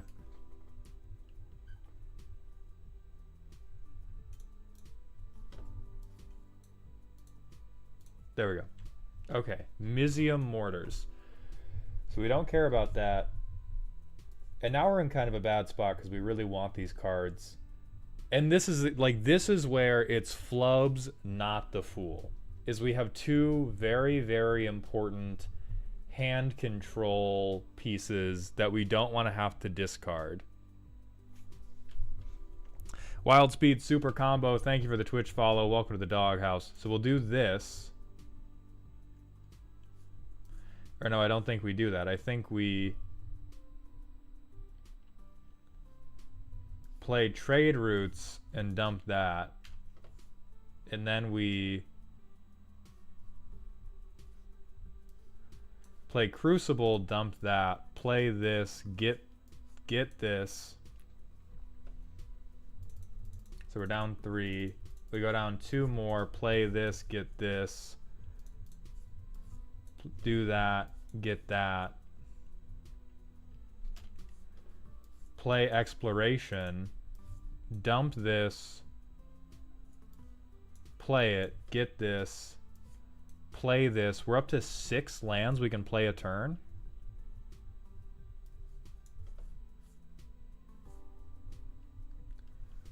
Oh, and we have tutors too. Yeah, this is this is Flubs the Stem Major. This is Flubs has a solid 9 to 5. He's got a life plan. Flubs has a 401k is 100% what's going on with this deck. And it's very good. This is very impressive, but it's very much not Flubs the Fool. It's very much not it's what a lot of people did with Flubs. It's personally not what I would do with Flubs, but it's super not I'm letting fate guide me. It's I tried to let fate guide me and my girlfriend broke up with me, and so I've decided to become a supervillain who is in control of destiny itself. This is like Flubs on his Doctor Doom shit. So I would upgrade this. I think this is definitely on the line of spooky and scary, and really all it's missing to be scary is more full on zero cost stuff. And then, like, if you had some zero cost things and an Underworld Breach line, you take it to a CEDH tournament, see what happens. You probably lose, but you might not. If Amanatu turned evil, what do you mean if? What do you mean by that? Explain it to me.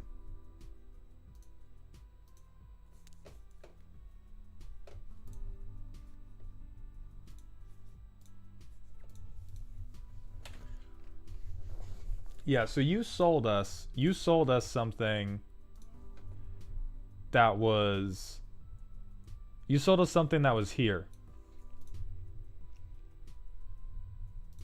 That's where you personally sold us. Strength high, focus incredibly low, and I think what we got is here. I don't think it's at the very top of strength, but I think you did everything in your power to bring the recklessness of Flubs under precision control, which is very impressive, and you're a liar and I'll get you. You should be very proud and very afraid at the exact same time. I want you to feel both feelings in your chest. Because if you do this shit to me, I'm playing Armageddon, and I'm not feeling bad about it. I'm going to begin committing animal cruelty the minute I see this shit hit the field. I swear to you. And I think that is where we will end that one. Haven't seen Lalo today, so we're going to reschedule them again.